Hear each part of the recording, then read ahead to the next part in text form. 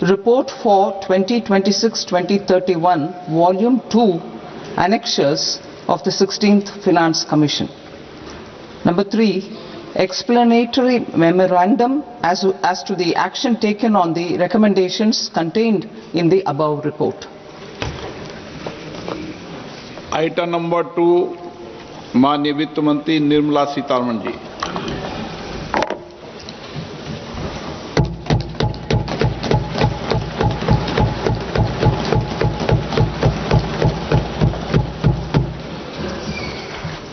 Honorable Speaker, sir, on the sacred occasion of Magh Purnima and the birth anniversary of Guru Ravidas, I present the budget for the year 2026-2027. Since we assumed office 12 years ago, India's economic trajectory has been marked by stability, fiscal discipline, sustained growth, and moderate inflation. This is the result of conscious choices we have made, even in times heightened uncertainty and disruption. Our government, led by Honorable Prime Minister Modi, has decisively and consistently chosen action over ambivalence, reform over rhetoric, and people over populism. We have pursued far-reaching structural reforms, fiscal prudence and monetary stability, whilst maintaining a strong thrust on public investment. Keeping Atmanirbharta as a lodestar, we have built domestic manufacturing capacity, energy security, and reduced critical import dependencies. Simultaneously, we have ensured that citizens benefit from every action of the government, undertaking reforms to support employment generation, agricultural productivity, household purchasing power, and universal services to people. These measures have delivered a high growth rate of around 7% and helped us make substantial strides in poverty reduction and improvement in the lives of our people. Today, we face an external environment in which trade and multilateralism are imperiled and access to resources and supply chains are disrupted.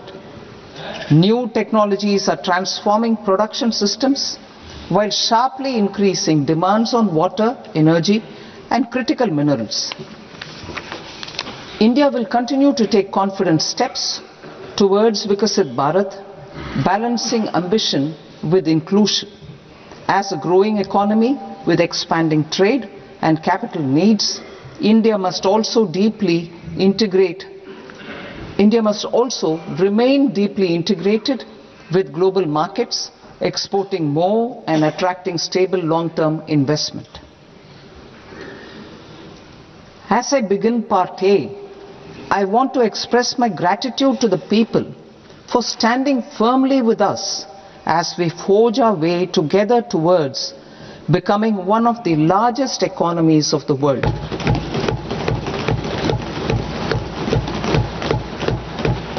Our aim is to transform aspiration into achievement and potential into performance as we ensure that the dividends of growth reach every farmer, the scheduled caste, the scheduled tribes, the nomads, the youth, the poor, and the women. In Vikasit Bharat Young Leaders Dialogue 2026, several innovative ideas were shared with our Prime Minister, which have inspired many of the proposals, making this a unique Yuva Shakti-driven budget. Our government's sankalp is to focus on our poor, underprivileged, and the disadvantaged. To deliver on this sankalp, and given that this is the first budget prepared in Kartavya Bhavan, we are inspired by 3 Kartavya. Our first Kartavya is to accelerate and sustain economic growth by enhancing productivity and competitiveness, and building resilience to volatile global dynamics. Our second kartavya is to fulfill aspirations of our people and build their capacity, making them strong partners in India's path to prosperity. Our third kartavya, aligned with our vision of Sabka Saath, Sabka Vikas, is to ensure that every family, community, region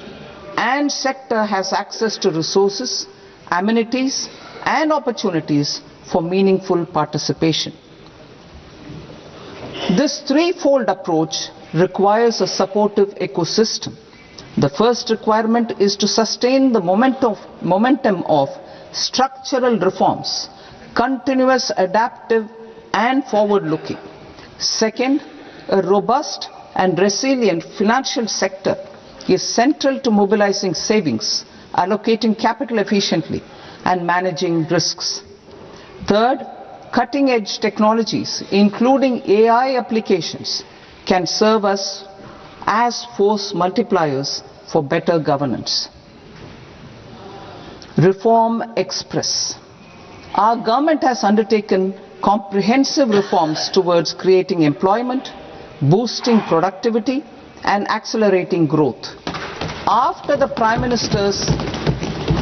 announcement on Independence Day in 2025, over 350 reforms have been rolled out. This includes GST simplification, notification of labor codes, and rationalization of mandatory quality control orders. High-level committees have been formed, and in parallel,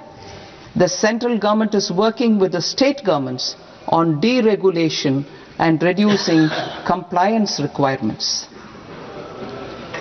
The Reform Express is well on its way and will maintain its momentum to help us fulfill our kartavya. I now move to specific proposals. Under our first kartavya, to accelerate and sustain economic growth,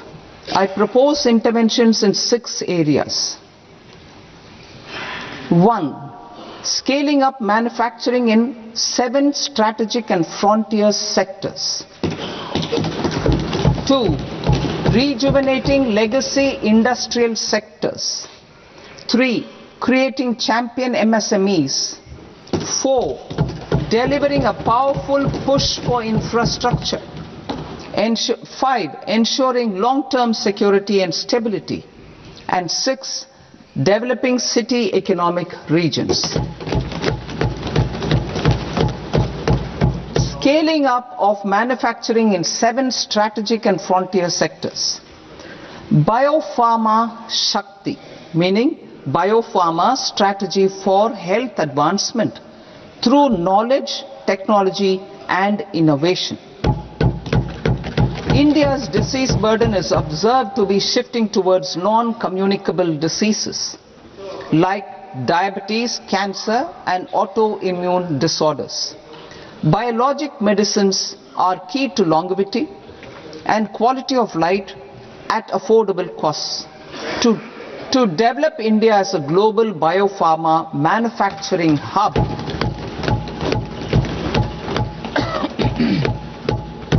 I propose the Biopharma Shakti with an outlay of 10,000 crores over the next 5 years. This will build the ecosystem for domestic production of biologics and biosimilars. The strategy will include a biopharma-focused network with 3 new national institutes of pharmaceutical education and research, popularly known as NIPERs, and upgrading 7 existing ones. It will also create a network of 1,000 accredited India clinical trials sites. We propose to strengthen the Central Drug Standard Control Organization to meet global standards and approve timeframes through approval timeframes through a dedicated scientific review cadre and specialists. India's Semiconductor Mission 1.0 expanded India's semiconductor sector capabilities. Building on this, we will launch ISM 2.0 to produce equipment and materials, design full-stack Indian IP, and fortify supply chains. We will also focus on industry-led research and training centers to develop technology and skilled workforce. The Electronics Components Manufacturing Scheme, launched in April 2025 with an outlay of 22,919 crores, already has investment commitments at double the targets. We propose to increase the outlay to 40,000 crores to capitalize on this momentum.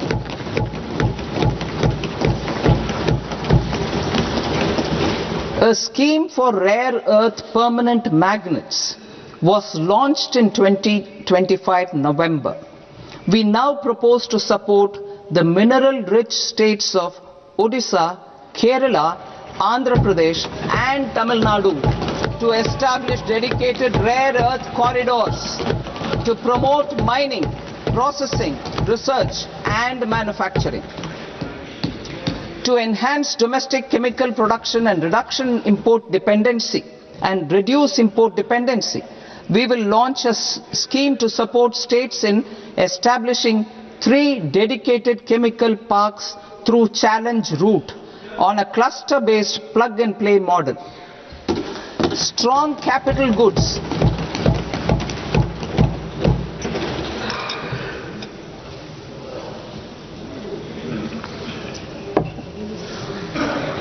Strong capital goods capability is a determinant of productivity and quality across different sectors. Towards building this capacity, I propose the following. High-tech tool rooms will be established by central public sector enterprises at 2 locations as digitally enabled automated service bureaus that locally design, test and manufacture high-precision components at scale and at lower cost. 2. A scheme for enhancement of construction and infrastructure equipments will be introduced to strengthen domestic manufacturing of high value and technologically advanced CIE. This can range from lifts in a multi-storied apartment or firefighting equipment in multiplexes, large or small, and to tunnel boring equipments for building metros and high-altitude roads. I also propose a scheme for container manufacturing to create a globally competitive container manufacturing ecosystem with a budgetary allocation of 10,000 crores over a 5-year period. For the labor-intensive textile sector, I propose an integrated program with 5 subparts. 1. The National Fiber Scheme for self-reliance in natural fibers such as silk, wool and jute, man-made fibers and new age fibers. Textile expansion and employment scheme to modernize traditional clusters with capital support for machinery, technology upgradation and common testing and certification centers. 3. The National Handloom and Handicraft Program to integrate and strengthen existing schemes and ensure targeted support for weavers and artisans. Tex Eco Initiative to promote globally competitive and sustainable textiles and apparels. Samarth 2.0 to modernize the upgrade the textile skilling ecosystem through collaboration with industry and academic institutions. Further, I propose to set up mega textile parks in challenge mode. They can also focus on bringing value addition to technical textiles. I propose to launch the Mahatma Gandhi Gram Swaraj initiative to strengthen khadi, handloom and handicrafts. This will help in global market linkage and branding. It will streamline and support training, skilling, quality of process and production. This will benefit our weavers, village industries, one district, one product ODOP initiative, and also our rural youth. India has the potential to emerge as a global hub for high quality, affordable sports goods. I propose a dedicated initiative for sports goods that will promote manufacturing, research and innovation in equipment design as well as material sciences. Rejuvenation of legacy industrial clusters. I propose to introduce a scheme to revive 200 legacy industrial clusters to improve their cost competitiveness and efficiency through infrastructure and technology upgradation. Creating champion SMEs and supporting micro enterprises. Recognizing MSMEs as a vital engine of growth, I propose a three-pronged approach to help them grow as champions. Equity support. I propose to introduce a dedicated 10,000 crores SME growth fund to create future champions, incentivizing enterprises based on select criteria. I also propose to top up the Self-Reliant India Fund set up in 2021 with 2,000 crores to continue support to micro enterprises and maintain their access to risk capital. Liquidity support. With TREDS, more than 7 lakh crore has been made available to MSMEs. To leverage its full potential, I propose 4 measures. 1. Mandate TREDS as the transaction settlement platform for all purchases from MSMEs by CPSEs, serving as a benchmark for other corporates. 2. Introduce a credit guarantee support mechanism through CGTMSE for invoice discounting on TREDS platform. 3. Link GEM with TREDS for sharing information with financiers about government purchases from MSMEs, encouraging cheaper and quicker financing.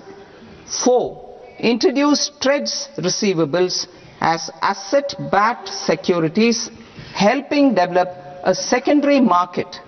enhancing liquidity and settlement of transactions. Professional support. Government will facilitate professional institutions such as the ICAI, ICSI, ICMAI to design short-term modular courses and practical tools to develop a cadre of corporate mitras, especially in Tier 2 and Tier 3 towns. These accredited para-professionals will help MSMEs meet compliance requirements at affordable costs. Infrastructure. During this past decade, our government has undertaken several initiatives for large-scale enhancement of public infrastructure, including through new financing instruments such as Infrastructure Investment Trust (InvITs) and Real Estate Investment Trust (REITs), and institutions like NIIF and NABFID. We shall continue to focus on developing infrastructure in cities with over 5 lakh population, that is Tier 2, Tier 3 cities, which have expanded to become growth centers. Public capital expenditure has increased manifold from 2 lakh crore in 2014-15 to an allocation of 11.2 lakh crore in BE 25-26. In this coming year, that is financial year 2026-27, I propose to increase it to 12.2 lakh crores to continue the momentum. To strengthen the confidence of private developers regarding risks during infrastructure development and construction phase, I propose to set up an infrastructure risk guarantee fund to provide prudentially calibrated partial credit guarantee to lenders.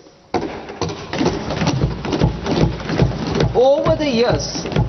rights have emerged as a successful instrument for asset monetization. I propose to accelerate recycling of significant real estate assets of the CPSEs through the setting up of dedicated rights. To promote environmentally sustainable movement of cargo, I propose to 1. Establish new dedicated freight corridors connecting Dankuni in the east to Surat in the west. Operationalize 20 new national waterways over the next 5 years, starting with National Waterways 5 in Orissa to connect mineral-rich areas of Talcher and Angul and industrial centers like Kalinga Nagar to the ports of Paradeep and Dhamra. Training institutes will be set up as regional centers of excellence for development of required manpower for these waterways. This will benefit youth in the entire stretch of the waterways to train and acquire skills. Further, a ship repair ecosystem catering to inland waterways will also be set up at Varanasi and Patna. And C. Launch a coastal cargo promotion scheme for incentivizing a modal shift from rail to road to increase the share of inland waterways and coastal shipping from 6% to 12% by 2047. To enhance last mile and remote connectivity and promote tourism, I propose to give incentives to indigenize manufacturing of seaplanes. A seaplane VGF scheme will be also introduced to provide support for operations. Carbon capture, utilization and storage. Aligning with the roadmap launched in December 2025, the carbon capture, utilization and storage technologies at scale will achieve higher readiness and in end-use application across 5 industrial sectors, including power, steel, cement, refineries and chemicals. An outlay of 20,000 crore is proposed over the next 5 years for this purpose. City economic regions. Cities are India's engines of growth, innovation and opportunities. We shall now focus on Tier 2, Tier 3 cities and even temple towns which need modern infrastructure and basic amenities. This budget aims to further amplify the potential of cities to deliver the economic power of agglomerations by mapping city economic regions based on their specific growth drivers. An allocation of 5,000 crore per CER over 5 years is proposed for implementing their plans through a challenge mode with a reform cum result based financing mechanism. In order to promote environmentally sustainable passenger systems, we will develop 7 high-speed rail corridors between cities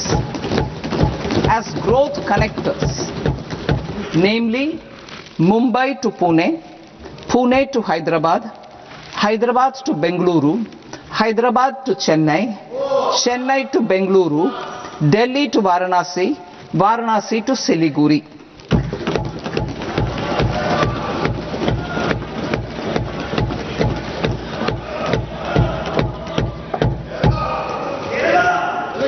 Financial sector. The Indian banking sector today is characterized by strong balance sheet, historic highs in profitability, improved asset quality and coverage exceeding 98% of villages in the country. At this juncture, we are well placed to futuristically evaluate the measures needed to continue on the path of reform-led growth of this sector. I propose setting up a high-level committee on banking for Vikasit Bharat. High-level committee on banking for Vikasit Bharat to comprehensively review the sector and align it with India's next phase of growth, while safeguarding financial stability, inclusion, and consumer protection. The vision for NBFCs for Vikasit Bharat has been outlined with clear targets for credit disbursement and technology adoption in order to achieve scale and improve efficiency in the public sector NBFCs. As a first step, it is proposed to restructure the Power Finance Corporation and Rural Electrification Corporation.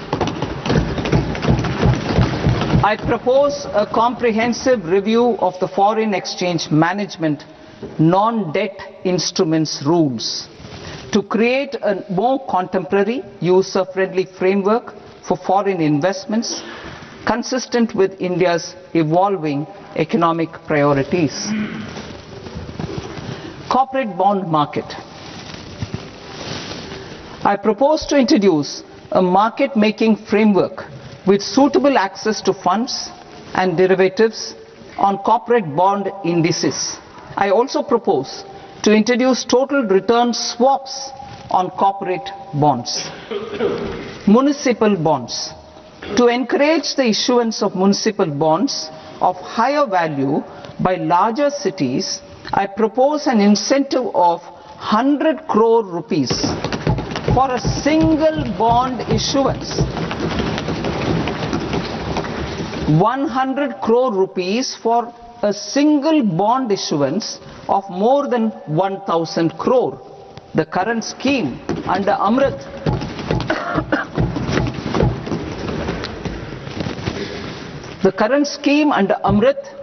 which incentivizes issuances up to 200 crores only, will also continue to support smaller and medium towns. That will also continue to support the smaller and medium towns. Ease of doing business. Individual persons resident outside India, PROI, will be permitted to invest in equity instruments of listed Indian companies through the Portfolio Investment Scheme. It is also proposed to increase the investment limit for an individual PROI under the scheme from 5% to 10%, with an overall investment limit for all individual PROIs to 24% from the current 10%. Emerging technologies including AI. 21st century is technology driven. Adoption of technology is for the benefit of all people. Farmers in the field, women in STEM, youth keen to upskill, and Divyangjan to access newer opportunities. The government has taken several steps to support new technologies through AI Mission, National Quantum Mission, Anusandhan National Research Fund, and Research and Development and Innovation Fund. Our second kartavya is to fulfill aspirations and build capacities. Close to 25 crore individuals have come out of multi-dimensional poverty through a decade of our government's sustained and reform-oriented efforts.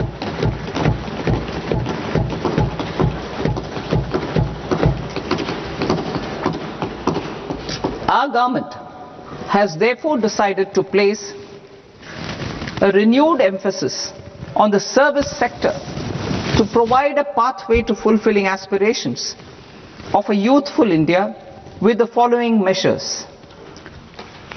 I propose to set up a high-powered Education to Employment and Enterprises Standing Committee to recommend measures that focus on services sector as a core driver of Vikasit Bharat. This will make us a global leader in services with a 10% global share by 2047. The committee will prioritize areas to optimize the potential for growth, employment and exports. They will also assess the impact of emerging technologies, including AI, on jobs and skill requirements and propose measures thereof. To create a range of skilled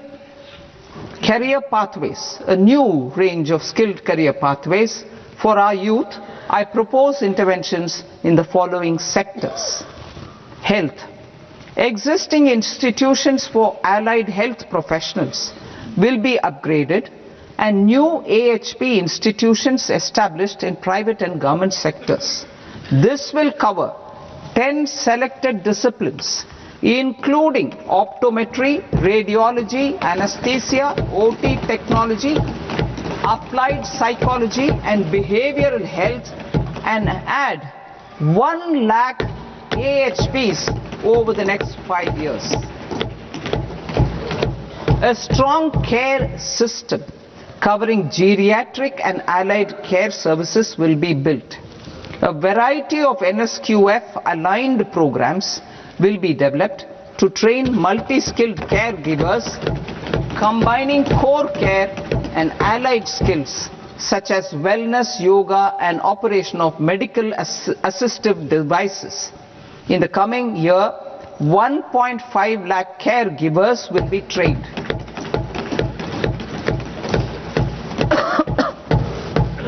Hubs for medical value tourism. To promote India as a hub for medical tourism services, I propose to launch a scheme to support states in establishing 5 regional medical hubs in partnership with the private sector. These hubs will serve as integrated healthcare complexes that combine medical, educational and research facilities. They will have Ayush centers, medical value tourism facilitation centers and infrastructure for diagnostics, post-care and rehabilitation. These hubs will provide diverse opportunities, job opportunities for health professionals, including doctors and AHPs. Ancient Indian yoga, already respected in several parts of the world, was given a mass global recognition when Honorable Prime Minister took it to the UN. Post-COVID, Ayurveda gained a similar global acceptance and recognition. Exporting quality Ayurveda products helps farmers who grow the herbs and youth who process the products. To meet growing global demand, a few more steps are being taken. I propose to 1. Set up 3 new All India Institutes of Ayurveda. 2. Upgrade Ayush pharmacies and drug testing labs for higher standards of certification ecosystem and make available more skilled personnel. 3. Upgrade the WHO Global Traditional Medicine Center in Jamnagar to bolster evidence-based research, training and awareness for traditional medicine. Animal husbandry. Livestock contributes to close to 16% of farm income, including of poor and marginal households. To scale up availability of veterinary professionals by more than 20,000, I propose to roll out a loan-linked capital subsidy support scheme for establishment of veterinary and para-veterinary colleges, veterinary hospitals, diagnostic laboratories and breeding facilities in private sector. Collaboration between Indian and foreign institutions will also be facilitated. Orange economy. India's animation, visual effects, gaming and comics sector, ABGC sector, is a growing industry projected to require 2 million professionals by 2030. I propose to support the Indian Institute of Creative Technologies, Mumbai, in setting up AVGC content creator labs in 15,000 secondary schools all over the country and 500 colleges. The Indian design industry is expanding rapidly, and yet there is a shortage of Indian designers. I propose to establish, through Challenge Route, a new National Institute of Design to boost design education and development in the eastern region of India. Education. Our government will support states through Challenge Route in creating 5 university townships in the vicinity of major industrial and logistics corridors. These planned academic zones will host multiple universities, colleges and research institutions, skill centers and residential complexes. In higher education, STEM institutions, prolonged hours of study and laboratory work pose some challenges for girl students. Through VGF, Viability Gap Funding, and capital support, one girls' hostel will be established in every district.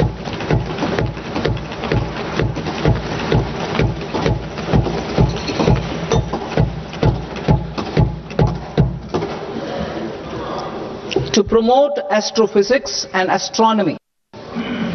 via immersive experiences. 4 telescope infrastructure facilities will be set up or upgraded. The National Large Solar Telescope, the National Large Optical Infrared Telescope, the Himalayan Chandra Telescope and the Cosmos 2 Planetarium. Tourism.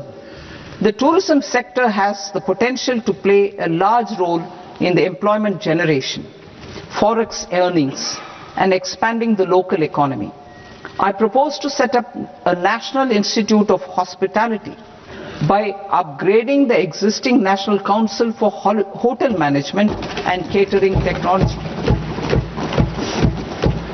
It will function as a bridge between academia, industry, and government. I also propose a pilot scheme for upskilling 10,000 guides in 20 iconic tourist sites through a standardized, high-quality,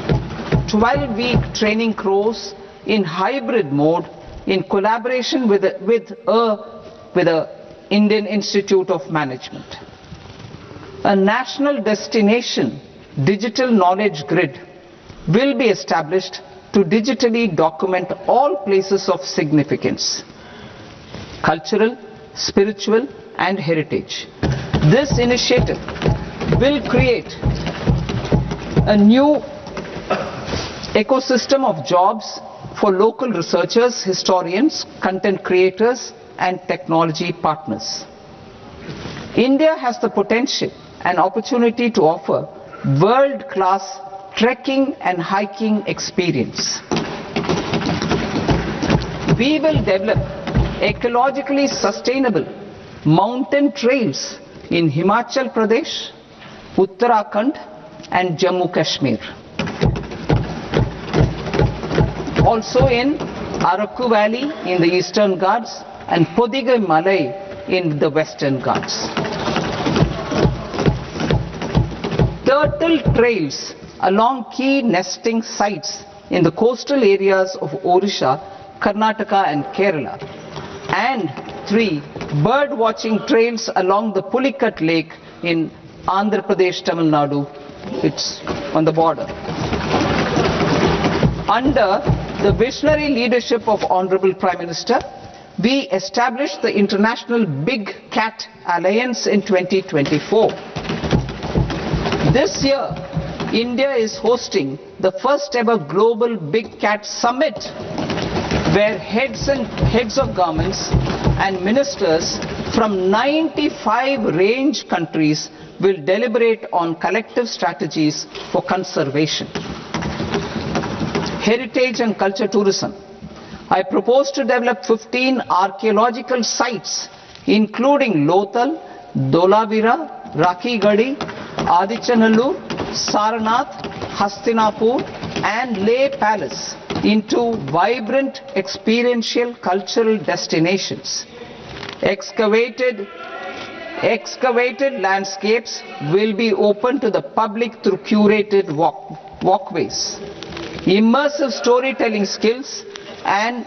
technologies will be introduced to help conservation labs, interpretation centers, and guides. The sports sector provides multiple means of employment, skilling, and job opportunities. Taking forward the systematic nurturing of sports talent which is set in motion through the Khelo India program earlier, I propose to launch a Khelo India mission to transform the sports sector over the next decade. The mission will facilitate an integrated talent development pathway supported by training centers which are foundational, intermediate, and elite levels. B. Systematic development of coaches and support staff. C. Integration of sports science and technology. D. Competitions and leagues to promote sports culture and provide platforms. And E. Development of sports infrastructure for training and competition. Our third Kartavya aligns with our vision of Sabka Saath, Sabka Vikas towards Vikasit Bharat. This requires targeted efforts for 1. Increasing farmer incomes through productivity enhancement and entrepreneurship, with special attention to small and marginal farmers.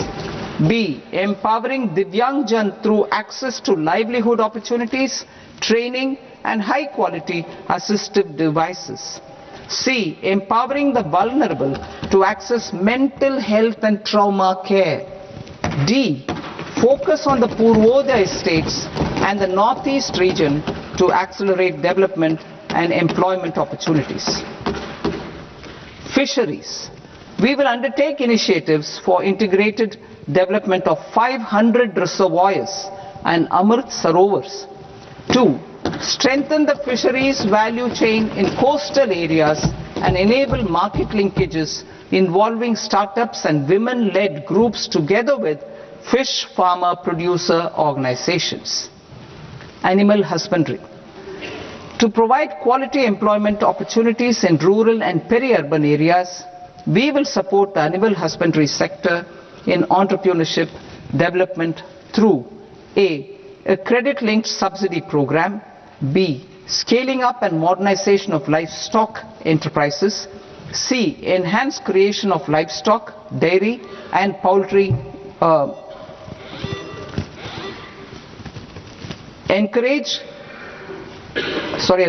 Enhanced creation of livestock, dairy, and poultry-focused integrated value chains, and D. Encourage creation of livestock farmer-producer organizations. High-value agriculture.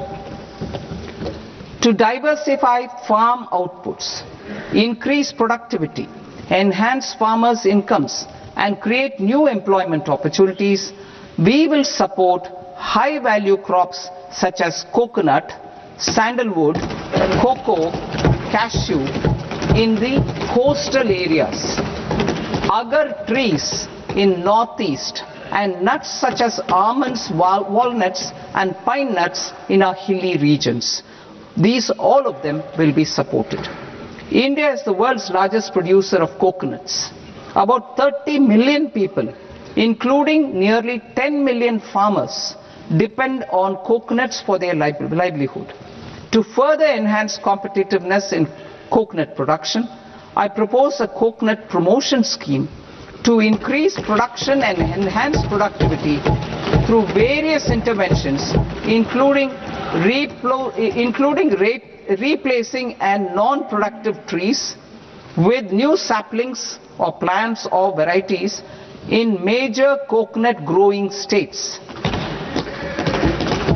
A dedicated program is proposed for Indian cashew and cocoa to make India self-reliant in raw cashew and coconut production and processing, enhance export competitiveness,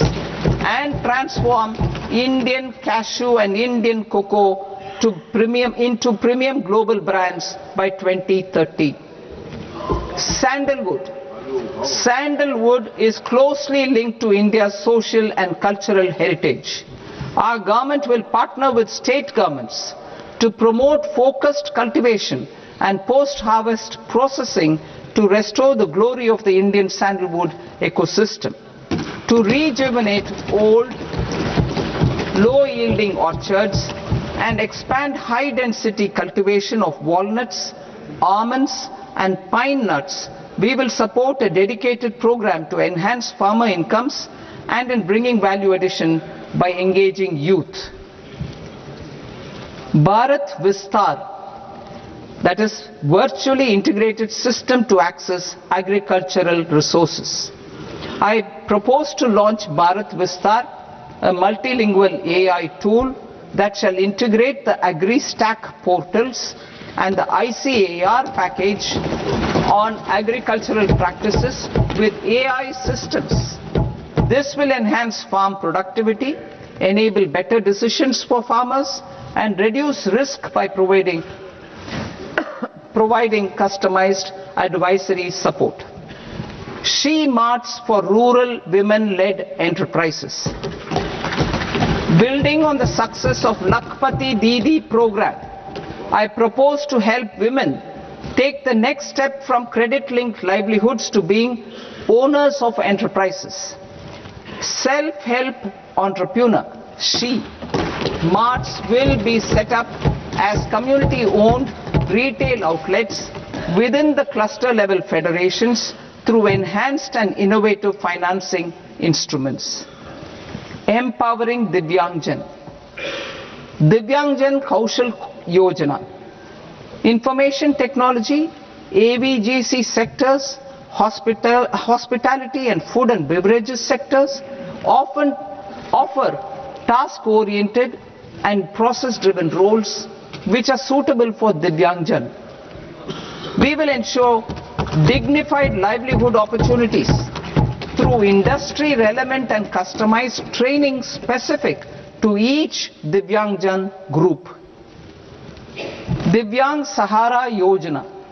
Timely access to high-quality assistive devices for all eligible Divyangjan is a fundamental need. I propose to 1. Support the Artificial Limbs Manufacturing Corporation of India, ALIMCO, to set up and to scale up production of assistive devices, invest in R&D and AI integration, strengthen PM Divyasha Kendras, and support setting up of assistive technology marts as modern retail style centers where Divyangjan and senior citizens can see, try and purchase assistive products. Reaffirming our commitment to mental health and trauma care. There are no national institutes for mental health care in North India. We will therefore set up a NIMHANS 2 and also upgrade national mental health institutes in Ranchi and in Tezpur as regional apex institutions. Emergencies expose families, particularly the poor and vulnerable, to unexpected expenditure. We will strengthen and increase these capacities by 50% in district hospitals by establishing emergency and trauma care centers. On Purvodaya states and northeastern regions. Purvodaya. I propose the development of an integrated East Coast industrial corridor with a well-connected node at Durgapur, creation of 5 tourism destinations in 5 Purvodaya states, and the provision of 4,000 e-buses. Buddhist sites in northeastern region. The northeastern region is a civilizational confluence of Theravada and Mahayana or Vajrayana traditions. I propose to launch a scheme for development of Buddhist circuits in Arunachal Pradesh, Sikkim, Assam, Manipur, Mizoram and Tripura. The scheme will cover preservation of temples and monasteries, pilgrimage interpretation centers, connectivity and pilgrim amenities. 16th Finance Commission. On 17th November 2025, the 16th Finance Commission submitted its report to the President. As mandated under Article 281 of the Constitution, the government is to lay the report along with the explanatory memorandum on the action taken report on the recommendations of the Commission in Parliament, which, Sir, Honourable Speaker, you have allowed me to do at the commencement of this session. The government has accepted the recommendation of the Commission to retain the vertical share of devolution at 41%. As recommended by the Commission, I have provided 1.4 lakh crores of rupees to the states for the year 2026-2027 as Finance Commission grants. These include rural and urban local body and disaster management grants. Fiscal consolidation. Government has been delivering on our fiscal commitments consistently without compromising on social needs. To strive towards accepted standards of fiscal management in Budget 25-26, I had indicated that the central government would target reaching a debt to GDP ratio of 50 plus or minus 1% by 2030-31. In line with this, the debt to GDP ratio is estimated to be 55.6% of GDP in BE 26-27. compared to 56.1% of GDP in RE 25-26. A declining debt to GDP ratio will gradually free up resources for priority sector lending and expenditure by reducing the outgo on interest payments. One of the main operational instruments for debt targeting is the fiscal deficit. I am happy to inform this august House that I fulfilled my commitment made in 2021-2022 to reduce fiscal deficit below 4.5% of GDP by 25-26. In RE 25-26, the fiscal deficit has been estimated at par with BE of 2025-26 at 4.4% of GDP. In line with the new fiscal prudence path of debt consolidation, the fiscal deficit in BE 26-27 is estimated to be 4.3% of the GDP.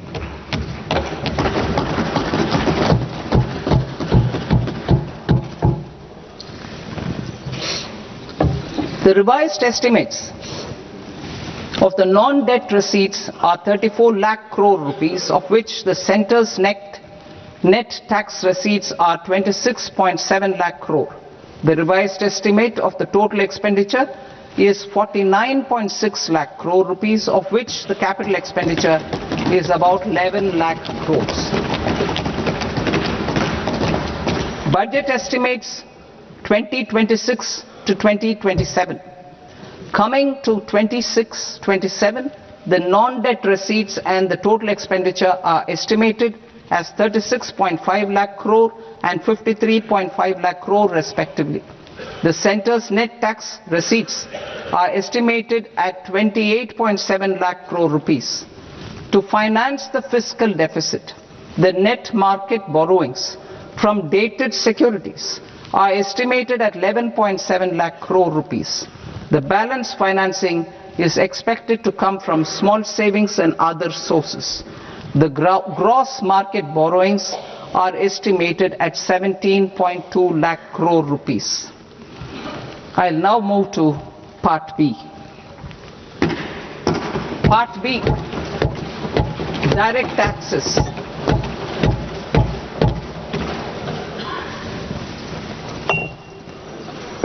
Honorable Speaker, sir, I now present my proposals on direct taxes. New Income Tax Act. In July 2024, I announced a comprehensive review of the Income Tax Act 1961. This was completed in a record time, and the Income Tax Act 2025 will come into effect from 1st April 2026. The simplified income tax rules and forms will be notified shortly, giving adequate time to taxpayers to acquaint themselves with its requirements. The forms have been redesigned such that ordinary citizens can comply without difficulty. Ease of living. I propose that any interest awarded by the Motor Accident Claims Tribunal to a natural person will be exempt from income tax, and any TDS on this account will be done away with. I propose to reduce TCS rate on the sale of overseas tour program package from the current 5% and 20% to 2% without any stipulation of amount. I propose to reduce TCS rate for pursuing education and for medical purposes under the Liberalized Remittance Scheme, popularly known as LRS, from 5% to 2%. Supply of manpower services is proposed to be specifically brought within the ambit of payment to contractors for the purpose of TDS to avoid ambiguity. Thus, TDS on these services will be at the rate of either 1% or 2% only. I propose a scheme for small taxpayers wherein a rule-based automated process will enable obtaining a lower or nil deduction certificate instead of filing an application with the assessing officer. For the ease of taxpayer holding securities in multiple companies, I propose to enable depositories to accept Form 15G or Form 15H from the investor and provide it directly to various relevant companies. I propose to extend time available for revising returns from 31st December to up to 31st March with the payment of a nominal fee. I also propose to stagger the timeline for filing of tax returns. Individuals with ITR 1 and ITR 2 returns will continue to file till 31st July, and non-audit business cases or trusts are proposed to be allowed time till 31st August. TDS on sale of immovable property by a non-resident is proposed to be deducted and deposited through resident buyers and his or her PAN-based challan instead of requiring a TAN, which is a temporary accounting number. To address practical issues of small taxpayers like students, young professionals, tech employees, relocated NRIs, and such others, I propose to introduce a one-time 6-month foreign asset disclosure scheme for these taxpayers to disclose income or assets below a certain size. This scheme would be applicable for two categories of taxpayers, namely A, who did not disclose their overseas income or assets, and B, who disclosed their overseas income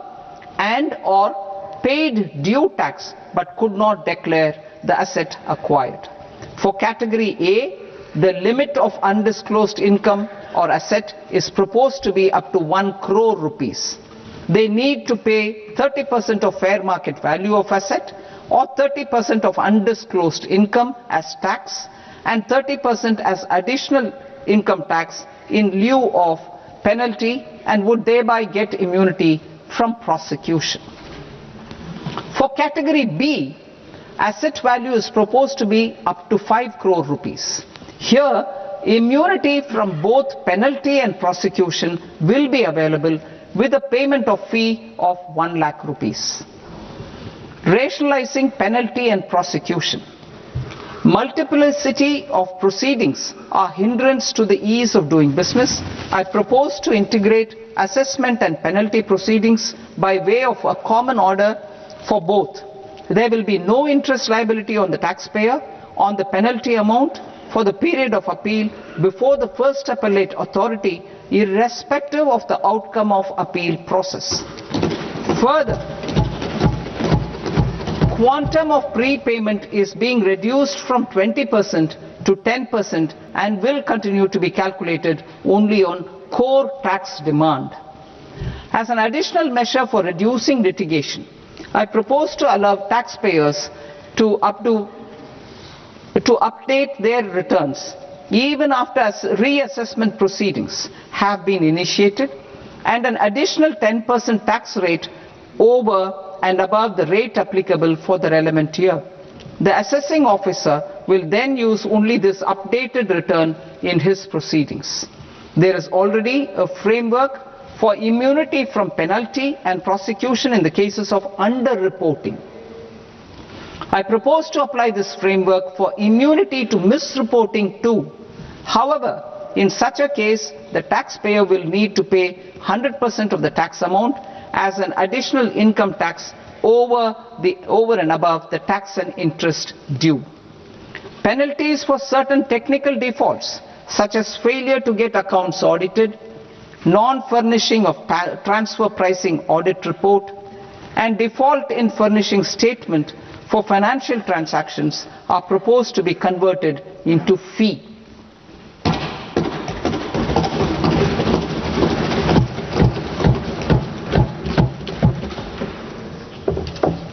I propose to rationalize prosecution framework under Income Tax Act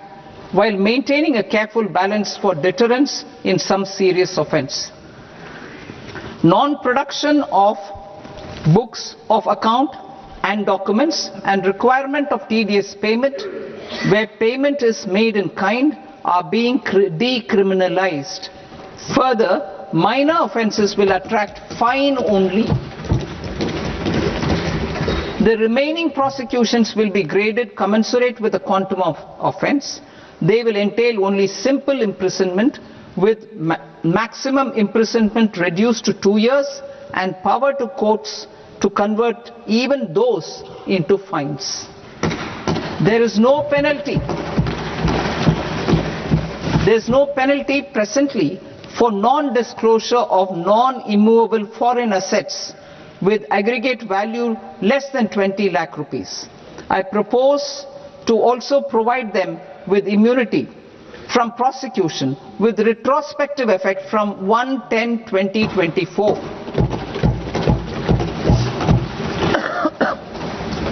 Cooperatives. Deduction is already allowed to a primary cooperative society engaged in supplying milk, oilseeds, fruits or vegetables raised or grown by its members. I propose to extend this deduction to also include supply of cattle feed and cotton seed produced by its members. I propose to allow inter-cooperative society dividend income as deduction under the new tax regime to the extent it is further distributed to its members. I further propose to allow exemption for a period of 3 years to dividend income received by a notified national cooperative federation on their investments made in companies up to 31/1/2026. This exemption would be allowed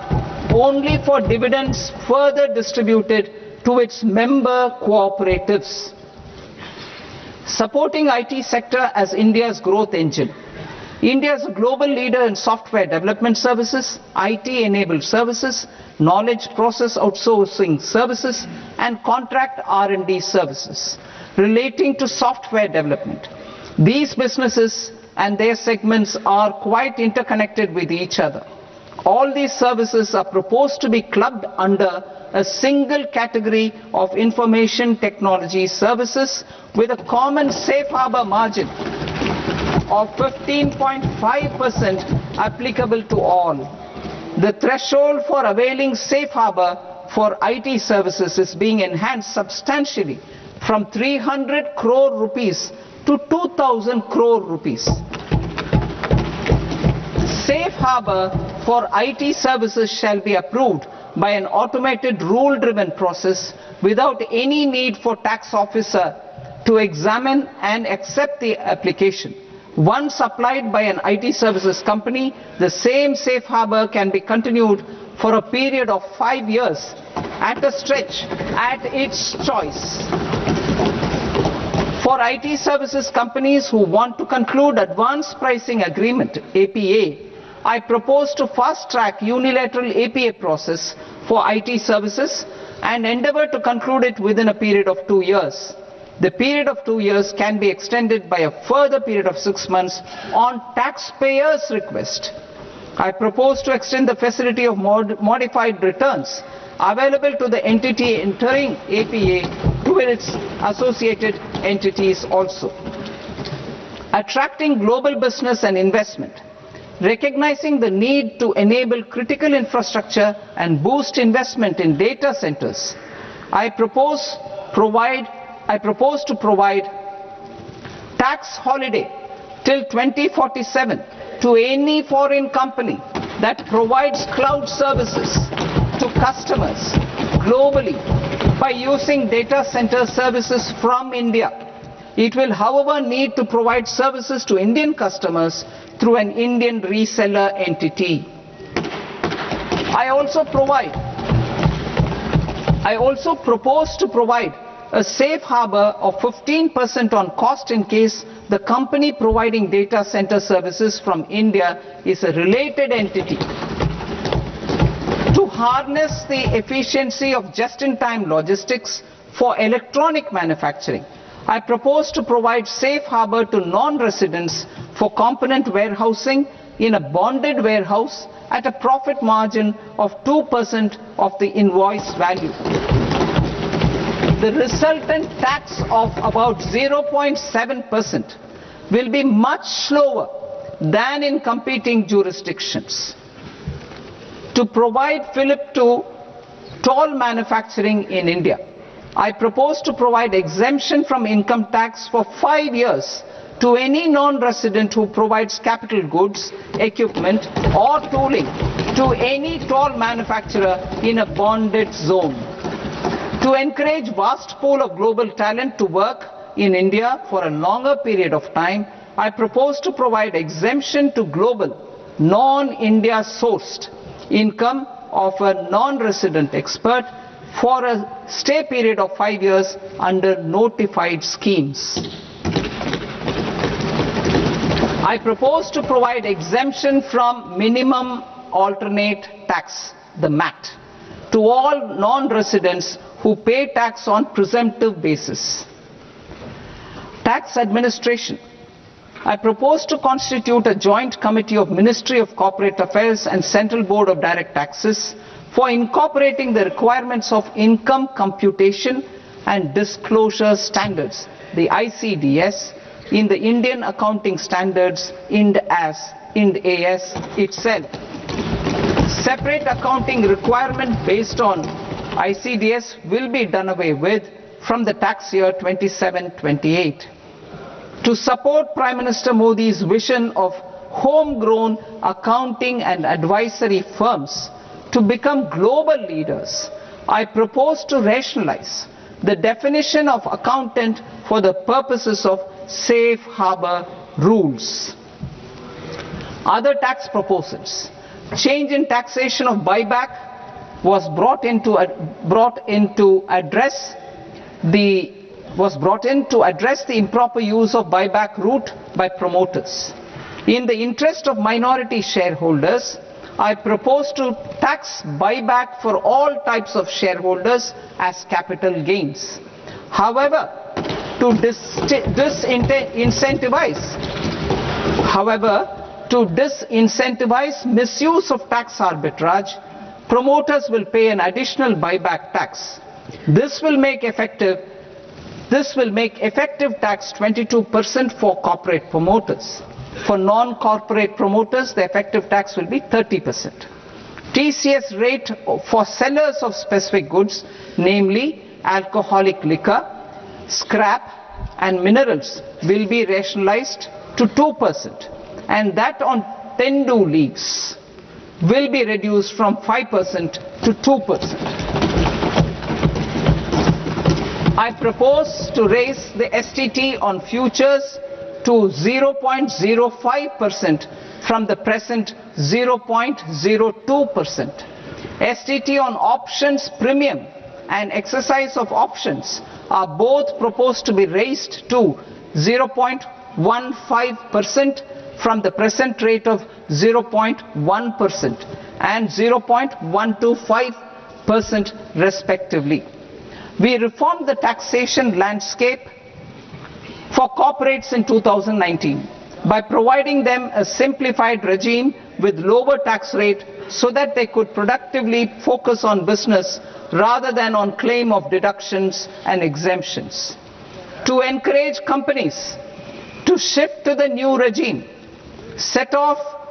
of brought forward MAT credit, minimum alternate tax credit, is proposed to be allowed to companies only in the new regime. Set off using available MAT credit is proposed to be allowed to an extent of 1/4 of the tax liability in the new regime. MAT is proposed to be made final tax, so there will be no further credit accumulation from 1st April 2026. In line with this change, the rate of final tax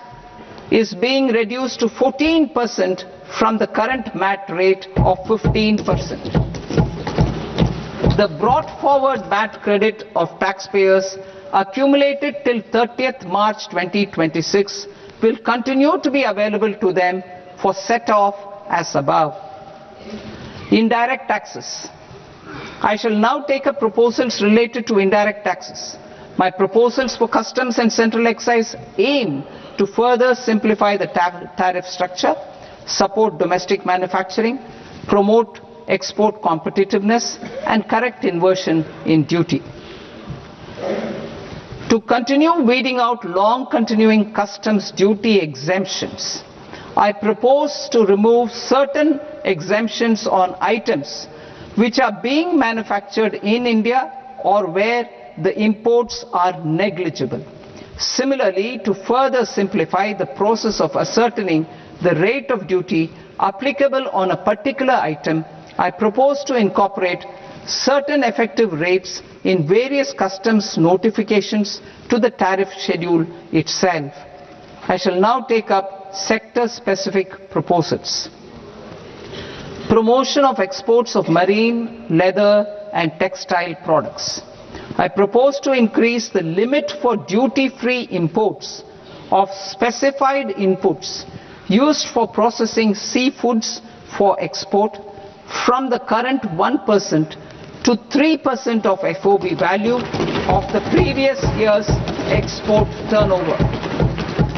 I also propose to allow duty-free imports of specified inputs, which is currently available for exports of leather or synthetic footwear, to exports of shoe uppers as well.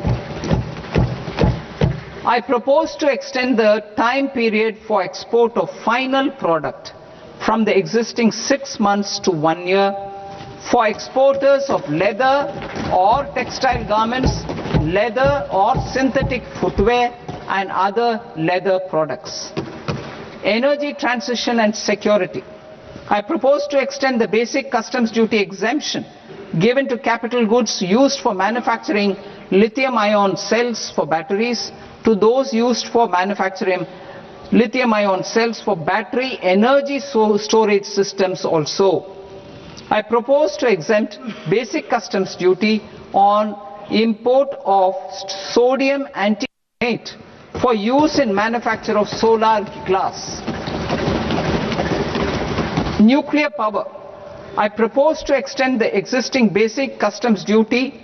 exemption on imports of goods required for nuclear power projects till the year 2035 and expanded for all nuclear plants irrespective of their capacity. Critical minerals. It is proposed to provide basic customs duty exemption to the import of capital goods required for the processing of critical minerals in India. Biogas blended CNG. I propose to exclude the entire value of biogas while calculating the central excise duty payable on biogas blended CNG. Civil and defense aviation. I propose to exempt basic customs duty on components and parts required for the manufacture of civilian, training and other aircrafts. It is proposed to exempt basic customs duty on raw materials imported for the manufacture of parts of aircraft to be used in maintenance, repair or overall requirements by units in the defense sector. Electronics. To deepen value addition in the consumer electronics sector, I propose to exempt basic customs duty on specified parts used in the manufacture of microwave ovens. Special economic zone. To address the concerns arising about utilization of capacity by manufacturing units in the special economic zones due to global trade disruptions, I propose as a special one-time measure to facilitate sales by eligible manufacturing units in SEZs to the domestic tariff area at concessional rates of duty. The quantity of such sales will be limited to a prescribed proportion of their exports. Necessary regulatory changes will be undertaken to operationalize the measures while ensuring level playing field for the units working in the DTA. Ease of living. To rationalize the customs duty structure for goods imported for personal use,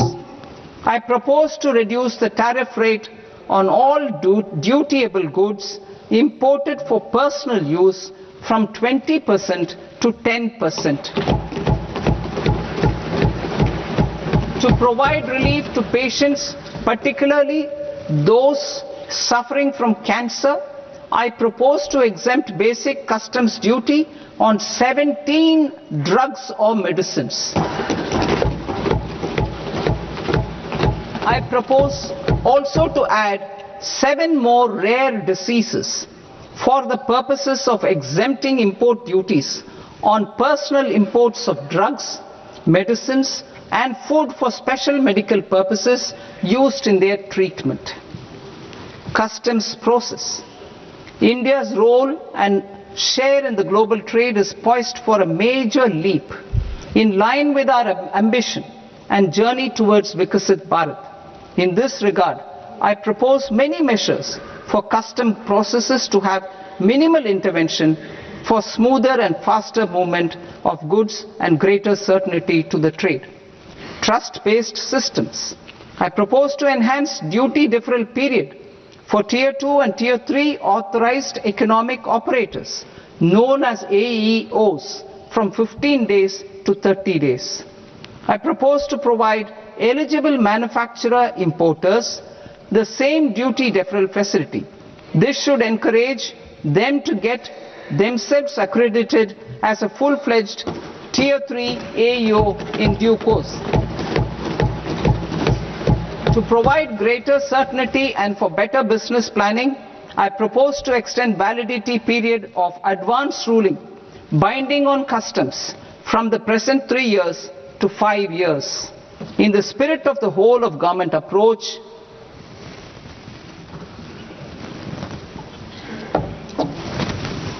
government agencies will be encouraged to leverage AEO accreditation for preferential treatment in clearing their cargo. Regular importers with trusted long-standing supply chains will be recognized in the risk system so that the need for verification of their cargo every time can be minimized. Export cargo using electronic sealing. Export cargo using electronic sealing will be provided through clearance from the factory premises to the ship. For import of goods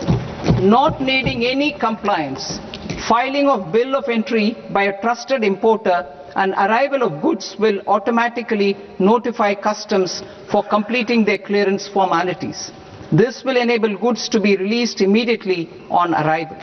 The customs warehouse framework will be transformed into a warehouse operator-centric system with a self-declarations, electronic tracking and risk-based audit. These reforms will move away from the current system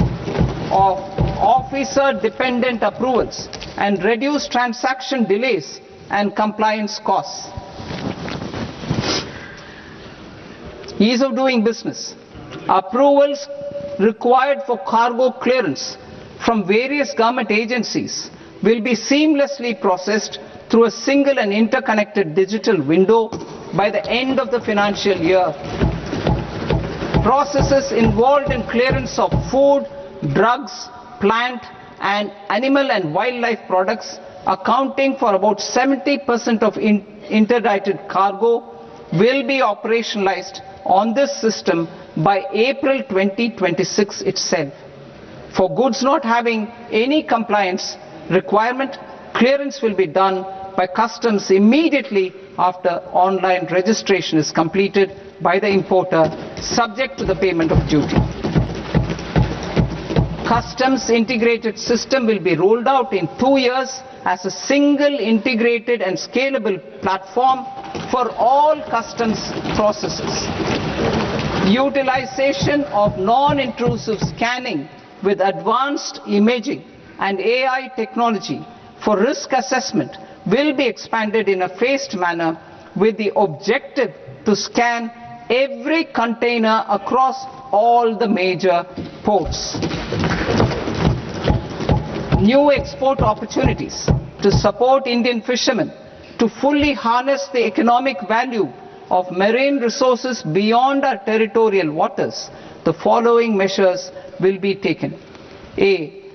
Fish catch by an Indian fishing vessel in exclusive economic zone or on the high seas will be made free of duty. Landing of such fish on foreign port will be treated as export of goods.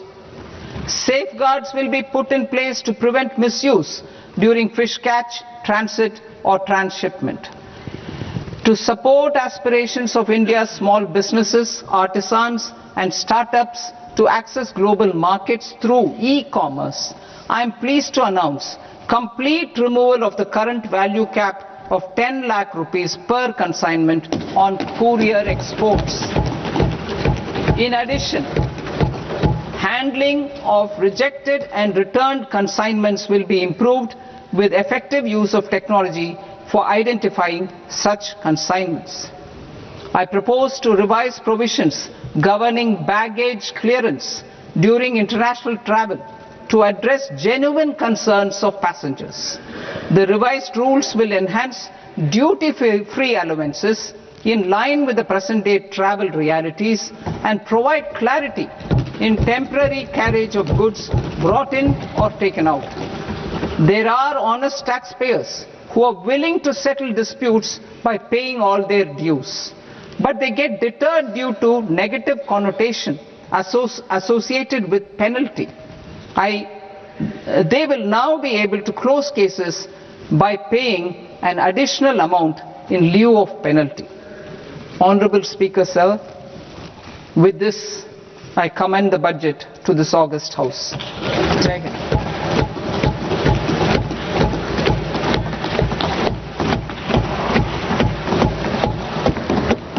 One and a half hours. Item number 3, माननीय वित्त मंत्री जी.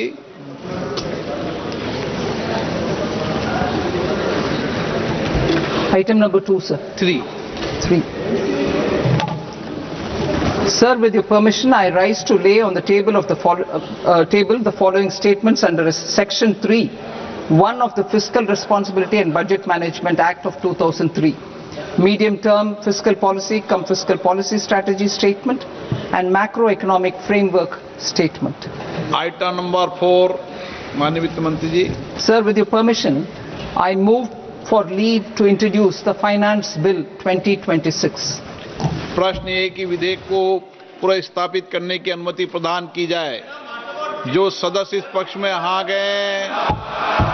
जो सदस्य विरोध में ना गए,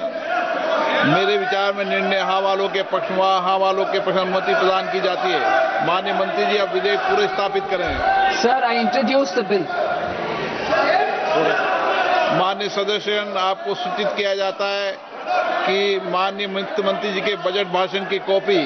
publication counter पर ली जाती है. बजट भाषण और बजट से संबंधित दस्तावेज आपके मोबाइल फोन और मेंबर पोर्टल्स पर ही उपलब्ध है. सभा की कार्रवाई कल सोमवार दिनांक 2 फरवरी 2026 को प्राप्त 11 बजे तक के लिए स्थगित की जाती है.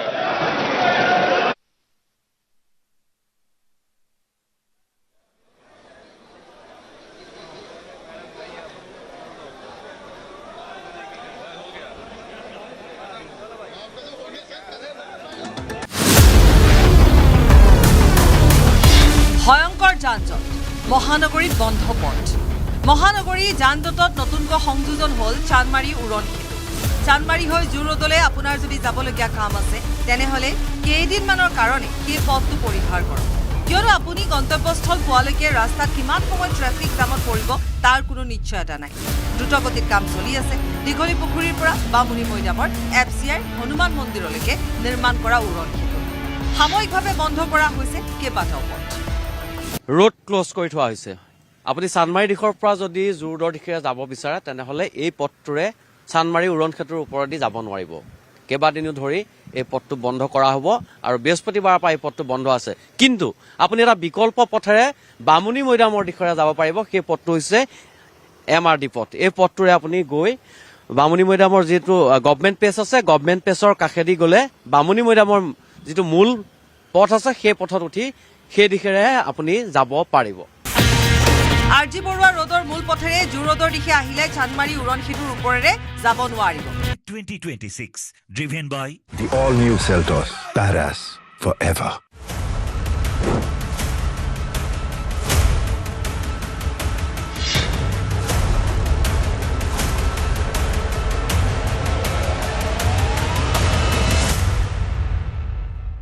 अक्कर बक्कर बम्बे बो आखी नोबे पूरा 100 में लागा धागा चोर निकल के भागा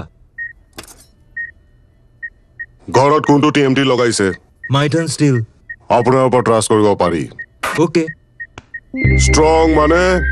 মাইথান ষ্টীল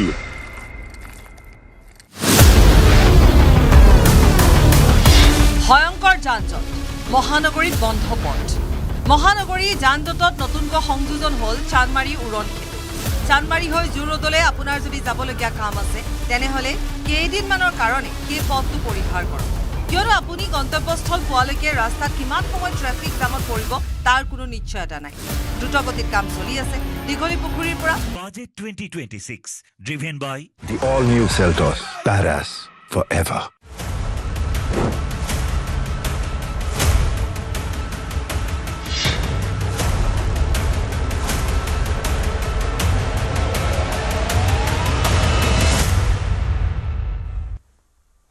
নমস্কাৰ প্ৰিয় দৰ্শক সকলোকে স্বাগত জনাইছো আমাৰ বিশেষ অনুষ্ঠানলৈ মই পাৰ্থ বিত্তমন্ত্ৰী নিৰ্মলা সীতাৰমণে নৱমখন কেন্দ্ৰীয় বাজেট দাখিল কৰিলে আৰু বাজেটত বহু খিনি কথা তেওঁ ক'লে বাজেটৰ মূল মন্ত্ৰ আছিল এবাৰ সাস্টেইনড ইকনমিক গ্ৰোথ এবাৰ বাজেটৰ মূল মন্ত্ৰ এবাৰ যি বাজেটৰ এক্সপেন্ডিচাৰৰ পৰিমাণটো হৈছে 53.5 লাখ ক্যাপিটেল এক্সপেন্ডিচাৰ অৰ্থাৎ মূলধনী ব্যয়ৰ পৰিমাণটো হৈছে 2.2 লাখ ইয়াৰ বিপৰীতে বিত্তমন্ত্ৰীয়ে নিজৰ দ্বিতীয়টো অংশত বাজেটৰ দ্বিতীয়টো অংশত ঘোষণা কৰিছে ডাইৰেক্ট ইনডাইৰেক্ট টেক্স প্ৰত্যক্ষ আৰু পৰোক্ষ কৰ এবাৰ কিমান লাভ কৰিব চৰকাৰখনে ইয়াৰ পৰিমাণটো হৈছে 28.7 লাখ কোটি আৰু এবাৰ চৰকাৰৰ বৰোয়িংছ ধাৰ বা লোন ধাৰৰ পৰিমাণটো হৈছে 7.2 লাখ কোটি ইয়াৰ মাজতে বহুকেইটা গুৰুত্বপূৰ্ণ ঘোষণা ইতিমধ্যে বিত্তমন্ত্ৰীগৰাকীয়ে কৰিছে বিশেষকৈ আৰ্টিফিচিয়েল ইন্টেলিজেন্স বা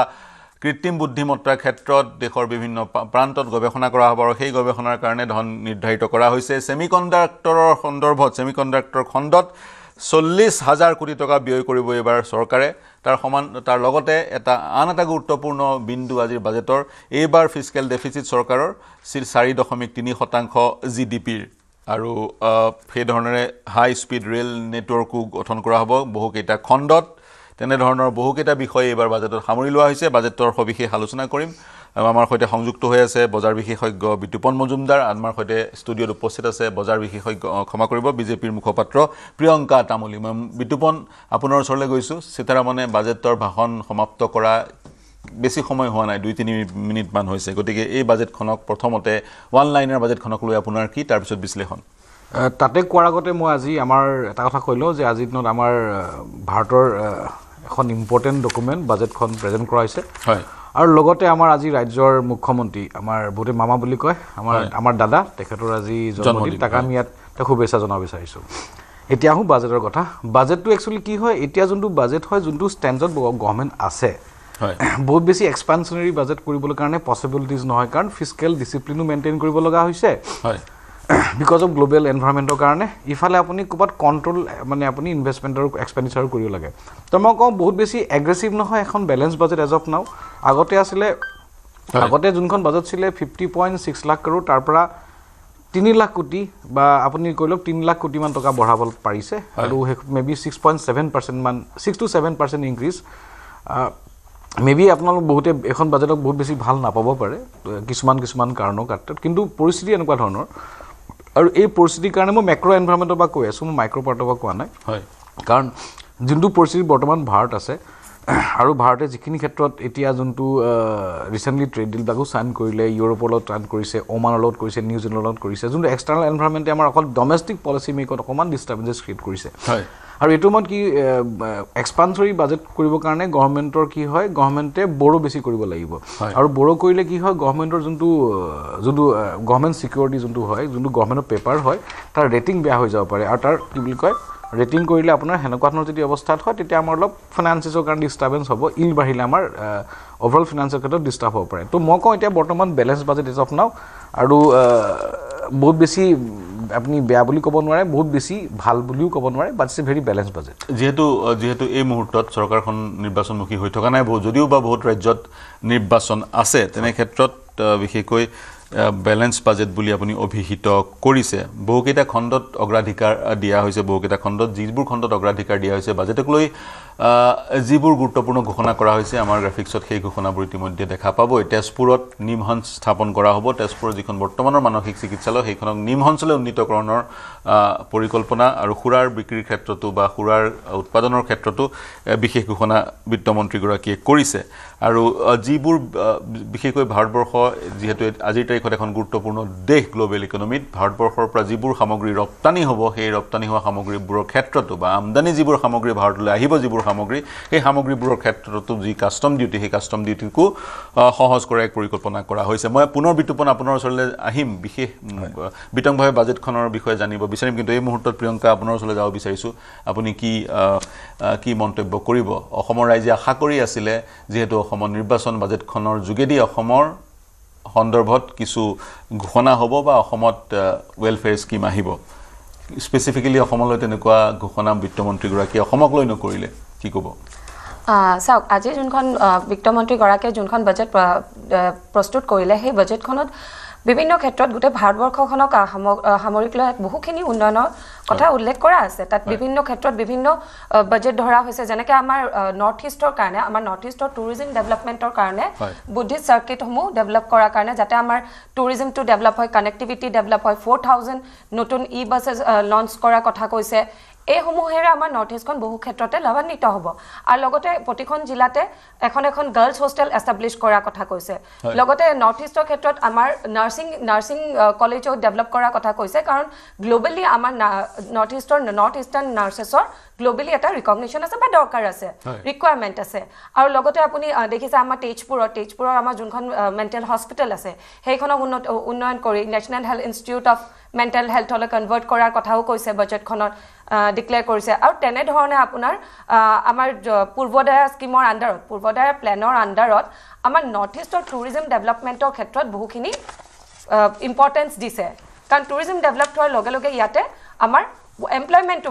এমপ্লয়মেণ্ট বাঢ়িব মানুহৰ ইনকাম বাঢ়িব তো তেনেধৰণৰ বিভিন্ন ক্ষেত্ৰত সামৰি লৈ আৰু লগতে ছেমি কণ্ডাক্টৰ ইণ্ডাষ্ট্ৰীৰ বাবেও 40,000 কৰোৰৰ এনাউন্সমেণ্ট কৰিছে তাৰপিছত ফাৰ্মা ইণ্ডাষ্ট্ৰীৰ কাৰণেও 10,000 কৰোৰৰ এনাউন্সমেণ্ট কৰিছে তেনেধৰণৰ বিভিন্ন ক্ষেত্ৰত বিভিন্ন এনাউন্সমেণ্টেৰে বা এলটমেণ্টেৰে এই বাজেটখনে নিশ্চিতভাৱে সমগ্ৰ ভাৰতবৰ্ষৰ লগতে অসমবাসী ৰাজ্যকো লাভান্বিত কৰিব সচৰাচৰ আজিকালি বাজেটবোৰত দেখা পোৱা গৈছে যে কিছু বছৰৰ পৰা ষ্টেট স্পেচিফিক ৰাজ্য বিশেষে ঘোষণা নাথাকে সামগ্ৰিকভাৱে সমগ্ৰ দেশৰ কাৰণে কিছুমান পৰিকল্পনা লোৱা হয় ব্যয় কিছুমান পৰিকল্পনা লোৱা হয় আৰু সেই ব্যয় পৰিকল্পনাবোৰ সমগ্ৰ দেশৰ প্ৰতিখন ৰাজ্যতে প্ৰযোজ্য হয় এয়া বহু অৰ্থনৈতিক বিশ্লেষকে আদৰণি জনাবলগীয়া পদক্ষেপ বুলি অভিহিত কৰে মই বিতুপন আপোনাৰ ওচৰলৈ আহিছোঁ বজাৰত কি প্ৰভাৱ পৰিব বজাৰত আজিৰ বাজেটখনে ইতিমধ্যে প্ৰভাৱ বিস্তাৰ কৰিছে বজাৰত কি প্ৰভাৱ পেলাইছে বা কিয় পেলাইছে বজাৰত আজি বজাৰলৈকে যাম বাৰু বজাৰৰ কথা কৈলো তাত বাকিখিনি মই কৈ আছো বজাৰৰ প্ৰথমতে কৈলো বজাৰত এক্স্যাক্টলি কি হয় মানে আমাৰ অসমতো বহুত বেছি ফিউচাৰ অপচন ট্ৰেডাৰ তেওঁলোকৰ মনটো চাগে বেয়া লাগিব কাৰণ কি হয় তথাপি ইমান বেছি বেয়া লাগিব নালাগে কাৰণ ম্যাক্সিমাম ডিসকাউন্ট ব্ৰকাৰ ট্ৰেড কৰে এক্চুৱেলি যোনটো সিকিউৰিটি ট্ৰানজেকশ্যন টেক্স হেতু অলপ বঢ়াই দিলে 0.05% আৰু আপোনাৰ ফিউচাৰ অপচনত বঢ়াইছে তাৰ কাৰণে কি হৈছে ইমিডিয়েটলি যোনটো এটা মানে কি হয় ডেৰিভেটিভ সেগমেন্টৰ যোনটো পাৰ্টিসিপেশন আৰু যাৰ কাৰণে কিছুমান ফাইনান্সিয়েল আজি এটা ষ্টক ব্ৰকাৰ হয় তাৰ শেয়াৰ এঞ্জেল মান হয় তাৰ শেয়াৰ ড্ৰপ মোৰ দেন 10% হয় আৰু বজাৰ নিফটি যোনটো ইনডেক্স হয় ইটস বিলো 25,000 এজ অফ নাও ভলটাইলিটি আছে আৰু মই আগতে কৈছো অলপ বজাৰখন বহুত বেছি অপটিমিষ্টিক নহয় বিভিন্ন কাৰণ বা কথাবিলাক মই কৈ যায় তো বজাৰৰ প্ৰথমতে নেগেটিভ ৰিঅ্যাকশন আছে কিন্তু হেতু টেম্পৰাৰী আৰু এটা বস্তু কি হয় এই যোনটো হৈছে এফআই যোনটো আউটফ্লো হৈ আছে ন এফআই আউটফ্লো খালি এফআই আউটফ্লো বহুত এফআই কি হয় ইণ্ডিয়ান ফিউচাৰ্স এণ্ড অপশন মাৰ্কেটত পাৰ্টিসিপেট কৰে জেন ষ্ট্ৰীটে they made around 44,000 to 45,000 crore last year তো তেওঁলোকৰ সেবিয়ে বিভিন্ন ইনভেষ্টিগেশ্যন কৰিলে আৰু বাহিৰৰ মেবি অলপ মাৰ্কেট পাৰ্টিসিপেশন অনলি ইকুইটি মাৰ্কেটত বিচাৰি আছে মেবি তো এটা কি হয় এই সেগমেন্টত লোৱাৰ লগে লগে বজাৰ অকন পাৰ্টিসিপেশনৰ প্ৰতি ভয় হেতু কাৰণে বজাৰ অকমান স্লাইডটা আহিছে আৰু স্লাইড মেবি কন্টিনিউ হ'ব পাৰে আৰু এফআই যোনটো সেলিং কন্টিনিউয়াছলি 6 বা 7 মাহৰ পৰা ফৰেন ইনভেষ্টৰে ইণ্ডিয়াৰ পৰা পইচা উঠাই লৈ গৈ আছে আৰু তাৰ ইম্প্যাক্ট এই যে এফআই পৰা এটা হয় যে ফৰেন পোৰ্টফলিও ইনভেষ্টমেন্ট থাকে আৰু এটা ফৰেন ডাইৰেক্ট ইনভেষ্টমেন্ট এটা ফৰেন পোৰ্টফলিও ইনভেষ্টমেন্ট যোনটো হয় কন্টিনিউয়াছ আউটফ্লো হৈছে এই জানুৱাৰী মাহটো এৰাউণ্ড 45,000 ক্ৰ'ৰ মান ওলাই লৈ গৈছে বজাৰৰ পৰা নেট গ্ৰছটো কোৱা নাই মই নেট যোনটো চিনটো নিগেটিভ হয় হেতু কাৰণে আমাক বজাৰখন বচাবৰ কাৰণে ডিআই পাৰচেজ কৰি আছে তো তাৰ কাৰণে কি হৈছে ইমিডিয়েটলি যোনটো ইম্প্যাক্ট হয় ৰুপি যদিও আমাৰ আজিৰ দিনত যদি কয় আমাৰ forex reserve all time high বুলিও কোৱা যায় but exactly forex reserve in terms of dollar বহুত বেছি ইনক্ৰিজ হোৱা নাই ফৰেক্স ৰিজাৰ্ভৰ গোটেই পুলটো ফৰেক্স এণ্ড আপুনি যদি কয় আপুনি এটা গোল্ডকো ধৰা যায় গোল্ডৰ ৰিজাৰ্ভ ইনক্ৰিজ হয় কিন্তু সেইটো মই ৰিজাৰ্ভ বেংক অফ ইণ্ডিয়াই not been able to control the rupee slide এতিয়া বৰ্তমান ৰিচেণ্টলি আজি কিমান গম নাপা ছানডে তো generally on Friday it was 91.80 92 পাইছে আৰু পসিবলি 94 95 পাব পাৰে আৰু দিয়া অল টাইম হাই কিমান জাপানৰ অলপ ইস্যুছ কিছুমান আছে জাপানৰ ফালৰ পৰা 8 ফেব্ৰুৱাৰী পৰা অলপ ইস্যু কিছুমান ক্ৰিয়েট হ'ব তো মাৰ্কেটৰ বেলেগ কথা কিন্তু মই এখন বাজেটৰ বিষয়ে দুটামান মানে মই ম্যাক্ৰো ইকনমিক বস্তুবিলাকৰ পৰা কওঁ হয় প্ৰথমটো মই কওঁ আমাৰ ডেপ্ট আমাৰ দেশৰ ধাৰ কিমান ডেপ্ট হল আপোনাৰ মই ডেটাখিনি পোৱা মতে 197 লাখ ক্ৰ'ৰ লাষ্ট ইয়াৰ আছিলে যদি 17 লাখ কোটি টকা বা যোনটো নতুনকৈ বৰৈ কৰিব 17.2 লাখ ক্ৰ'ৰ তেতিয়া আমাৰ হ'ব 210-20 লাখ কোটি টকা মানৰ 210 পৰা 220 লাখ কোটি টকা আমাৰ ধাৰ হয় মই মোটামুটি ধৰিছো আমাৰ সেই মই ব্ৰাউজ কৰি মই একজেক্ট ফিগাৰ হিচাপে ক্যালকুলেট কৰিছো পাৰ্চেন্টেজ কে নাই আমাৰ দেশৰ আৰু দেশৰ আমাৰ লাষ্ট ইয়াৰ যোনটো এইবাৰ জিডিপি হ'ব পাৰে 357 লাখ ক্ৰ'ৰ যোনটো মানে FY 26 ৰ এন্ডিং মানে এই মাৰ্চ যোনটো এন্ডিং হৈ যাব আমি 357 লাখ কোটি টকাৰ হয় এই বিত্তীয় বৰ্ষটো যদি সমাপ্ত হ'ব আমাৰ 357 লাখ কোটিৰ জিডিপি নমিনেল জিডিপি হয় আমি ৰিয়েল জিডিপি কথা কোৱা নাই আৰু প্ৰজেকচন মতে আমাৰ যোনটো জিডিপি প্ৰজেকচন হ'ব নেক্সট ইয়াৰৰ কাৰণে মোৰ মতে চাওক আগতে নমিনেল জিডিপি আৰু ৰিয়েল জিডিপি এটা বেলেগ বস্তু নমিনেল জিডিপি ইণ্ডিয়াত আগতে 8-9% গ্ৰো কৰি আছিল হয় কোভিডৰ সময়ত বা কোভিডৰ পিছত আমাৰ এটা বেছ এফেক্টৰ কাৰণে বেছ ইম্পেক্টৰ কাৰণে 8-9% গ্ৰো কৰিছিল আৰু সৰি ৰিয়েল জিডিপি 8-9% গ্ৰো কৰি আছিল আৰু নমিনেল জিডিপি 13-14% নেশ্যনেলি গ্ৰ' কৰি আছে কিন্তু এবাৰ প্ৰজেকশ্যন মতে যোনটো বাজেট সাইজ আৰু যোনটো সিচুৱেশ্যন স্পেসিফিক সিনাৰিওস বিলাক 10-12% গ্ৰ' কৰি ধৰে আপোনাৰ নেক্সট ইয়াৰ প্ৰজেকশ্যন 390 লাখ কোটি মান টকা হ'বগে 390 লাখ কোটি টকা মোটামুটি আপুনি 400 ওচৰ পাজৰ বুলি ধৰি ল পাৰে 7.2 যোনটো প্ৰজেকশ্যন হয় বা 6.8 these exactly real GDP 6.7 plus 3 মাৰি দিলে আপুনি পাই গ'ল টোটাল নমিনেল জিডিপি তো 10% গ্ৰোথ পাই আমি 390 লাখ কোটি টকাৰ হ'মগে 390 লাখ কোটি টকা ইকোনমি দ্যাটস ফাইন কিন্তু কেছটো কি হৈছে আমাৰ ইয়াৰ ধাৰটো যোনটো হয় ধাৰ এক্স্যাক্টলি বিকামিং এ ইস্যু আগতে ইস্যু নাছিলে During COVID, আমাৰ ভাৰতে বহুতখিনি কি বুলি কয় বড় কৰিব লগা হৈছিল কাৰণ হেখন economic situation across the world সবে বড় কৰিব লগা হৈছিল আৰু কোবাত নকবাত লাহে লাহে আমাৰ ধাৰ বিলাক কোবাত আমাক ডিস্টাৰ্ব দিব কেনেকে ধাৰ আজিকালি গ্লোবালি যদি চাই ডেপ্ট যোনটো ইস্যু ন ডাঙৰ এটা ইস্যু হৈছে ষ্টেটৰ ফালৰ পৰা লগ নেশ্যনেলি লগ বিভিন্ন কান্ট্ৰিজৰ লগ আমি ডেপ্টৰ যদি কথা পাতো আজি জাপানত এটা ডাঙৰ পেনিক এটা আহিছে জাপানৰ ক্ষেত্ৰত জাপানত এবাৰ নতুন কি বুলি কয় স্ন্যাপ ইলেকশন হ'ব 8 তাৰিখে তাকিছি যোনটো প্ৰাইম মিনিষ্টাৰ হয় তেওঁলোকে এটা ইকোনমিক পলিসি পুশ কৰিব কাৰণে যোনটো হাইলি বৰোইং ওৰিয়েন্টেড পুশ কৰিব কাৰণে পাব্লিক এংগাৰ পাই আছিল তাৰ কাৰণে কি হয় তাত এগেইন স্ন্যাপ ইলেকশন পাতিব লগা হৈছে আমাৰ ইণ্ডিয়াত কি হয় India is better zone compare to Japan জাপানত ইস্যু হৈছে হোল ইউৰোপিয়ান ইউনিয়নত ইস্যু হৈছে আমেৰিকা যোনটো তাৰ জিডিপি কে ধাৰ বহুত বেছি তো ইণ্ডিয়া বেটাৰ অফ আছে কিন্তু ধাৰ লাহে লাহে বাঢ়ি গৈ থাকিলে ৰেশিও ওয়াইজ বাঢ়ি গলে এটা ডাঙৰ প্ৰবলেম হয় আৰু যিমানখিনি আমাৰ ইণ্ডিয়াৰ গ্ৰোথ দেখি আছে ধাৰ ধৰি লওক এতিয়া মেবি 220 লাখ কোটি আৰু জিডিপি আপোনাৰ 400 লাখ কোটি মেবি 55-60% ধৰি লওক মই ইমানে ধৰিছো 1-2% ডাঙৰ বস্তু হয় বাৰু তথাপি হেনেকুৱা ৰেঞ্জত ধাৰ আমি বেটাৰ পাছো ধাৰ কমিছে বুলি কৈছে আৰু ফিস্কেল ডেফিসিট যোনটো হয় বাজেটখন চলাবলৈ যোনখিনি ধাৰ ল'ব লগা হয় হেতু মোষ্টলি ফিস্কেল ডেফিসিট মানে 17 লাখ 17.2 লাখ কৰোৰ এবাৰ বৰোইং গ্ৰছ হেতু আৰু আগৰ আছিল 15.6 lakh crore last year projection আছিল তো নেক্সট ইয়াৰ কৰিব 17.2 লাখ কৰোৰ তো বড়ো বেছি বাঢ়া নাই 1.5 লাখ কোটি টকা বঢ়াইছে তো বাজেট কি হৈছে প্ৰবলেমটো হ'ল এতিয়া আপোনাৰ ধাৰৰ কথা গলে পাতি আছো কাৰণ আমাৰ যোনটো ৰেভিনিউ গ্ৰোথটো অলপ মাজনো গভৰ্নমেন্টৰ ট্যাক্স ৰেভিনিউ বা নন ট্যাক্স ৰেভিনিউ হেতু বেছি হাইলি প্ৰজেক্ট কৰিব পৰা নাই কিয় কাৰণ আমাৰ লাষ্ট ইয়াৰ যেতিয়া বাজেট প্ৰেজেন্ট কৰিছিলে তেতিয়া গভৰ্নমেন্টৰ প্ৰজেকশ্যন আছিল अराउंड 28.5 to 28.7 লাখ কৰোৰ প্ৰজেকশ্যনটা আছিল ট্যাক্স ৰেভিনিউ আৰু যোনটো ট্যাক্স কালেকশ্যন ওভাৰঅল মই কৈছো মানে আপোনাৰ ডাইৰেক্ট ট্যাক্সেস বা ইনডাইৰেক্ট ট্যাক্সেস গুটেখিনি ধৰিলে আপোনাৰ 28.7 লাখ কৰোৰ মানৰ ট্যাক্স ৰেভিনিউ কালেকশ্যন হ'ব বুলি ফোকাস আছিল কিন্তু because of the slowdown because of the global uncertainty আৰু GST ৰেট কাট কৰাও কাৰণে কিন্তু GST কে বেছি ইনকাম ট্যাক্সৰ ইম্প্যাক্ট হৈছে এনেকুৱা নহয় যে GST নেগেটিভ আছে গ্ৰোথ টু ইনকাম ট্যাক্সৰ impact so total collection FY26 ত अराउंड 26.5 to 27 লাখ কৰোৰ মান হৈ গ'ল মানে প্ৰজেক্টতকে 1.5 লাখ কোটি টকা তো এবাৰ যোনটো প্ৰজেকশ্যন দিছে তাকো বহুত অপটিমিস্টিক নহয় চাব যদি আপুনি কাৰণ 28.7 লাষ্ট ইয়াৰ প্ৰজেকশ্যন আছিল এতিয়াও FY27 আপুনি 28.7 লাখ কৰোৰ এক্সপেক্ট কৰিছে বহুত বেছি এক্সপেক্ট কৰা মানে আপোনাৰ ফ্ল্যাট নেক্সট ইয়াৰ লাষ্ট ইয়াৰ যোনটো প্ৰজেকশ্যন আছিল এই বছৰ প্ৰজেকশ্যন দি হিসাব কৰে অলমোস্ট ফ্ল্যাট টাইপ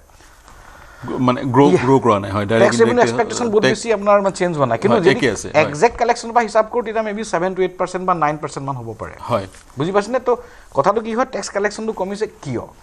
হৈছে আপোনাৰ কৰ্পোৰেট ট্যাক্সৰ দিগদাৰ হৈছে এটা বস্তু হয় আমাৰ ইণ্ডিয়াত যদি আপুনি সিঙ্গল চাই ইণ্ডিয়াত হেডলাইন কে কোত জেগাত বিচাৰি পাব যে দেখত কি অৱস্থা আছে কৰ্পোৰেটৰ বা কি একচুয়ালি কৰ্পোৰেটৰ আৰ্নিংটো আমি চাওঁ আমি নাচাও যে আমি মাইক্ৰো কে নাচাও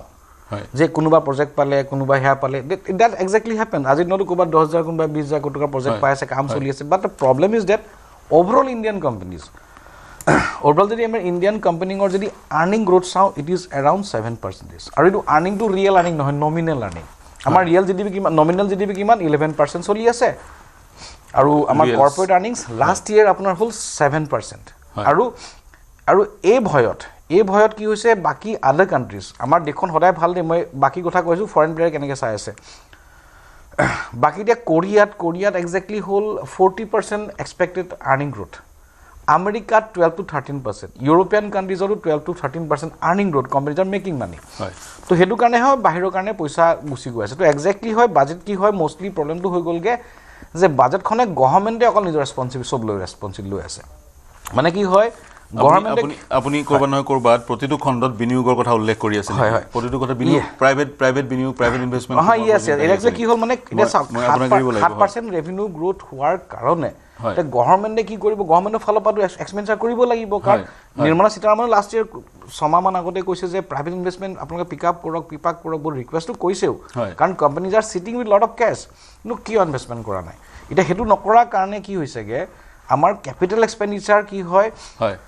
আগতে 3 লাখ কোটি মান টকা আছিলে বঢ়াই 10 লাখ হ'ল 11 লাখ 11.2 এতিয়া 12.2 মোৰ প্ৰজেকশ্যন আছিলে মেক্স টু মেক্স 12.5 ক্ৰ'ৰ হ'ব পাৰে কাৰণ এক্সপানশ্যনি বহুত তাক যদি আপুনি কেপিটেল এক্সপেণ্ডিচাৰ বঢ়াব লগা হ'লতেন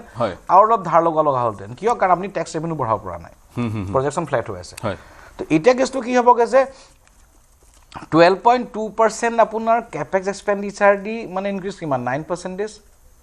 তো 9% আপুনি কেপেক্স এক্সপেণ্ডিচাৰ দি যোনটো আমি এক্সপেক্টেড গ্ৰোথ বিচাৰোঁ যোনটো পুজ বিচাৰোঁ সেই প্ৰাইভেট প্লেয়াৰৰ পুজটো আনিব পৰা নাই কিন্তু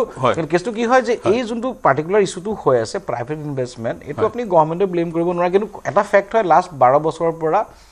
private investment as a percent of GDP আপুনি নাম্বাৰটো 10 টকা বা 12 টকা হ'ব পাৰে কিন্তু private investment as a percent of GDP is peaked out 12.5%, য'ত চাইনাত হয় 28%, 30% হয় আৰু এসময়ত 18-19% আছিলে 2007 গতিকে প্ৰাইভেট ইনভেষ্টমেণ্ট সেয়া বিদেশৰে হওক বা দেশৰে হওক সেই প্ৰাইভেট ইনভেষ্টমেণ্ট ব্যক্তিগত খণ্ডৰ বিনিয়োগ বিদেশৰে হওক দেশৰ হওক আমাৰ অৰ্থনীতিত বৃদ্ধি হ'ব লাগে যাতে কেপেক্স চৰকাৰে গোটেই কেপেক্সৰ যি দায়িত্ব সেই দায়িত্ব চৰকাৰে লৈ আছে কিছু দায়িত্ব প্ৰাইভেট প্লেয়াৰে ল'ব লাগে মই বিজেপিৰ প্ৰতিনিধিগৰাকীৰ ওচৰলৈ যাম আপুনি কি মন্তব্য কৰিব বিশেষকৈ আমি টেকনিকেল কিছু কথা বাজেটখনৰ পাতিলোঁ আৰু ৰাজনৈতিকভাৱে এই বাজেটখনক কিদৰে চাই চাওক আমাৰ যোনখন বাজেট আজি ৰিপ্ৰেজেণ্ট কৰা গৈছে তাৰ পৰা আমি আশা কৰিব পাৰোঁ যে আমাৰ ভাৰতবৰ্ষখন অতি সোনকালে এখন ফাষ্টেষ্ট গ্ৰয়িং ইকনমি অলৰেডি হয় ফাষ্টেষ্ট গ্ৰয়িং ইকনমি হোৱাত সহায় আগবঢ়াব কাৰণ আমাৰ যোনটো GST ৰিটাৰ্ণ ৰেট আছিলে সেইটো এইবাৰ 7% হৈছে from last year January to this year January আৰু লগতে আমাৰ ইতিহাসত প্ৰথমবাৰৰ বাবে আমাৰ ভাৰতবৰ্ষৰ যশস্বী প্ৰধানমন্ত্ৰী নৰেন্দ্ৰ মোদী ডাঙৰীয়াই ইউৰোপিয়ান ইউনিয়নৰ লগত ট্ৰিটি এটা সাইন কৰিছে মাদাৰ অফ অল ট্ৰেডছ আপোনাৰ এইটো ফ্ৰী ট্ৰেড এগ্ৰিমেণ্ট যোনটোৱে ভাৰতবৰ্ষক আমাৰ বিভিন্ন ক্ষেত্ৰৰে লাভান্বিত কৰিব তাতে যোনবোৰ আমাৰ হেৰি ডিউটিজ লাগে ডিউটিজসমূহ হ্ৰাস হ'ব কাষ্টম ডিউটিজসমূহ চিম্প্লিফাই হ'ব তেনেধৰণৰ বিভিন্ন প্ৰকাৰেৰে আমাৰ ভাৰতবৰ্ষখন উন্নতিকৰণৰ পথত আগবাঢ়ি গৈ আছে আৰু এইবাৰ বাজেটত আপোনাৰ এইবাৰ বাজেট আৰু মেনশ্যন কৰা হৈছে যে নেশ্যনেল ইনষ্টিটিউট অফ আয়ুৰ্বেদা তিনিখন নতুন নেশ্যনেল ইনষ্টিটিউট অফ আয়ুৰ্বেদাও ছেট কৰা হ'ব তাৰপিছত আমাৰ ইষ্টাৰ্ণ ৰিজনত নিউ ইনষ্টিটিউট অফ ডিজাইন এখনো সেট আপ কৰা হ'ব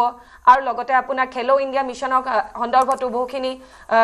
ইনক্লুড কৰা হৈছে পদক্ষেপ তাতে ট্ৰেইনিং চেণ্টাৰ্ছ সেট আপ কৰা হ'ব কোচ ডেভেলপমেণ্ট কৰা হ'ব স্পৰ্টছ এণ্ড চাইণ্টিফিক ডেভেলপমেণ্ট কৰোৱা হ'ব তাৰপিছত এনিমেল হাজবেণ্ডাৰী ক্ষেত্ৰতো আপোনাৰ ছাবচিডিয়াৰী প্ৰগ্ৰামছ ৰখা হৈছে অসমৰ ক্ষেত্ৰতো এলমণ্ডছ প্ৰডাকশ্যনৰ ক্ষেত্ৰতে হওক অসমৰ যোনবোৰ আমাৰ সামগ্ৰী আছে সেই সামগ্ৰীসমূহৰ প্ৰডাকশ্যনৰ ক্ষেত্ৰতো বহুখিনি সহায় আগবঢ়োৱা হ'ব তেনেধৰণে বিভিন্ন ক্ষেত্ৰকে এই বাজেটখনে সামৰি ল'বলৈ চেষ্টা কৰা হৈছে এই বাজেটখনতে সেইকাৰণে আমি সম্পূৰ্ণভাৱে আশাবাদী যে যেনেধৰণে আমাৰ ভাৰতবৰ্ষখনে যেনেধৰণে ভাৰতীয় জনতা পাৰ্টি চৰকাৰৰ আণ্ডাৰত যেনেধৰণে উন্নতিকৰণ কৰি আছে আৰু আমি ফ'ৰ্থ লাৰ্জেষ্ট ইকনমি হ'বলৈ আমি সক্ষম হৈছোঁ জাপানক চেৰ পেলাই আৰু অনাগত দিনত আমি থাৰ্ড লাৰ্জেষ্ট ইকনমি হ'বলৈও আগবাঢ়ি আছোঁ জাৰ্মানীক চেৰ পেলাই আমাৰ সম্পূৰ্ণ আশা আছে যে এই এনেধৰণৰ বাজেটসমূহে আমাক ভাৰতবৰ্ষখনক ওপৰলৈ নিয়াত সদায় সহায় আগবঢ়াই আহিব বিশেষকৈ আৰু বহুকেইটা এই বিন্দু এই বাজেটখনক লৈ মই এই মুহূৰ্তত উল্লেখ কৰিব বিচাৰিম এই বাজেটখনক লৈ কিছু ঘোষণা হৈছিলে ৰেয়াৰ আৰ্থ মেটেৰিয়েলক লৈ কিছু ঘোষণা হৈছিলে চাইনাৰ ওপৰত যি ডিপেণ্ডেঞ্চি সেই ডিপেণ্ডেঞ্চি আঁতৰাবলৈ ৰেয়াৰ আৰ্থ মেটেৰিয়েলৰ কৰিডৰ ঘোষণা কৰিছে তামিলনাডু কেৰালা উৰিষ্যা অন্ধ্ৰপ্ৰদেশ ইত্যাদি ইত্যাদিত আৰু এক ডাঙৰ ঘোষণা যোৱাটো দশকত 25 কোটি লোকক দৰিদ্ৰতা সীমাৰেখাৰ তলৰ পৰা উদ্ধাৰ কৰাৰ কথাও বিত্তমন্ত্ৰীগৰাকীয়ে ঘোষণা কৰিছে সেই এটা কথা তাৰ সমান্তৰালে ছেমিকণ্ডাক্টৰ যি উদ্যোগ সেই উদ্যোগত 40,000 কোটি টকাৰ ইনভেষ্টমেণ্ট ঘোষণা কৰা হৈছে বায়োফাৰ্মাত 10,000 কোটি টকাৰ ইনভেষ্টমেণ্ট ঘোষণা কৰা হৈছে যিবোৰ ব্যয়বোৰৰ এনেধৰণৰ ব্ৰেকআপবোৰ আমি আপোনালোকক জনালোঁ কিছু সময় পিছত শিক্ষাখণ্ডত কিমান নিৰ্ধাৰিত কৰা হৈছে গৱেষণাৰ ক্ষেত্ৰত কিমান নিৰ্ধাৰিত কৰা হৈছে কিমান ধন নিৰ্ধাৰিত কৰা হৈছে বা ডিফেন্সত কিমান ধন নিৰ্ধাৰিত কৰা হৈছে সেয়া আমি গম পাম কিন্তু এটা গুৰুত্বপূৰ্ণ বিষয় আৰু সন্মুখত আছে চাইনা আৰু তাৰ সমান্তৰালে বিজেপিৰ প্ৰতিনিধিগৰাকীয়ে কৈছে আমি সৰ্ববৃহৎ ইকনমি হ'বলৈ গৈ আছোঁ বিভিন্নজনে ক'ব খোজে গিভেন দ্য চাইজ আমাৰ যি এক সাইজ সেই সাইজৰ অনুসৰি আমি সহজেই সেই যি পৰ্যায় সেই পৰ্যায় পাবগৈ পাৰিম তাৰ সমান্তৰালে কিন্তু আমাৰ পাৰ কেপিটা ইনকাম বাঢ়িছে নে যদি বাঢ়িছে কিমান বাঢ়িছে সেইটো এটা ডাঙৰ কথা বজাৰ ইতিমধ্যে ক্ৰেছ কৰিছে সেই কথা বিতুপন মজুমদাৰে জনালে গতিকে এনেবোৰ বিষয় এইবাৰৰ বাজেটত দেখা গ'ল টেক্সৰ ক্ষেত্ৰত বা ডাইৰেক্ট টেক্সৰ ক্ষেত্ৰত স্লেবৰ পৰিৱৰ্তন আমি পৰিলক্ষিত নকৰিলোঁ তাৰ বিপৰীতে এক্সপৰ্ট আৰু ইম্পৰ্টৰ কাষ্টম ডিউটিত কিছু সৰলীকৰণৰ পদক্ষেপ গ্ৰহণ কৰাৰ কথা বিত্তমন্ত্ৰীগৰাকীয়ে ক'লে মই এতিয়া বিদেশী নহয় ব্যক্তিগত খণ্ডৰ বিনিয়োগৰ কথাটো পাতিম বিতুপন আপুনি ক'লে ব্যক্তিগত খণ্ডৰ বিনিয়োগ খুবেই প্ৰয়োজন য'ত মাৰ্কিন যুক্তৰাষ্ট্ৰ বা আন দেশসমূহত 28% পৰ্যন্ত বিদেশী ব্যক্তিগত খণ্ডৰ বিনিয়োগ হয় অসমত কিন্তু ভাৰতবৰ্ষত কিন্তু 7% সীমিত হৈ আছে কি ক'ব আমাৰ 12.5% 12% সীমিত হৈ আছে মানে কি হয় নাম্বাৰ বিলাকে কি কয় আৰু ৰিয়েলিটি অলপ বেলেগ হৈ যায় গম পায়নে হয় ইণ্ডিয়াত মানে কি হয় মোষ্টলি মই টপ কৰ্পৰেট যোনখিনি আমাৰ লিষ্টেড কোম্পানীবিলাক কৈ আছোঁ তেনেৰ কি হয় ষ্ট্ৰাগল কৰিছে এতিয়া ষ্ট্ৰাগল কৰিছে অকল এনেকুৱা নহয় যে আমাৰ কিবা গভৰ্ণমেণ্টে চব ৰেছপনচিবল ল'ব ইছ্যুজবিলাক কিছুমান এনেকুৱা হয় যে এটা হ'লতো আপোনাৰ গ্ল'বেলি এতিয়া কমডিটি প্ৰাইচবিলাক বহুত বাঢ়িছে এতিয়া ধৰি লওক আপুনি এই লাষ্ট দুদিনত কমাৰ কাৰণে বেলেগ কথা কমডিটি প্ৰাইচ এক্সপনেঞ্চিয়েলি বাঢ়ি পেলাই আপোনাৰ যোনবিলাক আপোনাৰ মাৰ্জিন হয় যে কোম্পানীত বিজনেছৰ মাৰ্জিন ইম্পেক্ট কৰিব ধৰি লওক এতিয়া অট'মোবাইল কোম্পানী হওক আমাৰ মাৰুতি হওক বা মহিন্দ্ৰা হওক তেওঁলোকৰ এনেকুৱা ধৰণৰ যদি ছাডেন মানে কণ্টিনিউৱাছ প্ৰাইচ ইনক্ৰিজ হয় ইণ্টাৰনেশ্যনেল কমডিটি প্ৰাইজেছ তেতিয়া কি হয় আপোনাৰ টেটৰ কি বুলি কয় মাৰ্জিনবিলাক ইম্পেক্ট হ'ব মাৰ্জিন ছিংগল ডিজিটত আহি যাব পাৰে মানে 100 টকা 7 টকা 8 টকা কমাব পৰা বা 10 টকা কমায় য'ত আগতে 16 টকা 17 টকা কমায় আৰু প্লাছ কি হয় ওভাৰঅল চাব গ'লে আমাৰ কি হয় এটা জিঅ' পলিটিকেল আনচাৰ্টেনিটি আৰু ডনাল্ড ট্ৰাম্প যেতিয়াৰ পৰা আমেৰিকাৰ যুক্তৰাষ্ট্ৰৰ প্ৰেছিডেণ্ট হ'ল তেতিয়া আমাৰ গোটেই ইণ্ডিয়াৰ ফৰেন পলিচি একদম পূৰা ইফাল কৰি পেলালে কি হয় এসময়ত আমি কি হৈছিলে ছাম ইয়াৰ্ছ বেক আমাৰ ইণ্ডিয়াত কি হয় কেমিকেল ছেগমেণ্ট বা ওভাৰঅল যদি চাই এনেকুৱা এটা ষ্ট্ৰেটেজি ওলাইছিলে China+1 তো ইণ্ডিয়া ৱাজ এ বেনিফিটেড যেতিয়া ক'ভিডৰ পৰা China+1 বুলি চবেই কথা পাতি আছিলে তোমাৰ ইণ্ডিয়াৰ বহুতখিনি ক্ষেত্ৰত কেমিকেল হওক আৰু মেক ইন ইণ্ডিয়াৰ ক্ষেত্ৰত দেখে ডিকছন টেকনলজি এটা কোম্পানী আজিৰ দিনত তেওঁলোকে আমাৰ টিভি পেনেল বা আপোনাৰ ফোনৰ হওক বা ৱাশ্বিং মেচিন বা ফ্ৰিজ তেতিয়াই বনায় আপুনি Xiaomi মোবাইল ইউজ কৰক Samsung ইউজ কৰক মোষ্টলি এয়াই কৰে যেনেকৈ আইফোনৰ আপোনাৰ ফক্সখনে বনায় বাহিৰত তো ইণ্ডিয়াৰ মেনুফেকচাৰিং এটা বিল্ড আপ হৈছে নো ডাউট হৈছে কিন্তু কি হয় ক'ৰবাত ডিছঅৰিয়েণ্টেড হৈছে মেনুফেকচাৰিং ফ'কাছ দিছে কিন্তু ক'ৰবাত এতিয়া জিঅ' পলিটিকেল আনচাৰ্টেনিটিৰ কাৰণে এক্সপৰ্ট অৰিয়েণ্টেড ফাৰ্মা কি হয় ফাৰ্মাত ক'ব গ'লে আমাৰ India is called the pharmacy of the world কিন্তু ডিউৰিং ক'ভিড এনেকুৱা হৈ গ'ল যে ইণ্ডিয়াই ৰিয়েলাইজ কৰিলে যে আমাৰ ইণ্ডিয়াৰ মেক্সিমাম ফাৰ্মাৰ যোনটো API হয় এক্টিভ ফাৰ্মা ইনগ্ৰেডিয়েণ্টছ বেচিকেলি কাম ফ্ৰম চাইনা তো এতিয়া যদি চাইনা যদি কেনেবাকৈ বন্ধ কৰি দিয়ে বোলে আমাক বোলে ইনগ্ৰেডিয়েণ্ট নিদিয়ে আমাৰতো মানুহ বেমাৰত মৰি থাকিব বুজি পাইছে সেনেকুৱা কিছুমান ইছ্যু হ'ল তো ইণ্ডিয়ান গভৰ্ণমেণ্টে ষ্টেপছ ল'লে তাৰপিছত ইণ্ডিয়াৰ নিজৰ KSM বা API কাৰণে বহুত পুছ কৰিছে PLI স্কিম দিলে তাৰ কাম হ'ল কিন্তু এতিয়া চাইনাৰ ওপৰত ডিপেণ্ডেঞ্চিটো কমাব বিচাৰিছে কমাই পেলাই আকৌ এক্সপৰ্ট কৰিব লাগে আমি চাইনাৰ পৰা ইম্পৰ্ট কৰি পেলাই ফাৰ্মাৰ প্ৰডাক্ট বনালোঁ ঠিক আছে এতিয়া বেচিব লাগিব ক'ত আমেৰিকা হৈছে ফাৰ্মাক বাকীটো মই বাকী ফচাই দিম এভৰি টাইম মানে ভয় এটা খুৱাই থাকে বিজনেছত কি হয় যেতিয়া আনচাৰ্টেইন চিনাৰত আপুনি 2 টকাও পকেটৰ পৰা খৰচা নকৰে তো ডেট বেচিকেলি ইম্পেক্টিং কিন্তু এই ষ্টৰিটো লেটেষ্ট হয় কিন্তু যদি আমি ওভাৰঅল চাওঁ 10-12 বছৰৰ পৰা অকল গভৰ্ণমেণ্টে পাব্লিক ফাণ্ড ইউজ কৰি খৰচা কৰি ৰাস্তা বনাই কেপিটেল এক্সপেণ্ডিচাৰ কৰি চলাই আছে প্ৰাইভেট ইনভেষ্টমেণ্টে পিক আপ কৰিব পৰা নাই গভৰ্ণমেণ্ট এক্সপেণ্ডিচাৰ ধৰি লওক মই এগেইন কৈ আছোঁ 1.5 লাখ কোটি টকা কেপিটেল এক্সপেণ্ডিচাৰ 1.5 লাখ কোটি টকা আছিলে বিফৰ ক'ভিড এতিয়া 10 লাখ কোটি আপোনাৰ 10x ইনক্ৰিজ হৈছে একচুৱেলি ক'ব গ'লে 10-12 লাখ কোটি টকা হৈছে কিন্তু এটা কথা কওক এই যি এখন mother of all deal sign কৰিলে স্বাক্ষৰ কৰিলে ভাৰতবৰ্ষ এই গ্লোবেল আনচাৰ্টেনিটিৰ সময়ৰ অৰ্থনৈতিক এই যি অচলাৱস্থা সমগ্ৰ বিশ্বত পৰিলক্ষিত কৰিছোঁ আমি বা মাৰ্কিন যুক্তৰাষ্ট্ৰৰ সৈতে ভাৰতবৰ্ষৰ যি সম্পৰ্ক বাণিজ্যিক সম্পৰ্কটো তিক্ততা বৃদ্ধি পাইছে এই ডিলটোৱে এই মাদাৰ অফ অল ডিলছে আমাক কেনেকৈ উদ্ধাৰ কৰিব এইটোৱে একচুৱেলি কি হয় দুটা বেদ হ'ব পাৰে হয় প্ৰথম কথা মই যোনটো পাৰ্চনেলি ফিল কৰোঁ ডনাল্ড ট্ৰাম্প বিষয়ত তেওঁ কি ভাবে কি নাভাবে মই তেওঁক বুজি নাপাওঁ হয় আৰু তেওঁ বৰ ইগ' থকা মানুহ তেওঁক নোবেল পিচ প্ৰাইজ লাগে তেওঁৰ কাৰণে যদি তেওঁ নোবেল পিচ নাপালেকে পৃথিৱীক অশান্তি কৰি থাকিব সেইটো এটা কথা এই একচুৱেলি ইণ্ডিয়া আৰু আমেৰিকাৰ মোষ্টলি ট্ৰেড হয় মেবি কিমান $140 বিলিয়ন মানৰ হয় 140-150 আৰু আমাৰ টাৰ্গেট আছিলে $500 বিলিয়ন এটা ইণ্টাৰনেশ্যনেল ট্ৰেড কৰোঁ ইউৰোপৰ লগত হয় 136 to 140 সেনেকুৱা ধৰণৰ ট্ৰেড হয় ওভাৰঅল মানে সিমান বিলিয়নৰ ট্ৰেড হয় ইম্পৰ্ট এক্সপৰ্ট মিলাই পেলাই আৰু ইফালে UK লগত আমাৰ ভালেখিনি হয় তো এতিয়া ইউৰোজন আগতে ইউকেটো ইউৰোজনত আছিলে এতিয়া ওলাই গ'ল তথাপি আমাৰ সম্বন্ধ ভাল তেতিয়া কি হয় দেখিলে ইউৰোপে দেখিলে আমেৰিকাই কেতিয়াবা ধমক দিয়ে গ্ৰীণলেণ্ডত কয় যে গ্ৰীণলেণ্ডখন আমাক লাগে ইফ ইউ মানে don't listen to us will probably put tariff on you আপোনাক 10% লগাই দিম 100% লগাই দিম হেনেকুৱা এটা প্ৰেছাৰ ইউজ কৰে তো ডোনাল্ড ট্ৰাম্পে নিজৰ পাৰ্সোনেল ইগোৰ কাৰণে আমেৰিকাৰ অৱস্থা বেয়া হৈ গৈছে মই আপোনাক এক্সাক্ট দেখাম যে আমেৰিকাৰ অৱস্থা বেয়া হৈ আছে কিন্তু সেই ক্ষেত্ৰত কি হয় যোনটো ৱৰ্ল্ডৰ এটা লবি আছিলে যে আমেৰিকা কেন ডু এনিথিং এতিয়া ভেনেজুৱেলাত মন গ'ল এটেক কৰি গুচি আহিলে ইৰাণত মন গ'ল এতিয়া ইৰাণত গৈ ফেলা তেলৰ ৱাৰশ্বিপ মেবি ইৰাণত এতিয়া আপোনাক কোনদিনাখন কি এটেক কৰি গম নাপাব আৰু কালি পৰি বোলে ইণ্ডিয়া কিবা এটা ষ্টেট কৰি দিলে বোলে ইণ্ডিয়াৰ পৰা 500% টাৰিফ কৈ দিব পাৰে ইণ্ডিয়াৰ 50% পে কৰি আছে বিকজ অফ ডোনাল্ড ট্ৰাম্পে কালি পৰি 500% টাৰিফ বুলি ক'ব পাৰে বাট খালি এটা চেঞ্জ মই কৈ আছো এটা চেঞ্জ হ'ল খালি ডোনাল্ড ট্ৰাম্পে লাহে লাহে ষ্টেপটো বেক কৰিছে কেনে গম পায়নে কৈছে যে ইণ্ডিয়াই ৰাছিয়াৰ পৰা তেল কিনা কমাইছে আৰু এটা ইণ্ডিয়াই ভেনেজুৱেলাৰ পৰা কিনিব লাগে because is back by Trump এটা কথাটো কি হয় ডোনাল্ড ট্ৰাম্পে ক'বাত বিচাৰিছে ইণ্ডিয়াৰ লগতো লাহে লাহে ঠিক হ'ব কাৰণ ইণ্ডিয়ান যোনখন বজাৰ এখন সৰু বজাৰ নহয় পইচা বজাৰ নহয় মানুহৰ বজাৰ এখন বহুত ডাঙৰ বহুত পপুলেশ্যন আছে কাৰণ চাইনাৰ মাৰ্কেট আপুনি ৰিচ কৰিব নোৱাৰে চাইনাত ইমানখিনি ষ্টেট কণ্ট্ৰল আমাৰ ইণ্ডিয়া এডপ্ট কৰে কিন্তু আমেৰিকাই কি বিচাৰিছিলে এগ্ৰিকালচাৰ মাৰ্কেটখন ওপেন কৰিব বিচাৰিছিলে যোনটো ইণ্ডিয়া কিন্তু একচেপ্ট কৰিব নোৱাৰে আপুনি একচেপ্ট কৰিব নোৱাৰে মোৰ নোৱাৰে কাৰণ আমাৰ মেজৰিটি মানুহখিনি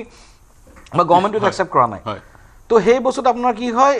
অলপ প্ৰেছাৰ দি আছে ইফালৰ পৰা খুছে সিফালৰ পৰা খুছে তো এই ক্ষেত্ৰত ইণ্ডিয়াৰ যোনটো ষ্টেণ্ড হয় এতিয়া মই দেখিছোঁ ইণ্ডিয়াই এক্সটাৰ্নেল পজিশ্যন ভালেখিনি ইম্প্ৰুভমেণ্ট হৈছে যদিও মাজতে অলপ ভয় লাগিছিলে কি হৈছে মই মাজতে ইম্পৰ্টেণ্ট বস্তু এতিয়া ব্ৰিক্সৰ যোনটোখন মিটিং হ'ব নেক্সট আপোনাৰ এইবাৰ ইণ্ডিয়াতে হ'ব ব্ৰিক্স আৰু মই ক'বাত মই ফিল কৰিছোঁ ব্ৰিক্স আৰু ইউ ক'ৰবাত পচিবিলিটি আছে চাওক ইউৰোপ কিন্তু জেনেৰেলি কি হয় ৰাছিয়াৰ লগত ইউৰোপ সিমান এটা ঠিক নহয় কিন্তু ইউৰোপৰ কমেণ্ট পাইছোঁ যে probably De May go' for some kind of a tie with BRICS সেইটো কাৰণে কি হয় এনেকুৱা ক্ষেত্ৰত ডোনাল্ড ট্ৰাম্পৰ নিজৰ ইগ'টো এৰি পেলাই লাহে লাহে he may be in coming in back foot দেখিছে আপুনি লাষ্ট 10 দিন 15 দিন চাব বেক ফুটত আহি গৈছে ডোনাল্ড ট্ৰাম্প আৰু ইণ্ডিয়া যোনটো ষ্টেণ্ড ল'লে আৰু লগতে ইউৰোপে লগে লগে যোনটো ডিল কৰিলে ইমিডিয়েটলি কৰিলে কাৰণ 20 বছৰ পৰা ষ্টাক হৈ আছিলে ইউৰোপে পিছে নাই এনেকৈতো নোৱাৰি কাৰণ উই অলছ' নিড এ মাৰ্কেট আৰু ইণ্ডিয়াৰ টেক্সটাইল ছেক্টৰ যোনটো বাজেটতো টেক্সটাইলৰ কথা কৈছে টেক্সটাইলৰ কাৰণে বহুত ভাল কথা বাজেটত বাংলাদেশৰ পৰা লাহে লাহে যোনটো সস্তীয়া মাল বুলি কয় আমি সস্তাকে পায় আপুনি কম টকাতে পায় বাংলাদেশৰ পৰা গৈ আছিলে তো বাংলাদেশত আনষ্টেবিলিটি হোৱাৰ পিছত আৰু ইণ্ডিয়াৰ লগত ইউকেৰ লগত চাইন হ'ল ইউৰ লগত চাইন হ'ল আৰু ইউ মে বি আমাৰ ইণ্ডিয়াৰ পৰা ইউএ 20% মান যিমানখিনি হয় টেক্সটাইল আমাৰ ইণ্ডিয়াৰ পৰা কিনে আৰু ইউকে এৰাউণ্ড 7% মান কিনে গতিকে বিৰতি ল'ব লাগিব বাংলাদেশৰ যি বৰ্তমানৰ অচলা অৱস্থা বাংলাদেশৰ টেক্সটাইল হাব এতিয়া ভাৰতলৈ স্থানান্তৰ হোৱাৰ সম্ভাৱনা আছে বা ইতিমধ্যে হৈছে আৰু ভাৰতত টেক্সটাইল সামগ্ৰী উৎপাদিত হ'লে সেই সামগ্ৰী আমি ইউৰোপিয়ান ইউনিয়নৰ সৈতে যি ডিল কৰিলোঁ সেই ডিলৰ যোগেদি তেওঁলোকলৈ সেই সামগ্ৰী প্ৰেৰণ কৰা সেইবোৰ দেশলৈ প্ৰেৰণ কৰা পথ প্ৰশস্ত হ'ব বাংলাদেশত টেক্সটাইল সামগ্ৰী উৎপাদন হয় আৰু কম খৰচত ৰপ্তানি হোৱাৰ অন্যটা কাৰণ লেবাৰ ইণ্টেনচিভ এটা ৰিজন কম খৰচতে তাৰ শ্ৰমিকসকলক আমি পাওঁ এটা বিৰতি ল'ম বিৰতিৰ পিছত পুনৰ আলোচনালৈ ঘূৰি আহিম শীঘ্ৰে ঘূৰি আহিম Budget 2026 driven by the all-new Seltos Paras forever.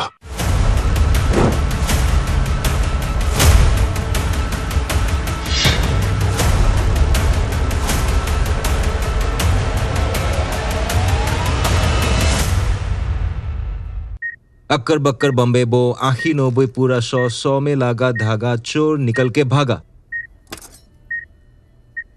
ঘৰত কোনটো টিএমটি লগাইছে মাইটন ষ্টিল আপোনাৰ ওপৰত ট্ৰাষ্ট কৰিব পাৰি ওকে ষ্ট্ৰং মানে মাইথান ষ্টিল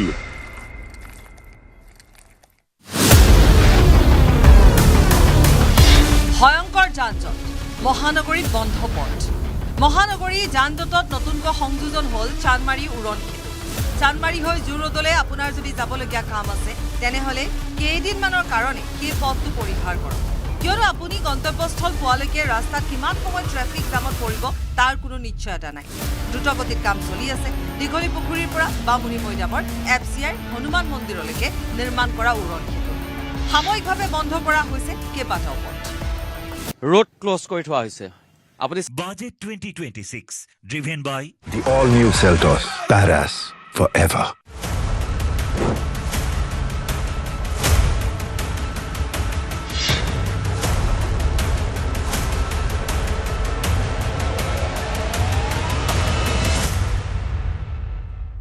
अक्कर बक्कर बम्बे बो 80-90 पूरा 100 में लागा धागा चोर निकल के भागा ঘৰত কোনটো টিএমটি লগাইছে माइटन स्टील আপোনাৰ ওপৰত ট্ৰাষ্ট কৰিব পাৰি ओके ষ্ট্ৰং মানে মাইথান ষ্টীল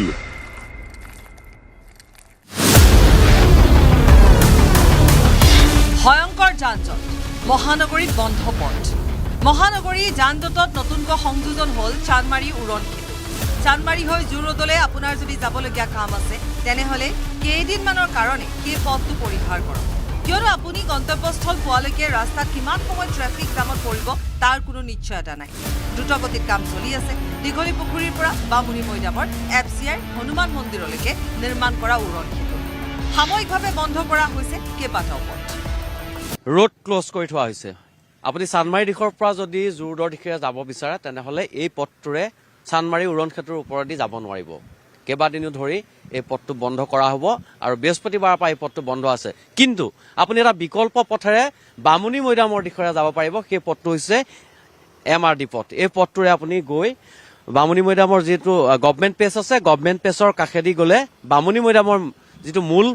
পথ আছে সেই পথত উঠি সেই দিশেৰে আপুনি যাব পাৰিব আৰজি বৰুৱা ৰোডৰ মূল পথেৰে জুৰোডৰ দিশে আহিলে চানমাৰী উৰণ সেতুৰ ওপৰেৰে যাব নোৱাৰিব চানমাৰী উৰণ সেতু সম্পূৰ্ণৰূপে বন্ধ কৰি দিয়া হৈছে আৰু আমি অলপ আগলৈ যাম সিফালৰ পৰা অহা জুৰোডৰ দিশৰ পৰা অহা যিসমূহ যান বাহন আছে Chandmari 2026 driven by the all new Seltos Paras forever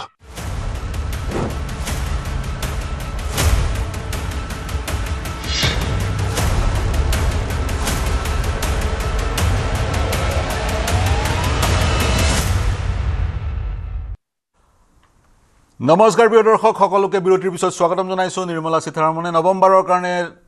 কেন্দ্ৰীয় বাজেট দাখিল কৰিলে লোকসভাৰ মজিয়াত সদনৰ মজিয়াত এটা বাজেট দাখিল কৰাৰ পিছতে এটা প্ৰশ্ন আমাৰ ভিউৱাৰ্ছৰ মাজত উদয় হয় সেই প্ৰশ্নটো হৈছে কি কি সামগ্ৰীৰ দাম বাঢ়িলে কি কি সামগ্ৰীৰ দাম কমিলে খুব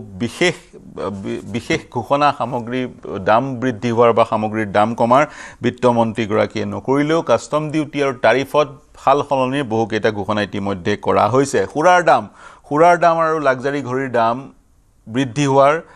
ঘোষণা কৰা হৈছে বা আমি ইংগিত পাইছোঁ তেওঁৰ যি বাজেট ভাষণ সেই বাজেট ভাষণৰ যোগেদি এতিয়া দাম কিহৰ কমিলে মই আৰম্ভণিতে কৈছোঁ বহুকেইটা সামগ্ৰীত টাৰিফ যি কৰ আৰোপ কৰা হয় সেই কৰ আৰোপৰ প্ৰক্ৰিয়াত সাল সলনি ঘটোৱা হৈছে কাষ্টম ডিউটিত সাল সলনি ঘটোৱা হৈছে বিশেষকৈ বহুকেইটা সামগ্ৰীত বিদেশৰ পৰা যিবোৰ সামগ্ৰী ভাৰতবৰ্ষলৈ আহে সেইবোৰ সামগ্ৰীত ইম্পৰ্ট ডিউটি শূন্য কৰা হৈছে যাতে ভাৰতবৰ্ষৰ পৰা লেডাৰ সামগ্ৰী এক্সপোৰ্ট কৰিব পৰা যায় এটা কুশন পোৱা যায় লেডাৰ সামগ্ৰী এক্সপোৰ্টৰ ক্ষেত্ৰত সেই উদ্দেশ্য আগত ৰাখি বহুকেইটা বিদেশৰ পৰা ভাৰতবৰ্ষলৈ অহা সামগ্ৰী ইম্পৰ্ট ডিউটি শূন্য কৰা হৈছে ভাৰতবৰ্ষত নিৰ্মাণ হ'বলগীয়া স্মাৰ্টফোন টেবলেট ইত্যাদিৰ মূল্য হ্ৰাস পাব একেই টাৰিফ হ্ৰাস কৰাৰ কাৰণে তাৰ সমান্তৰালে 17টা ড্ৰাগছ বায়োফাৰ্মাৰ ক্ষেত্ৰত আমি ইতিমধ্যে জনাইছোঁৱে চৰকাৰে 10,000 কোটি টকা ব্যয় কৰাৰ ঘোষণা কৰিছে 17 ধৰণৰ ড্ৰাগছৰ ক্ষেত্ৰত ড্ৰাগছ মলিকুলৰ ক্ষেত্ৰত বিশেষ ব্যৱস্থা গ্ৰহণ কৰা হৈছে হ্ৰাস পাব দাম সেই ড্ৰাগছবোৰৰ সেই ঔষধবোৰৰ আৰু সেই ঔষধবোৰত অন্তৰ্ভুক্ত হৈ আছে কৰ্কট ৰোগ আৰু মধুমেহ ডায়েবেটিছ আৰু কেঞ্চাৰৰ যি ঔষধৰ ক্ষেত্ৰতো সিদ্ধান্ত গ্ৰহণ কৰা হৈছে প্ৰাইচ যি দাম মূল্য সেই মূল্যৰ হ্ৰাস হ'ব ইতিমধ্যে বাজেটৰ কথা পাতি আছিলোঁ বাজেটৰ এক্সপেণ্ডিচাৰৰ যিটো চাইজ সেই চাইজৰ কথা আমি ইতিমধ্যে জনাইছোঁৱেই সেই ব্ৰেকআপখিনি দিলোঁৱেই মই পুনৰ বিতুপন আপোনাৰ ওচৰলৈ আহিম আপুনি কিবা এটা ক'ব বিচাৰিছিল বৰ্তমান এতিয়া বাজেটৰ বিষয়ে মই কিছুমান এক্সপেণ্ডিচাৰ আইটেমকেইটা জাষ্ট পালোঁগৈ হয় বাজেটত কি হয় টোটেল বাজেটখন আপোনাৰ দেখিলে 5.34 লাখ crore হয় তাত ক'ত কি চেঞ্জ হৈছে মই এবাৰ কৈ দিব পাৰোঁ যোনটো আহিলে মোৰ হাতত বৰ্তমান পেঞ্চন যোনটো হয় আইটেম হয় পেঞ্চনত আপোনাৰ কি হয় 2025-26 আপোনাৰ যোনটো প্ৰজেকশ্যনতকৈ বেছি খৰচা হ'ল পেঞ্চন 2.76 লাখ crore আৰু হৈ গ'ল 2.86 লাখ crore আৰু এবাৰো কি হৈছে পেঞ্চনত খৰচা হ'ব 2.96 লাখ crore মানে 3 লাখ কোটি টকাৰ পেঞ্চনত পেমেণ্টত যাব 2.96 লাখ crore প্ৰজেকশ্যন ডিফেন্সৰ বাজেটটো যোনটো অনুমান হয় 5.94 লাখ crore মানে আগতে এই বছৰ খৰচা হৈছিলে 5.6 লাখ crore মানে এই মোটামুটি ডিফেন্সত 10% 5.6 লাখ crore পৰা আপোনাৰ 5.9 লাখ crore নহয় মূল এক্সপেণ্ডিচাৰৰ 10% ডিফেন্সত হয় 10% প্ৰায় 10% মানে 6 লাখ কোটি টকা যদি আমি বাজেটত ধৰে 10%কে বেছি হ'ব হয় 10% 11-12% ডিফেন্সত খৰচা কৰিছে আৰু আপোনাৰ ফাৰ্টিলাইজাৰত কি হয় কাট কৰিছে অকমান যোনটো খৰচা হৈ গ'ল মানে একজেক্টলি প্ৰজেকশ্যন আছিলে 1,67 crore মান খৰচা কৰিব 1.86 লাখ crore মান ফাৰ্টিলাইজাৰত খৰচা হৈ গ'লগে এবাৰ যদিও আমাৰ এবাৰ ৱেডাৰ সিনাৰিও বেয়া নাছিলে আপোনাৰ কি বুলি কয় খেতিও ভাল হৈছে 1.8 লাখ কোটি আমি ফাৰ্টিলাইজাৰত খৰচ কৰিছিলো 1.86 লাখ খৰচা কৰিলো আৰু 1.70 লাখ crore এবাৰ কিনকৰ প্ৰজেকশ্যন কৰা হৈছে অৰ্থাৎ আমি এবাৰ ফাৰ্টিলাইজাৰ কম খৰচ কৰিম মানে যদি হৈ গ'ল 1.86 কিন্তু বাঢ়ি যাব পাৰে সিচুৱেচন আপোনাৰ ডিপেন্ড কৰিব এবাৰ এল নিনো হয় বা লা নিনা আহিব এটা এল নিনো হাৰ প্ৰজেকশ্যন বহুত আছে এল নিনো হলে কেনেকুৱা ধৰণৰ সিনাৰিও হেতু ডাইনামিক হ'ব হয় কৃষকক সেই ধৰণে উপকৃত কৰা হ'ব 1.7 লাখ কোটি টকাৰ আমি সাৰ ক্ৰয় কৰি আৰু গভৰ্ণমেণ্টে সাৰ ক্ৰয় কৰিব ফুড সাবসিডি হয় নেকি ফুডৰ ওপৰত আপোনাৰ খৰচা আছিল 2.28 লাখ crore হেতু কনস্ট্যান্ট ৰাখিছে 2.27 lakh crore food subsidy type kind of হেতু আপোনাৰ এটা 2.2 লাখ কোটি টকা ব্যয় কৰিব চৰকাৰে খাদ্যৰ কাৰণে আৰু সেই টকা ব্যয় কৰিব লাগিব কাৰণ বিভিন্ন স্কিম আছে বিনামূলীয়া চাউল যোগান ধৰাকে আৰম্ভ কৰি বিভিন্ন স্কিম আছে হয় আৰু এগ্ৰিকালচাৰ এণ্ড এলাইড এক্টিভিটিজ যোনটো ধৰে তেতিয়া মানে এগ্ৰিকালচাৰ হৰ্টিকালচাৰ বা আপোনাৰ এনিমেল হাজবেণ্ডাৰী গোটেই ডিপাৰ্টমেণ্টত যদি আমি ধৰো মই হেতু নিচা দেখাইছো তাত আপোনাৰ 1.51 লাখ খৰচা হৈছিলে লাষ্ট টাইম কমি গৈছিলে 1.58 প্ৰজেকশ্যন আছিলে এবাৰ 1.51 খৰচা কৰিলে মানে হাত গম পাইছেনে 70,000 মানে কমালে কিন্তু প্ৰজেকশ্যন এবাৰ বঢ়াব 1.62 লাখ crore মান গতিকে শিক্ষা খণ্ডত শিক্ষা নহয় এগ্ৰিকালচাৰ আপোনাৰ কৃষি খণ্ড আৰু সহযোগী খণ্ডবোৰত বঢ়াব 1.62 লাখ হয় ব্যয় যেতিয়া বঢ়াব ভাল কথা কৃষক উপকৃত হ'ব নহয় জানো হয় আৰু ডেভেলপমেণ্ট অফ নৰ্থ ইষ্টৰ কথাটো মই কৈ আছো গোটেই হোল নৰ্থ ইষ্টৰ ৰিজনৰ কাৰণে হয় এটা আপোনাৰ মই আইটেম কওঁ 5,915 কোটি টকা 2025-26 বাজেটত প্ৰজেক্ট কৰিছিলে হয় ডেভেলপমেণ্ট অফ নৰ্থ ইষ্টৰ কাৰণে 5,915 কোটি খৰচা কৰিম বুলি খৰচা হৈ যাব 4,479 অনলি মানে last year development of 5,915 lakh কোটি টকা নহয় 5,915 কোটি 15 টকা হয় এটো আপোনাৰ লাখত 5,915 বহুত হৈ যাব 5915 মানে 5,915 কোটি টকা ডেভেলপমেণ্ট অফ নৰ্থ ইষ্টৰ কাৰণে প্ৰজেকশ্যন কৰিছিলে আৰু সেই প্ৰজেকশ্যন যোনটো কৰিছিলে তাৰ মতে অকল খৰচা কৰিব পাৰিলে 4,479 crore এই 26ত খতম হওঁতে কিন্তু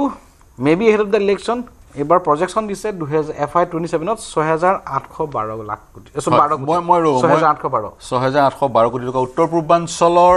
কাৰণে নিৰ্ধাৰিত ধনৰ এমাউণ্টটো মই ক'ব বিচাৰিছোঁ যোৱাবাৰ খৰচ কৰিবলৈ প্ৰজেক্টেড ফিগাৰটো আছিল খৰচ কৰাৰ পৰিকল্পনা আছিল 5,915 কোটি টকাৰ কিন্তু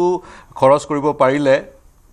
পৰা হ'ল কেন্দ্ৰীয় বাজেটত নিৰ্ধাৰিত ধনৰ খৰচ কৰিব পৰা হ'ল 4,400 প্ৰায় 4,400 কোটি টকা কিন্তু এবাৰ সেই ধন বৃদ্ধি কৰা হৈছে অসমৰ নিৰ্বাচনক কেন্দ্ৰ কৰিয়ে বৃদ্ধি কৰা হ'ব পাৰে 6,812 কোটি টকা নিৰ্ধাৰিত কৰি ৰখা হৈছে কেন্দ্ৰীয় বাজেটৰ পৰা উত্তৰ পূৰ্বাঞ্চলৰ উন্নয়নৰ কাৰণে ব্যয় কৰিবলৈ হয় তাৰ পিছত আৰু এডুকেশ্যনৰ সবতকৈ ইম্পৰ্টেন্ট হেডলাইন যোনটো হয় 1.28 লাখ প্ৰজেকশ্যন আছিলে FY আপোনাৰ 26ত কৰিব লাষ্ট কাৰণ আমাৰ বহুতখিনি প্ল্যান কৰা মতে কৰিব কেলে নোৱাৰিলে মই কথা আপোনাক অলৰেডি কৈ থৈ দিলোঁ যে 28.7 লাখ গভৰ্ণমেণ্টে বিচাৰিছিলে টেক্স কালেকশ্যন কিন্তু হৈ গ'ল 1.5 লাখ কোটি টকা ডেফিচিট কমি গ'ল এবাৰ এডুকেশ্যনত প্ৰজেক্টেড ফিগাৰ কিমান প্ৰজেক্টেড কম হয় 1.28 প্ৰজেক্টত আছিলে খৰচা কৰিলে 1.21 লাখ crore আৰু এবাৰ 1.39 লাখ crore মানে এডুকেশ্যন 1.39 লাখ মই প্ৰশ্ন এটা সুধিব বিচাৰিছো শিক্ষা খণ্ডত 1.39 লাখ কোটি টকা খৰচ কৰে কেন্দ্ৰীয় বাজেটৰ পৰা নিৰ্ধাৰিত কৰি ৰখা হয় ইয়াৰ বিপৰীতে ডিফেন্সত প্ৰতিৰক্ষাৰ বাজেট হ'ল প্ৰায় 6 লাখ কোটি টকা গতিকে 12% মান বাজেটৰ 12% মান প্ৰতিৰক্ষা বাজেট আৰু বাজেটৰ 2%ৰ পৰা 2.5% মান হৈছে শিক্ষাৰ বাজেট গতিকে ডিফেন্সত বিনিয়োগৰ গোটেই দায়িত্ব যদি চৰকাৰে লয় এই শিক্ষাৰ ক্ষেত্ৰত যেহেতু বিনিয়োগ আন ৰাষ্ট্ৰৰ কম্পেৰিজনৰ তুলনাত কম মাত্ৰ 2% গতিকে এই শিক্ষাৰ ক্ষেত্ৰত অৱকাশ কিমান আছে ব্যক্তিগত খণ্ডৰ বিনিয়োগৰ মই তাৰ পিছত প্ৰিয়ংকাৰ ওচৰলৈ যাম হয় আমাৰ এক্স্যাক্টলি কি হৈছে এতিয়া মোস্টলি এডুকেশ্যন আমাৰ ব্যক্তিগত খণ্ডৰে হয় এতিয়া উচ্চ শিক্ষাৰ কথাটো কৈছো হয় বেসিক্যালি কৈছে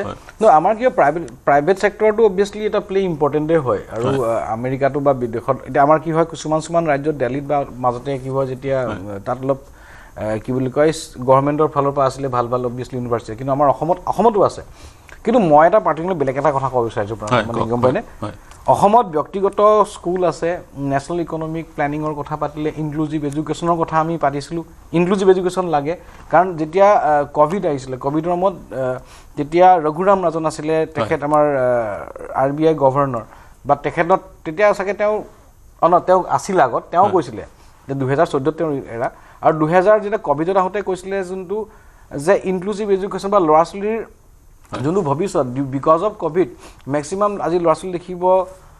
অটিজম স্পেক্ট্ৰাম ডিজিজ বা আপোনাৰ ADHD আপোনাৰ যোনটো হয় এটেনশ্যন ডেফিচিট হাইপাৰটিক চিণ্ড্ৰম সেনেকুৱা বিভিন্ন কেছত হৈ আছে আৰু আপুনি প্ৰত্যেকটো আমাৰ অসমতে যদি বৰ্তমান কওঁ প্ৰত্যেকটো ফ্লেটতে যাওঁ প্ৰত্যেকটো ওচৰে পাজৰে আপুনি যদি গণেশগুৰিটো ঘূৰে আমাৰ কাহিলীপাৰা ঘূৰে সেনেকুৱা হৈছে প্ৰত্যেকটো ঘৰত কাৰোবাৰ ঘৰত সেনেকুৱা ধৰণৰ প্ৰব্লেম এটা থাকে আৰু কোনোৱে খালি কি হয় কোনো মানুহে এই কথাটো খুলি ক'বলৈ ভয় কৰে লাজ কৰে সমাজে কি ক'ব বুলি গম পাইছেনে এটা ছ'চিয়েল এটা ফিয়াৰ এটা থাকে আৰু বহুত পেৰেণ্টছে নিজে ডিপ্ৰেশ্যনত গুচি গৈছে তো এইটো এটা ডাঙৰ মেজৰ ইছ্যু নেশ্যনেল ইকনমিক প্লেনে ইনক্লুচিভ এডুকেশ্যনৰ কথা কৈ আছে ইনক্লুচিভ এডুকেশ্যন কোৱাৰ সত্ত্বেও বহুত প্ৰাইভেট স্কুল হওক গভৰ্ণমেণ্টৰ ফালৰ পৰা গভৰ্ণমেণ্টৰ আপুনি চাওক এতিয়া গভৰ্ণমেণ্ট স্কুল চবেই নাযায় এইটো ফেকচুৱেল কথা ক'বলৈ লাজ লাগে মানুহে যিমানে কথা চৰকাৰী স্কুললৈ নাযায় বহুত কমেই যায় সেইটো কাৰণে মেবি চৰকাৰী স্কুল ক'ৰবাত কমি গৈছিলে প্ৰাইভেট স্কুলৰ বেছি আজিকালি হৈছে তথাপিও প্ৰাইভেট স্কুলবিলাকে মই নকওঁ কিন্তু মই দেখা নাই সিমান মেজৰলি যে কোনোবাই ইনক্লুচিভ এডুকেশ্যনৰ কথা চিৰিয়াছলি লৈছে কেইখনমান স্কুলে লৈছে কিন্তু যেতিয়া এনেকুৱা ধৰণৰ হয় এইখিনি পেৰেণ্টছে যেতিয়া ল'ৰা ছোৱালীক এডমিশ্যন দিবলৈ যায় ইনক্লুচিভ এডুকেশ্যনৰ কথা পাতে মন কী বাতত আমাৰ দেশৰ প্ৰাইম মিনিষ্টাৰ আহি পেলাই সৰু ল'ৰা ছোৱালীক লৈ বহাই কথা পাতে আজি তেখেতৰ আজি আমাৰ অসমৰ আমাৰ চিফ মিনিষ্টাৰ আমাৰ দাদাৰ আজি বাৰ্থডে এইটো মই এটা কথা ক'ব বিচাৰোঁ যে এই যে প্ৰাইভেট ইনষ্টিটিউটবিলাকে কেতিয়াবা এনেকুৱা হয় যে কোনোবা পেৰেণ্টছ গ'ল এডমিশ্যনৰ কাৰণে এনেকুৱা ধৰণৰ ব্যৱহাৰ কৰে যেন তেওঁলোকৰ তাত কিয় সোমালোঁ গম পাইছেনে বিজনেছ টাইপ হৈ গৈছে তো এই ক্ষেত্ৰত কি হয় তেওঁলোকৰ ৰেছপনচিবিলিটি কি হয় এতিয়া 1.4 লাখ crore বাজেট হওক 1.5 লাখ crore ফিগাৰটো like it's 5% of thing but thing is that এতিয়া চাওক ছেম যদি আপোনাৰ এই স্পেক্ট্ৰাম ডিজিজৰ ক্ষেত্ৰত আপুনি লণ্ডনত যাওক আমেৰিকাত যাওক বা ইভেন ইন চাম আদাৰ ষ্টেটছ ফৰগেট এবাউট গুৱাহাটী আপুনি যদি বেংগলোৰ যায়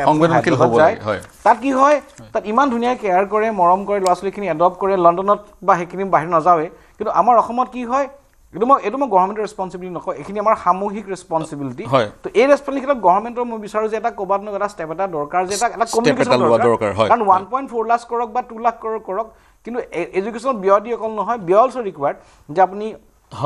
বাহিৰৰ দেশত আপোনাৰ কি হয় মেবি ডাবল ডিজিটত হয় আমাৰ 5% 4% খৰচা হৈ যায় উইথ দ্য GDP তো সেইটো ফিগাৰ কেন বি ইনক্ৰিজ কিন্তু মই ভাবোঁ inclusive education is one of the inclusive এডুকেশ্যনো খুবেই গুৰুত্বপূৰ্ণ আৰু অটিষ্টিক যিসকল শিশু সেইসকল শিশুৰ প্ৰতি সংবেদনশীল আমাৰ সমাজ হ'ব লাগে আৰু যিহেতু নিৰ্মলা সীতাৰমণে আজি মেণ্টেল হেল্থৰ কথা ইতিমধ্যে কৈছে গতিকে সেই পৰ্যায়লৈ যিহেতু তেওঁ মাইক্ৰ' লেভেললৈ গৈছেই আৰু তেজপুৰৰ যিখন চিকিৎসালয় সেইখন নিমহাঞ্চলত উন্নীতকৰণ কৰাৰ কথা কৈছে আপুনি গুৰুত্বপূৰ্ণ বিষয় এটা উত্থাপন কৰিছে অসমত সেই সংবেদনশীলতা বৃদ্ধি কৰাৰ দৰকাৰ আৰু চৰকাৰে যদি এই ষ্টেট গভৰ্ণমেণ্টৰ চৰকাৰে ইনক্লুচিভ এডুকেশ্যনৰ কথা কৈছে গতিকে এই দিশতো চৰকাৰে যদি ফাণ্ড দিয়ে বা ব্যক্তিগত খণ্ডৰ স্কুলবোৰে তেনেধৰণৰ শিশু আগবঢ়াই লৈ যাবলৈ যদি ফাণ্ডৰ প্ৰয়োজন হয় চৰকাৰে তেওঁলোকক ফাণ্ড যদি প্ৰদান কৰে তেতিয়া এটা আমি পৰিৱেশৰ অনুকূল পৰিৱেশৰ সূচনা কৰিব পাৰোঁ আৰু তাৰ সমান্তৰালে আমি দাম কি সামগ্ৰী কমিব সেই কথা কৈ আছিলোঁ মাইক্ৰ'ৱেভ অভেনৰ দাম কমিব ইভি বেটাৰীৰ দাম কমিব ইভি বেটাৰীৰ দাম কমাটো গুৰুত্বপূৰ্ণ কথা যিহেতু ইভিৰ প্ৰচাৰ আজিকালি বা ইভিৰ ব্যৱহাৰ আজিকালি বৃদ্ধি পাইছে ছ'লাৰ পেনেলৰ দাম কমিব গতিকে এইবোৰ ইভি বেটাৰীৰ দাম কমা ছ'লাৰ পেনেলৰ দাম কমাৰ প্ৰক্ৰিয়াবোৰে পদক্ষেপবোৰে আমাৰ পৰিৱেশ সংৰক্ষণ কৰাত এটা সহায় আগবঢ়াব এয়াৰক্ৰাফ্টৰ পাৰ্টছৰ দাম কমিব বিমানবোৰৰ এৰোপ্লেনৰ যি কিছুমান পাৰ্টছ সেই পাৰ্টছবোৰৰ দাম হ্ৰাস পাব মই পুনৰ ষ্টুডিঅ'লৈ আহিব বিচাৰিম মই প্ৰিয়ংকা আপোনাৰ ওচৰলৈ আহিব বিচাৰিম আপুনি কি প্ৰতিক্ৰিয়া প্ৰকাশ কৰিব যদি এই মুহূৰ্তত যদি এটা বিৰতি লোৱাৰ অৱকাশ আছে এটা বিৰতি ল'ম এই মুহূৰ্তত হয় পুনৰ ঘূৰি আহিম এই মুহূৰ্তত বিৰতি লৈছোঁ শীঘ্ৰে ঘূৰি আহিম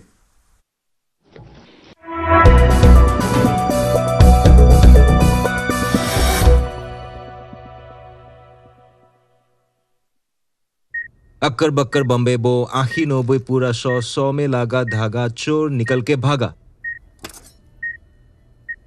ঘৰত কোনটো TMT লগাইছে মাইটন ষ্টিল আপোনাৰ ওপৰত ট্ৰাষ্ট কৰিব পাৰি ওকে ষ্ট্ৰং মানে মাইথান ষ্টিল ভয়ংকৰ যান-জঁট মহানগৰীত বন্ধ পথ মহানগৰী যান-জঁটত নতুনকৈ সংযোজন হ'ল চানমাৰী উৰণ চানমাৰী হৈ জুৰোডলৈ আপোনাৰ যদি যাবলগীয়া কাম আছে তেনেহ'লে কেইদিনমানৰ কাৰণে সেই পথটো পৰিহাৰ কৰক কিয়নো আপুনি গন্তব্যস্থল পোৱালৈকে ৰাস্তাত কিমান সময় ট্ৰেফিক জামত পৰিব তাৰ কোনো নিশ্চয়তা নাই দ্ৰুতগতিত কাম চলি আছে দীঘলী পুখুৰীৰ পৰা বামুণী মৈদামৰ FCI হনুমান মন্দিৰলৈকে নিৰ্মাণ কৰা উৰণ সেতু সাময়িকভাৱে বন্ধ কৰা হৈছে কেইবাটাও পথ ৰোড ক্লোজ কৰি থোৱা হৈছে আপুনি চানমাৰী দিশৰ পৰা যদি জোৰদৰ দিশে যাব বিচাৰে তেনেহ'লে এই পথটোৰে চানমাৰী উৰণ ক্ষেত্ৰৰ ওপৰেদি যাব নোৱাৰিব কেইবাদিনো ধৰি এই পথটো বন্ধ কৰা হ'ব আৰু বৃহস্পতিবাৰৰ পৰা এই পথটো বন্ধ আছে কিন্তু আপুনি এটা বিকল্প পথেৰে বামুণী মৈদামৰ দিশৰে যাব পাৰিব সেই পথটো হৈছে MRD পথ এই পথটোৰে আপুনি গৈ বামুণী মৈদামৰ যিটো গভৰ্ণমেণ্ট পেজ আছে গভৰ্ণমেণ্ট পেজৰ কাষেদি গ'লে বামুণী মৈদামৰ যিটো মূল পথ আছে সেই পথত উঠি সেই দিশেৰে আপুনি যাব পাৰিব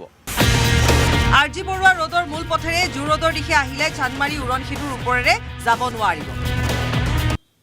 Budget 2026, driven by the all-new Seltos, Paras forever.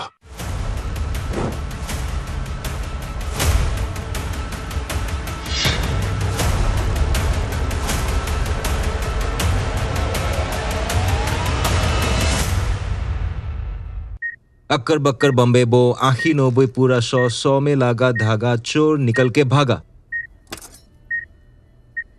ঘৰত কোনটো TMT লগাইছে माय टर्न स्टिल আপোনাৰ ওপৰত ট্ৰাষ্ট কৰিব পাৰি ओके ষ্ট্ৰং মানে মাইথান ষ্টীল ভয়ংকৰ যান-জঁট মহানগৰীত বন্ধ পথ মহানগৰী যান-জঁটত নতুনকৈ সংযোজন হ'ল চানমাৰী উৰণ সেতু চানমাৰী হৈ জোৰদলৈ আপোনাৰ যদি যাবলগীয়া কাম আছে তেনেহ'লে কেইদিনমানৰ কাৰণে সেই পথটো পৰিহাৰ কৰক কিয়নো আপুনি গন্তব্যস্থল পোৱালৈকে ৰাস্তাত কিমান সময় ট্ৰেফিক জামত পৰিব তাৰ কোনো নিশ্চয়তা নাই দ্ৰুতগতিত কাম চলি আছে দীঘলী পুখুৰীৰ পৰা বামুণী মৈদামৰ FCI হনুমান মন্দিৰলৈকে নিৰ্মাণ কৰা উৰণ সেতু সাময়িকভাৱে বন্ধ কৰা হৈছে কেইবাটাও পথ ৰোড ক্লোজ কৰি থোৱা হৈছে আপুনি চানমাৰী দিশৰ পৰা যদি জোৰদৰ দিশে যাব বিচাৰে তেনেহ'লে এই পথটোৰে চানমাৰী উৰণ ক্ষেত্ৰৰ ওপৰেদি যাব নোৱাৰিব কেইবাদিনো ধৰি এই পথটো বন্ধ কৰা হ'ব আৰু বৃহস্পতিবাৰৰ পৰা By the all-new Seltos, Paras forever.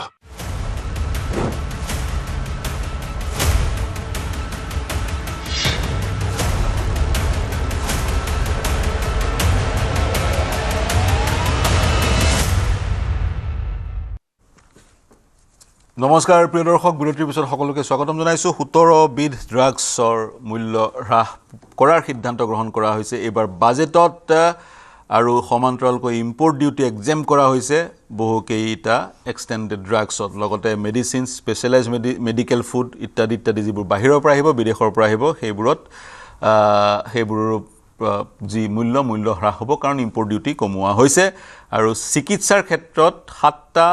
দুৰাৰোগ্য যি ৰোগ সেই ৰোগৰ চিকিৎসাৰ ক্ষেত্ৰত কিছু সকাহ ৰাইজে পাব এইখন এবাৰ বাজেটখন ৰাহত বাজেট বুলি কেন্দ্ৰীয় চৰকাৰে দাবী কৰিব বিচাৰিছে এই বাজেটখনৰ যোগেদি সমাজৰ প্ৰতিটো শ্ৰেণীৰ প্ৰতিগৰাকী লোকে কৰবাত নহয় কৰবাত সকাহ পাব আৰু এই বাজেটখনৰ মূল উদ্দেশ্য হৈছে সাস্টেইনেবল ডেভেলপমেণ্ট বহনক্ষম যি উন্নয়ন সেই উন্নয়নৰ কথা এবাৰ বাজেটখনত কোৱা হৈছে ইতিমধ্যে বিতৃপন মজুমদাৰে বাজেটখনৰ সাইজ বা বাজেটখনৰ সন্দৰ্ভত কিছু বিশ্লেষণ আগবঢ়ালে এই যে সাস্টেইনেবল আমি ইকনমিৰ কথা কওঁ বিশেষকৈ আপুনি কিদৰে আপোনাৰ দৃষ্টিভংগী কি আপোনাৰ পাৰ্সপেক্টিভ সাস্টেইনেবল ইকনমিৰ ক্ষেত্ৰত যদি অসমৰ ক্ষেত্ৰলৈ আহোঁ বাজেটখনে সমগ্ৰ দেশত তেনে ধৰণৰ এক সাস্টেইনেবল ইকনমিৰ কথা কৈছে য'ত আমাৰ যি নিৰ্ভৰশীলতা চাইনা বা আমেৰিকাৰ ওপৰত সেই নিৰ্ভৰশীলতা কমি যাব সমান্তৰালে বিশ্বৰ বৰ্তমানৰ যি অৰ্থনৈতিক স্থিতি সেই অৰ্থনৈতিক স্থিতিৰ সৈতেও আমি তাল মিলাই আগবাঢ়ি যাব লাগিব গতিকে সমগ্ৰ ভাৰতৰ সন্দৰ্ভত বা অসমৰ ক্ষেত্ৰত এই এনে ধৰণৰ সাস্টেইনেবল ইকনমি কেনেকৈ আমি পাব পাৰোঁ বুলি ভাবে আপুনি মই বিতুপন আপোনাক সুধিছোঁ হয় আমাৰ অসমৰ কথা মই তাৰপিছত আপোনাৰ ওচৰলৈ যাম হয় অসমৰ বৰ্তমান যদি আমি চাওঁ মই প্ৰত্যেকটো ক্ৰিটিকেল এংগেল মই ক'ব বিচাৰোঁ কাৰণ মই কথাবিলাক অলপ ষ্ট্ৰেইট ফৰৱাৰ্ডে পালোঁ মোক প্ৰথমতে চাওক অসমত যি ধৰণৰ ইনভেষ্টমেণ্ট ক্লাইমেট হৈছে মানে কেপিটেল ইনভেষ্টমেণ্টে বহুতখিনি কাম হৈছে আৰু যাৰ কাৰণে আমি যোনটো এটা ফল এটা পাইছোঁ নাম্বাৰটোত 15.5% আমাৰ GDP গ্ৰোথ নমিনেল GDP এবছলিউটলি বহুত ডাঙৰ নাম্বাৰ আৰু আমাৰ ৰাস্তা পদূলি ধুনীয়া বনিছে গাঁওবিলাকত বেছি ভাল গুৱাহাটীতকৈ ৰাস্তাকেইটা বেছি ভাঙা থাকে তো এই ক্ষেত্ৰত কি হয় আমি ক'ৰবাত দেখিছোঁ আমাৰ বহুত বেছি ফ্লাইঅভাৰো বনি আছে ক'ৰবাত ফ্লাইঅভাৰৰ কাৰণে মানুহ ডিষ্টাৰ্বো হৈছে আৰু লেটেষ্ট আমাৰ কি বুলি কয় আমাৰ এই কাজিৰঙাত কৰিডৰৰ কথা পাতি আছে that's also one of the activity যোনটো কাৰণে আৰু আমাৰ ইণ্ডিয়াত আৰু অসমৰ এটা বস্তু ভাল মই দেখি আছোঁ ৰিলিজিয়াছ টুৰিজিম এটা ভাল ডেভেলপমেণ্ট হৈছে এইবাৰ বুদ্ধ চাৰ্কিট সেইটো হৈছে আৰু লগত আপুনি যদি কামাখ্যা মন্দিৰত মই কামাখ্যা মন্দিৰত যাওঁ তাৰ ওপৰত আমাৰ ভুৱনেশ্বৰ দেৱী মন্দিৰ ওচৰলৈ মই গৈ থাকোঁ মাজে মাজে এনেকুৱা হৈছে আৰু মোৰ মানে কি হাত ভৰিত বিষ বেছি এনেকুৱা হয় শ্লোপত মানে আপোনাৰ গাড়ী উঠাব নোৱাৰা হৈ যায় ইমানখিনি ভিৰ হয় স্যাটাৰডে সানডে আপুনি যাবই নোৱাৰে সেইদিনাখন মোৰ ভাইটি এটাও আহিছিলে তেলেগু মানে হয় হিজ ফ্ৰম আন্ধ্ৰ প্ৰদেশ তাৰ পৰা মানুহখিনি আজিকালি মেজৰিটি মানুহ দেখিব আহি থাকে ইয়াত ডাঙৰ ডাঙৰ পূজা হয় ৰিলিজিয়াছ টুৰিজম অসমত বৃদ্ধি পাইছে বাহিৰৰ মানুহ আহে বৃদ্ধি পাইছে সেইটো এটা হৈছে কিন্তু অসমৰ যোনটো মই বহুত ক্ষেত্ৰত ভাল হৈছে অসমত ফ্লোজ আহিছে ক্যাপিটেল মুভমেন্ট হৈছে অসমত কেতিয়াবা এনেকুৱা লাগে যে কি বুলি কয় things R looking very fine আৰু আমি মাজতে কি অসমত ডাঙৰ এটা বস্তু মই ফিল কৰোঁ পাৰ্চনেলি সেইটো মেবি পলিটিকেলি ৰাইট নহ'ব পাৰে কিন্তু মই পাৰ্চনেলি ফিল কৰোঁ ইন দ্য লংগাৰ টাইম অসমৰ গাঁৱৰ ফালে কি হয় মানুহবিলাক আজিকালি খেতি কৰা মই সিমান আজিকালি আগৰ নিচিনা সেনেকৈ নেদেখোঁ আগৰ যেনেকৈ খেতি কৰে মোৰ লগৰবিলাক এতিয়া ধৰি লওক কলেজত প্ৰফেচৰ হ'লেও ঘৰত গৈ খেতি কৰে কিন্তু সেই খেতিৰ ক্ষেত্ৰত যোনটো হয় ন যোনটো পাৰ্টিচিপেশ্যন মানুহৰ এই ইনচেণ্টিভাইজ কমি গৈছে ঘৰত গভৰ্ণমেণ্টৰ পৰা ছাপোৰ্ট পাই আছে স্কিমবিলাকৰ কাৰণে ৰিচেণ্টলি এতিয়া 10,000 টকাও কিবা গভৰ্ণমেণ্ট দিলে চাগে সেইটো মেবি মই পলিটিকেলি ৰাইট নহ'ব পাৰে কথাখিনি মোৰ মেবি কিন্তু এনেকুৱা সময়ত কি হৈ যাগে এই যোনটো কৰিব লগা পৰিস্থিতিত গভৰ্ণমেণ্ট পৰিছে মই নকওঁ যে গভৰ্ণমেণ্টে লিয়ৰ কৰিছে কিন্তু যোনটো পৰিস্থিতিত গভৰ্ণমেণ্টে আজি নহয় গভৰ্ণমেণ্টে ইলেকশ্যন যদি বুলি মই ক'লোহেঁতেন নহ'লে গভৰ্ণমেণ্টে আজি 4-5 বছৰ পৰা দিব লগা নহ'লহেঁতেন তেনেকুৱা ধৰণৰ হয় যে গভৰ্ণমেণ্টৰ ফালৰ পৰা আমাৰ ষ্টেট গভৰ্ণমেণ্টৰ ফালৰ পৰা ক'ৰবাত ক'ৰবাত আমাৰ গাঁৱৰ অঞ্চলত প্ৰডাক্টিভিটি বহুত ভালকৈ ড্ৰপ হৈছে আৰু এই প্ৰডাক্টিভিটি আমি যদি কওঁ যেতিয়া আমাৰ চিফ মিনিষ্টাৰ ডাঙৰীয়া যেতিয়া কয় মিয়া ৱৰ্ড ইউজ কৰে যে বাহিৰৰ বিদেশী মানুহখিনি একজেক্টলি ক'ব গ'লে তেওঁলোকে আমাৰ ইকনমিক ক্ষেত্ৰত খেতিৰ হওক বা মাছৰ হওক তেলৰ আপুনি ধৰি লওক চৰাঞ্চল গোটেইখিনি তেওঁলোকে ধৰি আছে মই আপোনাৰ পইণ্টটো ল'লোঁ সেইকাৰণে এটা কওঁ এই প্ৰডাক্টিভিটিৰ ওপৰত যদি আমাৰ হয় সেই বস্তুটোৱে মোৰ মেজৰ কনচাৰ্ণ কিন্তু মই নকওঁ যে অসমৰ সকলো মানুহে অসমীয়া কিন্তু এটা কথা কওঁ যে আমাৰ অসমীয়া যোনটো গাঁৱৰ আমাৰ অঞ্চলৰ মানুহখিনি ক'ৰবাত অকণমান প্ৰডাক্টিভিটি ড্ৰপ হৈছে আৰু সেইটো বস্তুৰ প্ৰতি অকণমান মোৰ ভয় কাৰণ আমি গ্ৰ'থটো দেখি আছোঁ কিন্তু in the long term maybe কি হ'বগৈ যদি আমি যদি অকল যদি ইনচেণ্টিভাইজ কৰি থাকোঁ বা ইনচেণ্টিভাইজ কৰা বেলেগ বস্তু আমি যদি আপোনাক দৰকাৰ হ'লে পইচা আমাক কি সৰুতে কি কয় যে তই নিজে অলপ কাম কৰা গুৰুত্ব দিয়ে আমাক যদি ঘৰৰ পৰা যদি ইমিডিয়েটলি পইচা দি থাকে এতিয়া মই বুঢ়া বয়স হৈ গৈছে এই বয়সত যদি মোক ঘৰৰ পৰা পইচা দি থাকে তো মই কাম কেনেকৈ কৰিম কথাটো সেনেকুৱা হৈছে এটা সময়ত কি প্ৰডাক্টিভিটি পুষ্ট যোনটো লগাই জাপানীজৰ লগত আমি আমাৰ ইয়াৰ পৰা যেতিয়া আমি কি বুলি ভাবিছোঁ আমি এক্সপৰ্ট লেবাৰ এক্সপৰ্টৰ কথা ভাবিছোঁ আমাৰ লেবাৰখিনি এনেকুৱা হ'লে আমি এক্সপৰ্ট কেনেকৈ কৰিম তো সেই ক্ষেত্ৰত কি হয় মেবি এদিন নহয় মেবি নেক্সট ইয়াৰ যদি আমাৰ এখন গভৰ্ণমেণ্ট আকৌ মই এজ সকলোৱে ভাবিছোঁ যে এখন গভৰ্ণমেণ্ট যদি আহে আৰু হাই পচিবিলিটি তেতিয়া বিচাৰোঁ এই বস্তুখিনি ক'ৰবাত এই বস্তুখিনি ধ্যান দিয়াটো প্ৰয়োজন বিশেষকৈ আমাৰ মাটি পথাৰৰ মাটি চন পৰি আছে আমাৰ অসমত পথাৰৰ মাটিত অসমৰ মানুহে খেতি নকৰা পৰিলক্ষিত হৈছে আৰু তাৰপিছত মিয়াসকলে অসমৰ এটা ইকনমিৰ এটা বৃহৎ অংশীদাৰ বা ষ্টেক হোল্ডাৰ বুলি আপুনি এই মুহূৰ্তত ক'ব বিচাৰিছে আৰু যিমানেই ইনচেণ্টিভাইজ কৰি গৈ থকা যাব বা চৰকাৰী আঁচনিৰ যোগেদি ৰাইজক ডাইৰেক্ট কেছ ট্ৰেন্সফাৰ কৰি থকা যাব তেওঁলোক কামৰ প্ৰতি কিমান আকৰ্ষিত হ'ব সেয়াও ডাঙৰ প্ৰশ্ন আৰু অসমৰ যুৱক যুৱতীয়ে আজিৰ তাৰিখত আমি পৰিলক্ষিত কৰিছোঁ ভাৰতবৰ্ষৰ বিভিন্ন প্ৰান্তত বিভিন্ন ধৰণৰ চাকৰি কৰিবলৈ গৈছে তেওঁলোকে IS-ৰ পৰা আৰম্ভ কৰি একে সিকিউৰিটি গাৰ্ডৰ চাকৰি কৰিবলৈকে গৈছে কিন্তু সিকিউৰিটি গাৰ্ডৰ চাকৰি কৰিবলৈ যোৱা যুৱক যুৱতীসকলে মাহে বিশেষকৈ যুৱকসকলে মাহে 6,000 পৰা 10,000 টকা দৰমহা পায় কিন্তু তেওঁলোকক যদি উপযুক্ত পৰিৱেশ দিয়া হয় মাটি দিয়া হয় যদি মাটি নাই তেওঁলোকে তাতকৈ বহু বেছি ধন অসমতে উপাৰ্জন কৰিব তাৰ কাৰণে তেওঁলোকক পৰিৱেশ দিয়াটো প্ৰয়োজন কৃষি খণ্ডত কিমান আজি নিৰ্ধাৰিত কৰা হ'ল ধন তাৰ আপোনাৰ হাতত পৰিসংখ্যাটো আছে নেকি ডিফেন্সৰ ইতিমধ্যে আমি পৰিসংখ্যাটো পালোৱে 10-12% মান agriculture activity 1.62 lakh crore 1.62 lakh crore কৃষি আৰু কৃষিভিত্তিক কাম কাজৰ কাৰণে 1.62 লাখ কোটি টকা নিৰ্ধাৰিত কৰা হৈছে বাজেটৰ যি মূল ব্যয় তাৰ কিমান শতাংশ হ'ব 2% মান হ'ব 2% মান হ'ব 2% বেছি হ'ব 2% গতিকে কৃষি খণ্ড আৰু শিক্ষা খণ্ডত বাজেটৰ পৰা যিমান ধন নিৰ্ধাৰিত কৰা হয় তাতকৈ বেছি ধন নিৰ্ধাৰিত কৰাৰ অৱকাশ আছে নেকি যদি নাই ব্যক্তিগত খণ্ডক এই দিশলৈ অনাৰ বা এই দিশত বিনিয়োগ কৰাৰ বা বিনিয়োগ কৰিবলৈ তেওঁলোকক হেঁচা প্ৰয়োগ কৰাৰ অৱকাশ আছে নেকি এইকেইটা প্ৰশ্ন কিন্তু প্ৰাসংগিক মই বিজেপিৰ ওচৰলৈ যাম বিজেপিৰ প্ৰতিনিধিগৰাকীৰ ওচৰলৈ যাম আপুনি কি প্ৰতিক্ৰিয়া প্ৰকাশ কৰিব বিশেষকৈ বিতুপনে যি এক মন্তব্য কৰিলে হয় বিতুপন দাই ৰেখাৰ কথা কৈছে যে অসমৰ আজিকালি থলুৱা লোকসকলে খেতি বাতিত কম নকৰা হৈছে বা আমাৰ চৰকাৰৰ ফালৰ পৰাও ধৰক কিছু সংখ্যক আঁচনিৰ জৰিয়তে সহায় সাহায্য আগবঢ়োৱা হৈছে এতিয়া চাওক খেতি বাতি নকৰা হৈছে আমিতো সদায় কৈ আছোঁ যে আমাৰ যোনখিনি খিলঞ্জীয়া ল'ৰা ছোৱালী আমাৰ ল'ৰা ছোৱালীখিনিয়ে এগ্ৰিকালচাৰত বা প্ৰডাকশ্যন ক্ষেত্ৰখনত নামিব লাগে কাৰণ আমি যদি আজি নিজৰ ফিল্ডসমূহ এৰি দিওঁ যেনেধৰণে এতিয়া বিৰোধী দলে বহিৰাগত সেই বংগীয় মুছলমানসকলক আনি আমাৰ অসমখন ধ্বংস কৰাৰ পথত লৈ গৈছে আমি আজি খিলঞ্জীয়াসকলে কিন্তু সকলো কামত নামি পৰিব লাগিব আৰু চৰকাৰে আঁচনিসমূহেৰে সহায় কৰি আছে ডেট ডাজন্ট মিন যে সেই আমাৰ মানুহখিনিয়ে কাম নকৰিব সেইটো নহয় আঁচনি কিমান দিছে আজি অৰুণোদয় আঁচনিৰ জৰিয়তে কিমান টকা দিছে 1250 টকাৰে জানো ঘৰ চলিব নেকি 1250 টকাটো কিয় দিয়া হৈছে যাতে যোনখিনি মহিলা আছে তেখেতসকলে যাতে নিজৰ এটা হাত খৰচ নিজৰ মতে দুটা বস্তু যাতে কিনিব পাৰে নিজৰ পুৰুষজনক নুখুজাকৈ সেইটো বাবে দিয়া হৈছে এতিয়া ছোৱালীসকলক নিযুত মইনা আঁচনি দিছে নিযুত মইনা আঁচনিৰ জৰিয়তে যোনখিনি ছোৱালীয়ে পইচাৰ অভাৱত পঢ়া শুনা এৰি সৰু বয়সতে বিয়া হয় নিজৰ জীৱনটো ধ্বংস কৰিবলগীয়া হয় সেই ছোৱালীসমূহক বচাবলৈ এইসমূহ আঁচনি দিয়া হৈছে আৰু লগতে যোনটো স্কুটি প্ৰদান কৰে সুফল লাভ কৰিলে পৰীক্ষাত সেই স্কুটিখনেৰেও ছোৱালীজনীয়ে ধৰক 2-3টা টিউশ্যন কৰায় যাৰ আৰ্থিক অৱস্থা বৰ এটা ভাল নহয় বা BPL বিল' পভাৰ্টি লাইনত পৰে তেনেধৰণৰ পৰিয়ালৰ ছোৱালীসকলেও 2-3টা টিউশ্যন কৰায় 2 পইচা ইনকাম কৰি নিজৰে ফিউচাৰৰ পঢ়া শুনাত ইউটিলাইজ কৰিব পাৰিব এতিয়া আমাৰ ল'ৰা ছোৱালীখিনি স্বাভাৱিকভাৱে আজি আমি উবেৰ হওক বা ওলা হওক বা আপুনি এই খেতিৰ ক্ষেত্ৰতে মিয়াসকলে কেনেধৰণে সোমাই পৰিছে এটা ভয়াৱহ পৰিস্থিতি এটা সৃষ্টি হৈছে আজি ৰাতি সাধাৰণতে আমি উবেৰত অকলে যাবলৈ অলপ ভয় খাওঁ কাৰণ যদি ড্ৰাইভাৰজন এজন মিয়া হয় কাৰণ তেখেতসকলৰতো একো ভৰসা নাই তেখেতসকলে ক্ৰাইম কৰিবলৈ অলপ মই পুনৰ বাজেটলৈ ঘূৰি আহিব বিচাৰিম বাজেট হয় কংগ্ৰেছৰ প্ৰতিনিধি আমাৰ সৈতে সংযুক্ত হৈছে ৰূপা কলিতা ডাঙৰীয়ানী আপুনি সংযুক্ত হৈছে মই দুগৰাকীৰ ওচৰলৈ যাম মই বিতুপন আপোনাৰ ওচৰলৈ পুনৰ আহিব বিচাৰিছোঁ ঋণৰ প্ৰসংগটো উল্লেখ কৰিব বিচাৰিছোঁ আপুনি ক'লে আমাৰ জিডিপিতকৈ GSDPতকৈ লোন 50% নহয় জানো নহয় সৰ্বভাৰতীয় পৰ্যায়ত আপুনি এটা পৰিসংখ্যা দিছিলে সৰ্বভাৰতীয় পৰ্যায়ত আমাৰ 197 লাখ কোটি মান আমাৰ 157 কোটি 157 লাখ কোটি আমাৰ 197 আমাৰ 220 লাখ কোটি টকা মানৰ হয়গে হয় 220 লাখ জিডিপিৰ পাৰ্চেন্টেজ মতে আমি 55 to 57 হয় জিডিপি হল গৈ প্ৰায় 400 লাখ কোটি হ'ব প্ৰজেক্টেড জিডিপি আৰু আমাৰ বৰোইংছ আমাৰ ধাৰ হৈছে 220 কোটি গতিকে যিমান 220 লাখ কোটি গতিকে যিমান জিডিপি তাৰ প্ৰায় 57% মান আমাৰ ধাৰ কিন্তু আমি এটা বিৰাট কমফৰ্ট জোনত আছো ইয়াৰ কাৰণটো হৈছে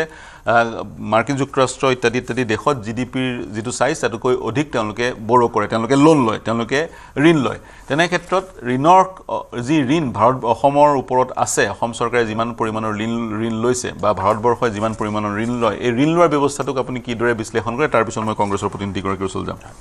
নহয় ঋণ লোৱাতে একচুৱেলি এটা কি হয় অলপ মেজাৰমেণ্ট লাগে হয় এতিয়া যেনেকৈ এতিয়া আমি যে ক'লোঁ যে আমাৰ ছাপৰ্ট ছিষ্টেমৰ কাৰণে এতিয়া আমাৰ অসমৰ যিটো ক্ষেত্ৰত চাওক অসমৰ GSDP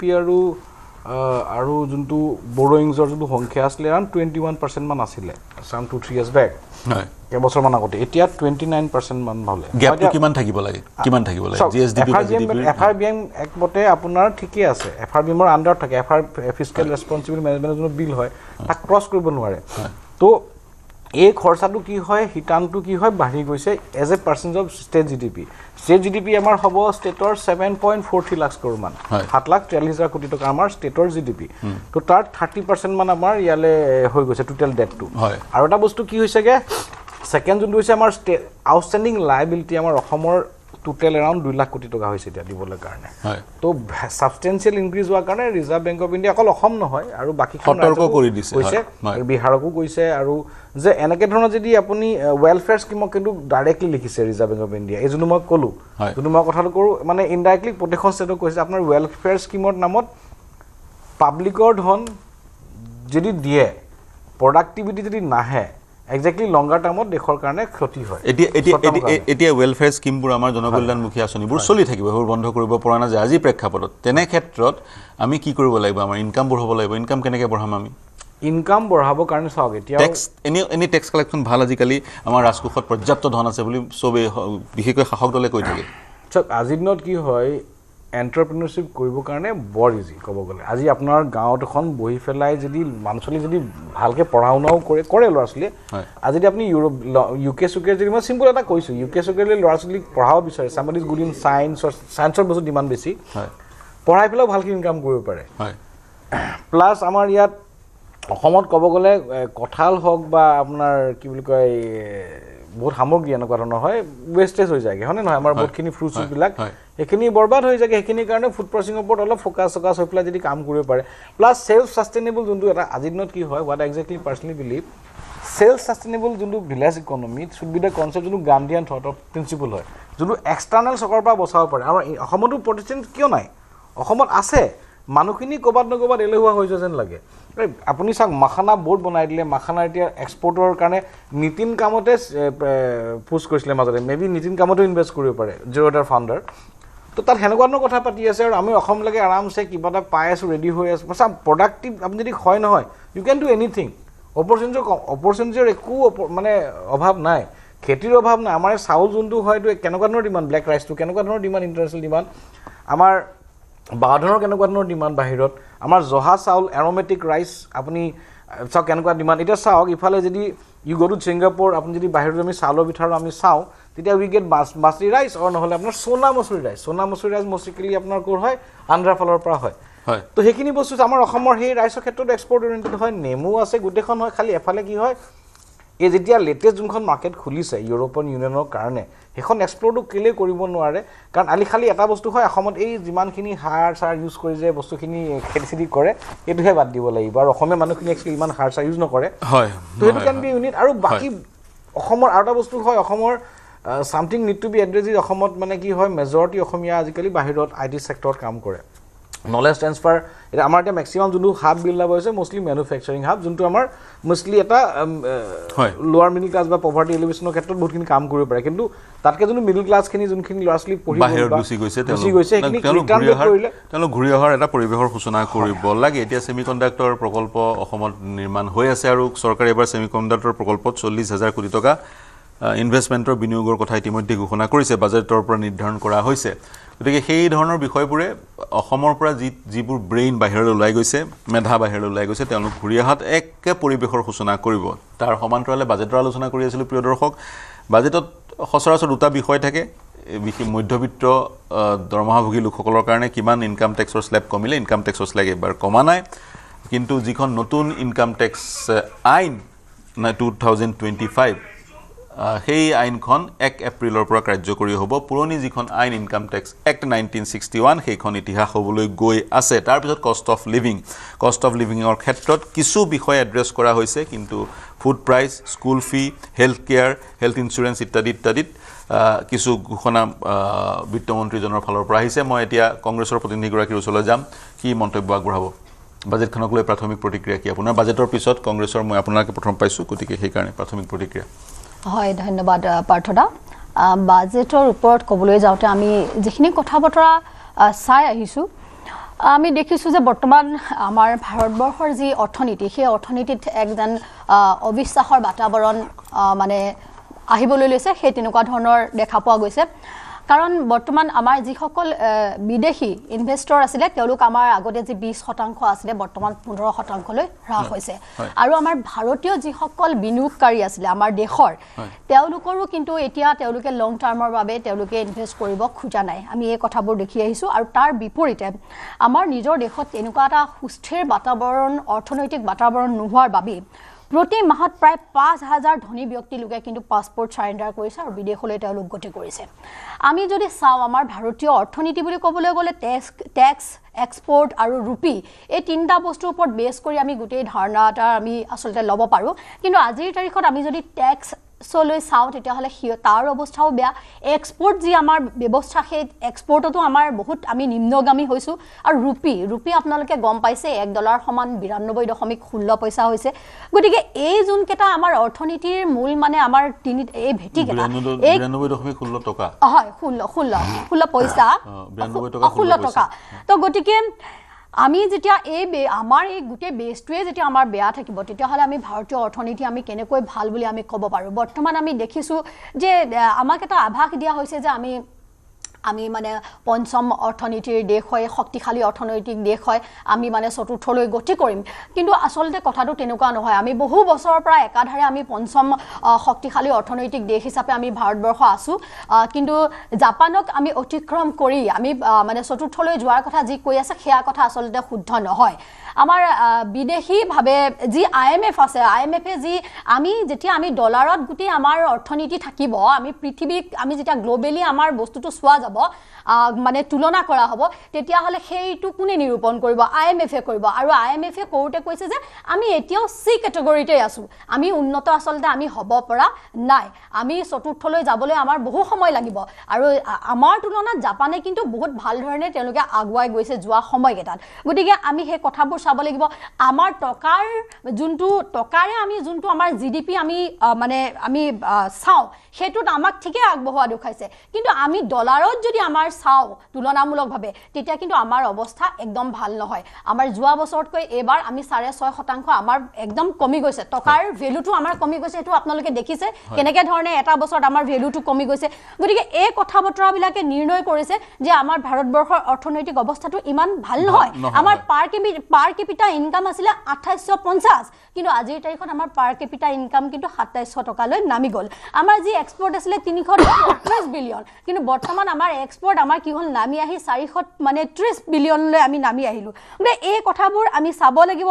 আমি গ্লোবেলি যি আমাৰ ম্যানুফ্যাকচাৰিং আছে সেই ম্যানুফ্যাকচাৰিংত আমি আসলে বহুত পিছ পৰি আছো আমি কেৱল চামৰাৰ উদ্যোগ বা কাপোৰ বা কাৰ্পেট এনেকুৱা ধৰণৰ কিছুমান বস্তু আমি ম্যানুফ্যাকচাৰিং কৰি বাহিৰলৈ পঠিয়ালে নহব সেইটোৰ ক্ষেত্ৰত কিন্তু আমাৰ কম্পিটিশন বাংলাদেশ পাকিস্তান আফগানিস্তান এইবিলাকৰ লগতো হয় গতিকে আমি ম্যানুফ্যাকচাৰিং টেকনিক্যাল সাইডটোত আমি যে কৰিব পৰা নাই সেই কথাবোৰ আসলে আমি চাব লাগিব প্ৰতিক্ৰিয়ালম হয় মই প্ৰতিক্ৰিয়ালম আপুনি ডলাৰ আৰু টকাৰ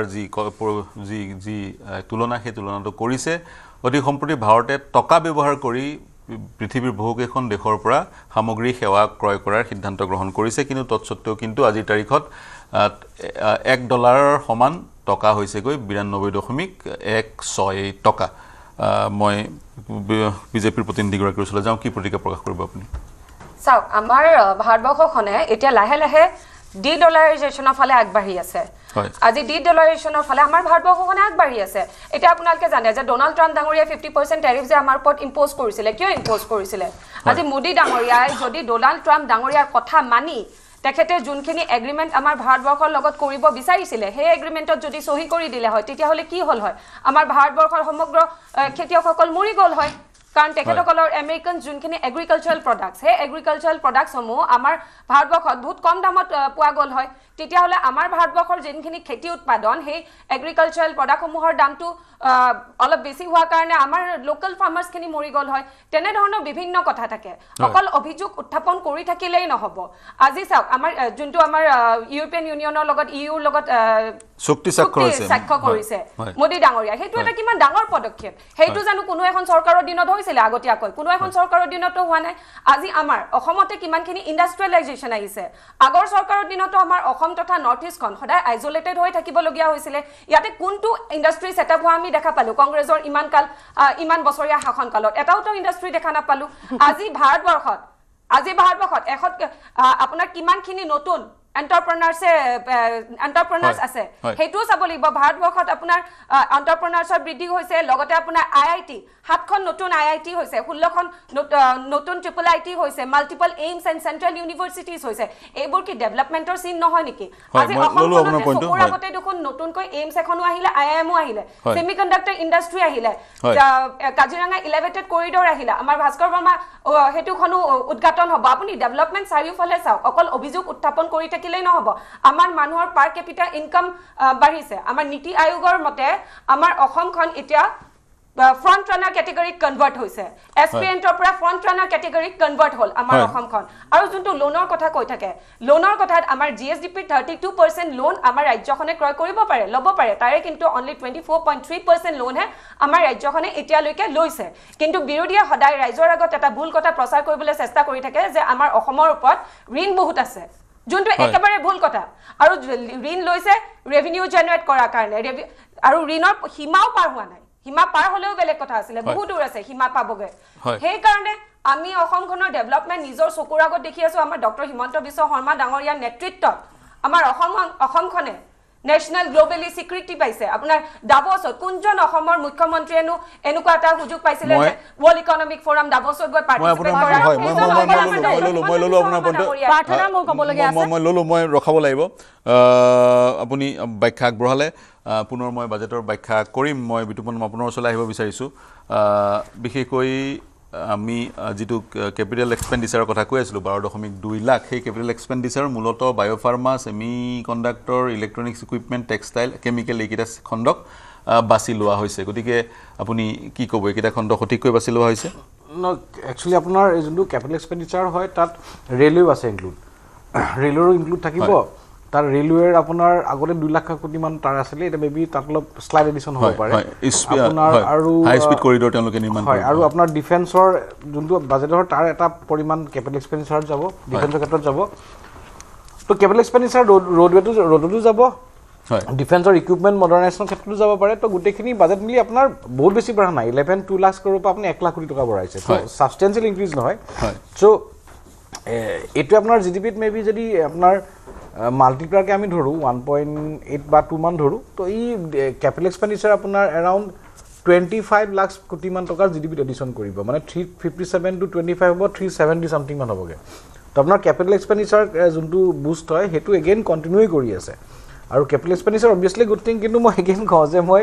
যোনটো বিচাৰি আছিলো যে private investment should pick up private investment should pick up তো তাৰ কাৰণে এতিয়া অবভিয়াস লাহে লাহে হ'বগে এতিয়া মই নকওঁ যে নহয়গে প্ৰাইভেট ইনভেষ্টমেন্ট পিক আপৰ কাৰণে গভৰ্ণমেণ্টৰ ষ্টেপ দৰকাৰী আৰু এখন গভৰ্ণমেণ্ট ডাঙৰ ফেইলাৰটো হেতুৱে কম মানে গভৰ্ণমেণ্টৰ ফেইলাৰ বুলি কেনে কম বাৰু মানুহে ফেইল কৰিছে মেবি কাৰণ গভৰ্ণমেণ্টে পুশ কৰিছে প্ৰাইভেট ইনভেষ্টমেন্ট আহা নাই গভৰ্ণমেণ্ট নিজেও কৈছে গভৰ্ণমেণ্টে প্ৰাইভেট ইনভেষ্টমেন্ট আহিবলৈ যি ধৰণৰ চেষ্টা কৰি আছে যি ধৰণৰ পৰিৱেশ কৰিব মই যাম আপোনাৰ ওচৰলৈকে যাম হয় আপুনি শেষ কৰক সেই ধৰণৰ পৰিৱেশ গঢ়ি দিয়া নাই পৰিৱেশৰ কাৰণে চেষ্টা কৰি আছে কিন্তু হেতু পিক আপ হোৱা নাই লাষ্ট 10-12 বছৰ পৰা ধৰি পিক আপ হোৱা নাই প্ৰাইভেট ইনভেষ্টমেন্ট নিউমেৰিকেল বাঢ়িছে যেনেকৈ আপুনি নাম্বাৰবিলাক কৈ দিয়ে কোনোবাই 20000 কোটি টকা খৰচা কৰিছে 30000 কোটি টকা কৰিছে these are fine numbers but as a percentage of GDP খানি পিক আপ টু যদি 15-16% কৰিব পাৰে আজি ইণ্ডিয়াৰ যোনটো পটেনশিয়াল গ্ৰোথ হয় 7% নহয় 8.5-9% গ্ৰো কৰিব পাৰে আৰু ইণ্ডিয়া কি হয় এক্সটাৰ্নাল যোনটো সেক্টৰ হয় ইণ্ডিয়া এক্সটাৰ্নাল সেক্টৰ কেতিয়া ইণ্ডিয়াই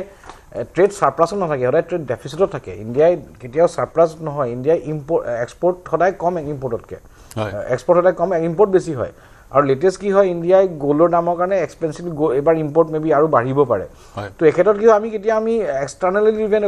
ইকোনমি নহয় আমি চাইনাৰ নিচিনা ইকোনমি নহয় আমি ইনৱাৰ্ড ইকোনমি হয় য'ত আমাৰ কনজাম্পশ্যন ইজ দ্য মেইন থিং আৰু আমাৰ যোনটো কনজাম্পশ্যন হয় দেশৰ জিডিপি এৰাউণ্ড 55-60%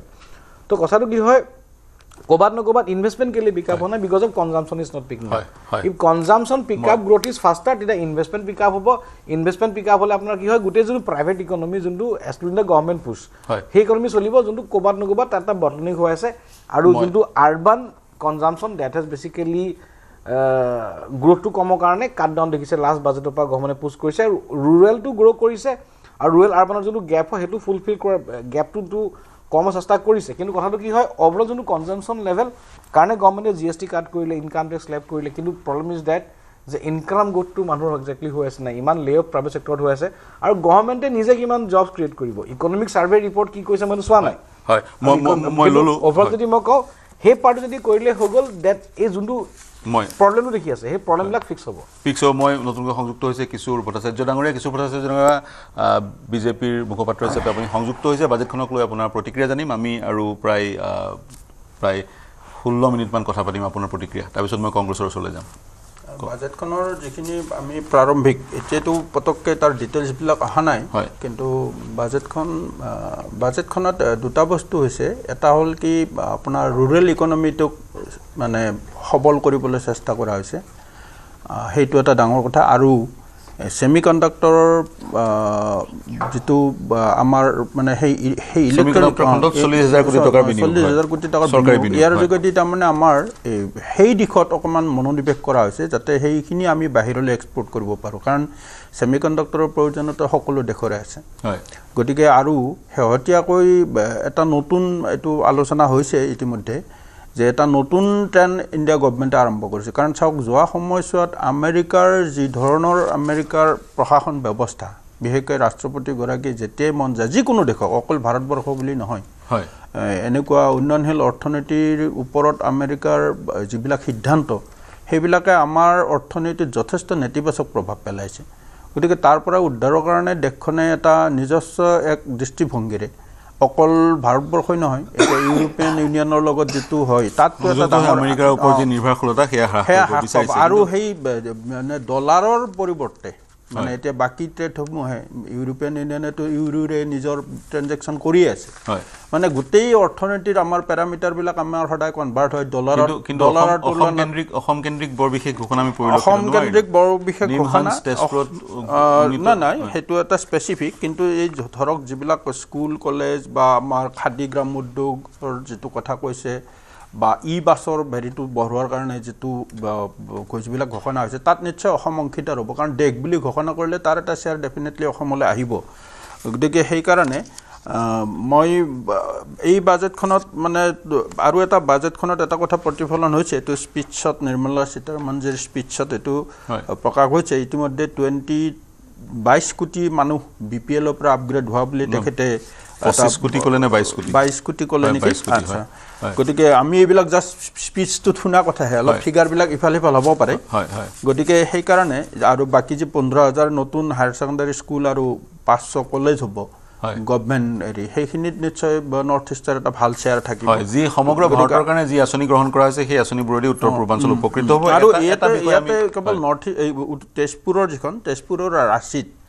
এই যিখন আমাৰ মাৰি আছে তাক অলপ আপগ্ৰেড কৰি পেলাই মানসিক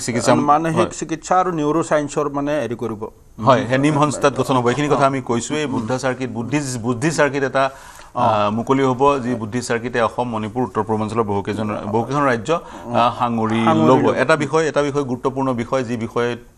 যিটো বিষয় আমি ইতিমধ্যে গ্ৰাফিক্সৰ যোগে দেখুৱাইছো যিবোৰ দেখে ভাৰতবৰ্ষত ডেটা ক্লাউডৰ ওপৰত বিনিয়োগ কৰিব সেইবোৰ দেখে 2047 চনলৈকে টেক্স হলিডে পাব তেওঁলোকে বৃহৎ ৰেহাই পাব কৰৰ ক্ষেত্ৰত সেই দেশবোৰে যিবোৰ দেখে ভাৰতবৰ্ষত ডেটা ক্লাউডৰ ওপৰত ভাৰতবৰ্ষত প্ৰতিষ্ঠান মুকলি কৰিব অৰ্থাৎ ফিউচাৰিষ্টিক বুলি ক'ব পাৰি বাজেটখন বহুকেইটা সিদ্ধান্ত গ্ৰহণ কৰা হৈছে সেমিকণ্ডাক্টৰৰ ওপৰত 40000 কোটি টকা বিনিয়োগ তাৰ পিছত এআইক লৈ বিভিন্ন গৱেষণা কেন্দ্ৰ আৰু ডেটা ক্লাউডৰ প্ৰতিষ্ঠান স্থাপন কৰিলে বিদেশী প্ৰতিষ্ঠানক টেক্স হলিডে দিয়া হ'ব টিল 2047 মই কংগ্ৰেছৰ প্ৰতিনিধিগৰাকীৰ ওচৰলৈ আহিছো ৰূপা কলিতা আপুনি এটা মন্তব্য কৰিব বিচাৰিছিলে হয় চাওক মই দেখিলো যে ইয়াৰ আগত বিজেপিৰ যিগৰাকী প্ৰতিনিধি আছিল তেখেত বৰ্তমান ইয়াৰ পৰা উঠি গৈছে তেখেতে যেনেকুৱা ধৰণৰ কথাবোৰ ক'লে তেখেতে এটা সম্পূৰ্ণ ৰাজনৈতিক ভাষণ দি থৈ গ'ল কাৰণ নিৰ্বাচন আহি আছে কিন্তু কথাটো আচলতে তেনেকুৱা নহয় ভাৰতবৰ্ষৰ অৰ্থনীতি আৰু ৰাজনীতি সম্পূৰ্ণ দুটা বেলেগ বস্তু চৰকাৰ আহিব আৰু যাব কিন্তু ভাৰতৰ অৰ্থনীতিটো আমি আচলতে যি চৰকাৰে নাহো আমি খুব সুস্থিৰভাৱে ধৰি ৰখাটো দেশখনক আগবঢ়াই নিয়াৰ বাবে সকলোৱে কিন্তু আমি বহুত বেছি মানে সাৱধান হোৱাটো উচিত আৰু সেই ক্ষেত্ৰত আমি যদি অসমৰ ক্ষেত্ৰটো আমি চাওঁ আমি দেখিছো যে যিটো ধৰণেৰে আজি ভাৰতবৰ্ষৰ প্ৰত্যেকখন ৰাজ্যই মই এতিয়া অসমৰটো উদাহৰণ হিচাপে আনিম যেনেকুৱা ধৰণৰ প্ৰধানমন্ত্ৰী নৰেন্দ্ৰ মোদী ডাঙৰীয়াই এসময়ত হাঁহিছিল যে ৰেভৰি কালচাৰ বুলি কাৰণ যিটো অৰবিন্দ কেজৰিৱালে ষ্টাৰ্ট কৰিছিল আজি প্ৰত্যেকখন ষ্টেটত যিটো ৰেভৰি কালচাৰ হৈছে তাৰ পৰা অৰ্থনীতি সাংঘাতিক ধৰণেৰে ক্ষতিগ্ৰস্ত হৈছে আমাৰ অসমলৈও যদি আপুনি চাই কালি মাননীয় মুখ্যমন্ত্ৰী ডাঙৰীয়াই এটা ভৰি ওপৰত দাঙি লৈ তেওঁ যেনে ধৰণেৰে মহিলাসকলক কৈছে আপোনালোকক আমুক দিলো কিন্তু তাৰ বিপৰীতে মাননীয় মুখ্যমন্ত্ৰী ডাঙৰীয়াই কোৱা নাই যে মই জানুৱাৰী মাহতে প্ৰথম 6 তাৰিখত 1000 কোটি ঋণ ললো দ্বিতীয় 13 তাৰিখত মই 1000 কোটি ঋণ ললো 12 জানুৱাৰীত মই 1000 কোটি ঋণ ললো মই 31 তাৰিখত 1000 কোটি ঋণ ললো আৰু মই কিমান ল'ব লাগিব আপোনালোকক 5 বাৰ ল'ব লাগিব ঋণ নে মই 10 বাৰ ল'ব লাগিব সেই কথাটো কিন্তু তেখেতে নুখুধিলে আজি যেনেকৈ আমাৰ ওপৰত যদি অৰ্থনীতি সুস্থ হৈ থাকিলে হেতেন বিজেপিৰ নেতৃত্বত মই অসমৰ ক্ষেত্ৰত কৈছো আজি টুলগেটৰ উপৰি টুলগেট 60 কিলোমিটাৰ মুৰে বহুৱাব কেতিয়াও নোৱাৰিলে হেতেন আজি 3 টকীয়া যি আমি দিম মানে কণী হে আমি আজি 10 টকাত আমি কিনি খাবলগীয়া হৈছে এক প্লেটৰ দাম 300 টকা আজিৰ তাৰিখত প্ৰত্যেকটো বস্তু আমি 60 টকীয়া মিঠাতেল আজি 200 টকাত খাব লগা হৈছে আপুনি বস্তুৰ মূল্য যি খাদ্য দ্ৰব্য যি মূল্য বৃদ্ধি হৈছে কিন্তু ৰোধ হোৱা নাই গতিকে ইমান ডাঙৰ কথাবোৰ তেওঁলোকে খালি ৰাজনীতি কৰিছো বুলিয়ে যে কৈ যাব লাগিব সেই কথাটো মই নাভাবো আপুনি কালি দেখিছে 4জন জন মিচিং ল'ৰা কেনেকৈ বহিৰাজ্যত গৈ পেলানি মৃত্যুবৰণ কৰিছে আজি প্ৰতিদিনে প্ৰত্যেক মাহে আমাৰ অসমৰ পৰা কিমান ল'ৰা আজি তাত গৈ পেলানি 10,000 9,000 টকাত তেওঁলোকে গৈ পেলানি সিকিউৰিটি গাৰ্ড কৰিছে বা বেলেগ কিবা কৰিছে আমাৰ ৰাজ্যখনৰ অৰ্থনৈতিক অৱস্থাটো যদি ভাল হ'লহেঁতেন এনেকৈ আজি নিবনুৱা যুৱক যুৱতীসকলে বহিৰাজ্যলৈ গমন কৰি পেলানি মৃত্যুবৰণ লাভ কৰিবলগীয়া নহয় আৰু এটা কথা মই কম এইডোখৰতে পাৰ্থদাই এই কথাটো নকলে ভুল হ'ব তেওঁলোকে গৰুখুটিৰ প্ৰকল্পৰ কথা তেওঁ খুব কৈছিল যে গৰুখুটি প্ৰকল্প তেওঁলোকে চৰকাৰে অৰ্থনৈতিক প্ৰগতি আনিবৰ বাবে গৰুখুটি প্ৰকল্প তেওঁলোকে লৈছে মানুহক হত্যা কৰি ঠিক আছে তেওঁলোকে গৰুখুটিৰ মাটিখিনি তেওঁলোকে কব্জা কৰিলে তাৰ পাছত আমি দেখিলো কি স্থানীয় যুৱক যুৱতীসকলক সেই কৃষি কৰ্মৰ যোগেদি আগবঢ়োৱাৰ বিপৰীতে তেওঁলোকে গৰুখুটি প্ৰকল্পৰ নামেদি গোটেই গিৰগাইখিনি আনি পেলানি নিজৰ মন্ত্ৰী এমএলএ বিধায়কখিনিৰ মাজত প্ৰসাদ বিতৰণ কৰা দি মনে মনে চুৰ কৰি ভাগ বিতৰণ কৰি খাই পেলালে আকৌ সেই গৰুখিনিৰ ওপৰতে তেওঁলোকে ঘৈণীয়েকসকলে তেওঁলোকৰ পত্নীসকলে ফাৰ্ম খুলি আকৌ ৰাজ সাহায্য 50 লাখ টকালৈকে তেওঁলোকে ডিমাণ্ড কৰিলে আৰু সেয়া লাভ কৰিবলৈ সক্ষম হয় আৰু সাধাৰণ আমাৰ যুৱক যুৱতীয়ে কি হ'ল তেওঁলোকে কৈছিলে যে গৰুখুটি প্ৰকল্পৰ বোলে দৈ গাখীৰ সমগ্ৰ অসম ভৰি পৰিব তাৰ নেমু তাৰ ৰঙলাও তাৰ খাদ্য তাৰ শাক পাচলিয়ে বোলে অসমৰ বজাৰ দখল কৰিব মিয়াক তেওঁলোকে আতৰ কৰিব কিন্তু ক'ত গ'ল গৰুখুটি প্ৰকল্প এনেকৈ যদি তেওঁলোকে প্ৰকল্পৰ নামত কৃষি কৰ্মৰ নামত যদি তেওঁলোকে মানে গুক্কাত মিছা কথা কৈ নিজৰ তেতিয়াহ'লে মই ভাবো ৰাজ্যৰ অৰ্থনীতি কেতিয়াও বেছি সময় নাই মোৰ হাতত কিশোৰ ভট্টাচাৰ্য ডাঙৰীয়া চাৰিজন মিচিং যুৱকৰ বাতৰিটো আপুনি পায় কিন্তু মই স্পেচিফিক চাৰিজন যুৱকৰ কথা কোৱা নাই চাৰিজন মিচিং যুৱক এনেকৈ মৃত্যু হোৱাটো দুৰ্ভাগ্যজনক কিন্তু অসমৰ পৰা সেই কম দৰমহাত চাকৰি কৰিবলৈ বাহিৰৰ ৰাজ্যলৈ যোৱাটো কিন্তু দুৰ্ভাগ্যজনক অসমতে সেই মানৱ সম্পদ ব্যৱহাৰ কৰিব নোৱাৰাটো দুৰ্ভাগ্যজনক মই ইয়াত দুটা কিন্তু এটা সামাজিক কাৰণ আছে মানে মই আপোনাক কৈছোঁ ইয়াৰ আমাৰ মনস্তাত্ত্বিক কাৰণ এটা ইয়াত লুকাই আছে আমাৰ ইয়াত আপুনি এই একেখিনি কাম কৰিবলৈ যদি অসমত আপুনি সেই একেখিনি ল'ৰাক আমি মনস্তত্ত্ব সলাব লাগিব আমাৰ মানসিকতাৰ পৰিৱৰ্তন কৰিব লাগিব আমাৰ কি হয় শিক্ষিত ল'ৰাবিলাকে কিছুমান কাম কৰিবলৈ এতিয়াও লাজ পায় মানে সেই একেটা কাম যদি আপুনি অসমত তেওঁ সেই সুযোগটো পায় কৰিবলৈ অলপ ইতস্তত কৰে কোনোবা চিনাকি মানুহে দেখিব বা এইটো কাম কৰা বুলি জানিলে মোৰ পিছত মোৰ পৰিয়ালৰ সন্মান লাভ হ'ব এইটো এটা মনস্তাত্ত্বিক 2 নম্বৰ এতিয়া কথা হ'ল কি সেইকাৰণে ব্ৰেইন ড্ৰেইনটো এইটো নহয় আমাৰ ব্ৰেইন ড্ৰেইনো হৈছে আৰু আমাৰ কৰ্মসংস্থাপন বিচাৰি বাহিৰলৈ যোৱা আছে এতিয়া ইয়াত ছাপ'জ এতিয়া ছেমি কণ্ডাক্টৰ আহিলে এতিয়া বেংগলোৰত বহুত আমাৰ অসমৰ যুৱক যুৱতী সেইটো ছেক্টৰত কাম কৰি আছে এতিয়া ছেমি কণ্ডাক্টৰ প্ৰকল্প ইয়াত সম্পূৰ্ণ হোৱাৰ লগে লগে উল্টাই মই ভাবোঁ অসমৰ ৰিকুৱাৰমেণ্টটো ফুলফিল হ'ব উল্টাই দেশৰ বেলেগ ৰাজ্যৰ পৰাও আমাৰ ইয়ালৈ আহিব প্ৰযুক্তি জনা ল'ৰা ছোৱালী ইয়ালৈ আহিব সেইটো এটা আৰু যিটো লোনৰ কথা কৈছে এখেতে মই চমুৱাই কৈছোঁ লোনটো কেতিয়াবা আমাৰ কেপিটেল ইনভেষ্টমেণ্টটো হৈছে আজি আমাৰ নুমলীগড় ৰিফাইনেৰীত আৰু অসম গভৰ্ণমেণ্টৰ শ্বেয়াৰ আছে বায়'ইথানল প্ৰজেক্টত অসম গভৰ্ণমেণ্টৰ শ্বেয়াৰ থাকিব সেইবিলাকৰ পৰাও তাৰ প্ৰফিট হেৰিটো হ'ব চৰকাৰে এটা পলিচি লৈছে যে আমি লোন লোৱাৰ লগে লগে সেই লোনখিনি মাৰিবৰ কাৰণে আমাৰ ৰেভিনিউটো ক'ৰ পৰা জেনেৰেট হ'ব কিন্তু একেদিনাই নহয় এই প্ৰকল্পবোৰ সম্পূৰ্ণ হোৱাৰ পিছত আৰু মই আপুনি গম পাইছেনে নাজানে আপুনি তথ্যবোৰ চাই আপোনালোকে বেছি ভালকৈ জানিব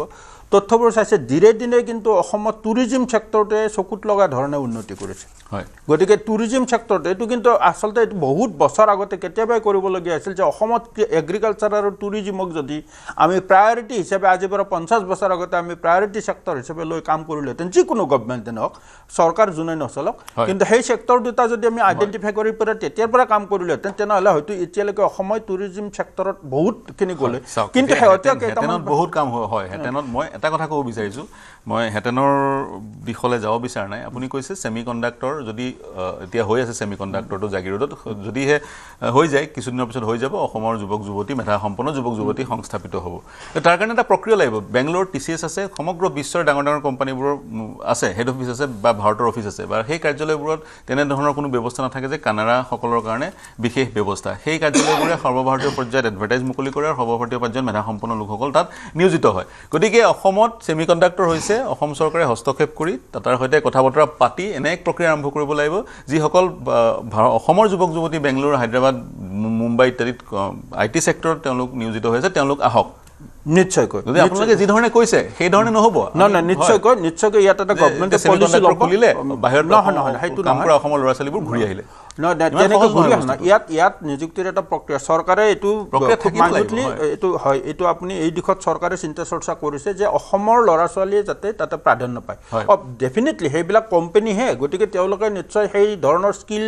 মানুহ হ'ব লাগিব কিন্তু যিখিনি স্কিল মানুহ আছে সেইখিনি যাতে লোকেল লেভেলত জাগ্ৰত 30% অসমীয়াৰ কাৰণে সেই ধৰণৰ পলিচি এটা সেই দিশত চৰকাৰে চিন্তা চৰ্চা কৰিছে গতিকে মই আপোনাক ক'লো থুলমূলকৈ আজিৰ বাজেটৰ মানে এই যিটো প্ৰতিফলন আমি হয়তো ডিটেইলছটো পিছত পাম ডিপাৰ্টমেণ্ট ৱাইজ আমি কিমান কোন চেক্টৰত কিমান হেৰি কৰিলে এতিয়া আমি স্পীচত যিটো গম পাইছোঁ এইটোৱে কৈছে যে আমাৰ ইনফ্ৰাষ্ট্ৰাকচাৰত গুৰুত্ব দিয়া হৈছে আমাৰ টেকন'লজি ডেভেলপমেণ্টত গুৰুত্ব দিয়া হৈছে বিশেষকৈ আপোনাৰ এইটো চেক্টৰত ইলেক্ট্ৰনিক চেক্টৰত গুৰুত্ব দিয়া হৈছে আৰু ৰুৰেল ইকনমিটো ষ্ট্ৰেংথেন কৰাৰ সবল কৰাৰ চেষ্টা কৰা হৈছে ফিউচাৰিষ্টিক বাজেট বুলি এই মুহূৰ্তত কোৱা হৈছে কেপিটেল এক্সপেণ্ডিচাৰত কিন্তু বৰ বিশেষ বৃদ্ধি আমি পৰিলক্ষিত কৰা নাই এইবাৰ মূলধনী ব্যয়ৰ ক্ষেত্ৰত 12.2 লাখ টকাহে মূলধনী ব্যয় এইবাৰ ধাৰ্য কৰা হৈছে আৰু এক্সপেণ্ডিচাৰ ব্যয়ৰ যিটো পৰিমাণ সেইটো হৈছে 53.5 লাখ টকা এই মুহূৰ্তত আমি ফাৰ্ষ্ট নিউজলৈ যাব বিচাৰিছোঁ পৰৱৰ্তী সময়ত পুনৰ আমি কথা পাতি থাকিম এতিয়ালৈ এৰিছোঁ 2026 driven by the all new Seltos Paras forever.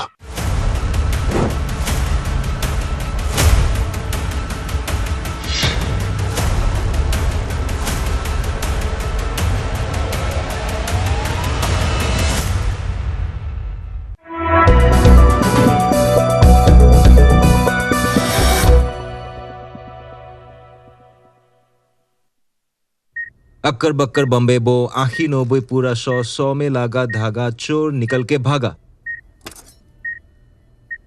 ঘৰত কোনটো টিএমটি লগাইছে মাইটন ষ্টিল আপোনাৰ ওপৰত ট্ৰাষ্ট কৰিব পাৰি ওকে ষ্ট্ৰং মানে মাইথন ষ্টিল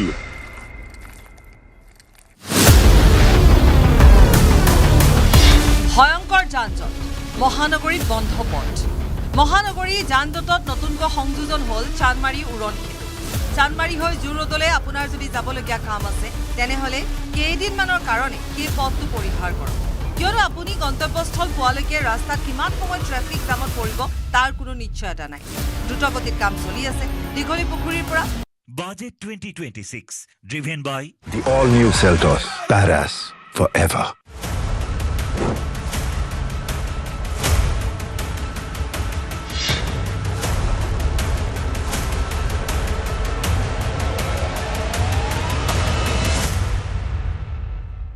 अक्कर बक्कर बम्बे बो आखी 90 पूरा 100 में लागा धागा चोर निकल के भागा ঘৰত কোনটো টিএমটি লগাইছে মাইটন ষ্টিল আপোনাৰ ওপৰত ট্ৰাষ্ট কৰিব পাৰি ওকে ষ্ট্ৰং মানে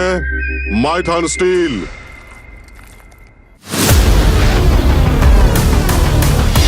ভয়ংকৰ যান-জঁট মহানগৰীত বন্ধ পথ মহানগৰী যান-জঁটত নতুনকৈ সংযোজন হ'ল চানমাৰী উৰণ চানমাৰী হৈ জুৰোডলৈ আপোনাৰ যদি যাবলগীয়া কাম আছে তেনেহ'লে কেইদিনমানৰ কাৰণে সেই পথটো পৰিহাৰ কৰক কিয়নো আপুনি গন্তব্যস্থল পোৱালৈকে ৰাস্তাত কিমান সময় ট্ৰেফিক জামত পৰিব তাৰ কোনো নিশ্চয়তা নাই দ্ৰুতগতিত কাম চলি আছে দীঘলী পুখুৰীৰ পৰা বামুণী মৈদামৰ FCI হনুমান মন্দিৰলৈকে নিৰ্মাণ কৰা উৰণ সাময়িকভাৱে বন্ধ কৰা হৈছে কেইবাটাও পথ ৰোড ক্লোজ কৰি থোৱা হৈছে আপুনি চানমাৰী দিশৰ পৰা যদি জুৰোডৰ দিশে যাব বিচাৰে তেনেহ'লে এই পথটোৰে চানমাৰী উৰণ ক্ষেত্ৰৰ ওপৰেদি যাব নোৱাৰিব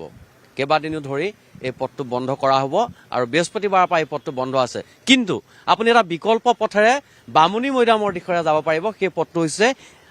MRD পথ এই পথটোৰে আপুনি গৈ বামুণী মৈদামৰ যিটো গভৰ্ণমেণ্ট পেজ আছে গভৰ্ণমেণ্ট পেজৰ কাষেদি গ'লে বামুণী মৈদামৰ যিটো মূল পথ আছে সেই পথত উঠি সেই দিশেৰে আপুনি যাব পাৰিব RG বৰুৱা ৰোডৰ মূল পথেৰে জুৰোডৰ দিশে আহিলে চানমাৰী উৰণ সেতুৰ ওপৰেৰে যাব নোৱাৰিব চানমাৰী উৰণ সেতু সম্পূৰ্ণৰূপে বন্ধ কৰি দিয়া হৈছে আৰু আমি অলপ আগলৈ যাম সিফালৰ পৰা অহা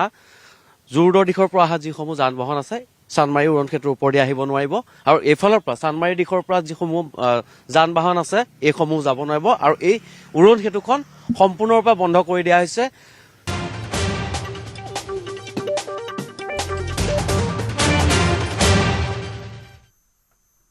দুটা সংবাদলৈ স্বাগতম জনাইছো ষ্টুডিঅ'ত মই সৌৰভ গাৰ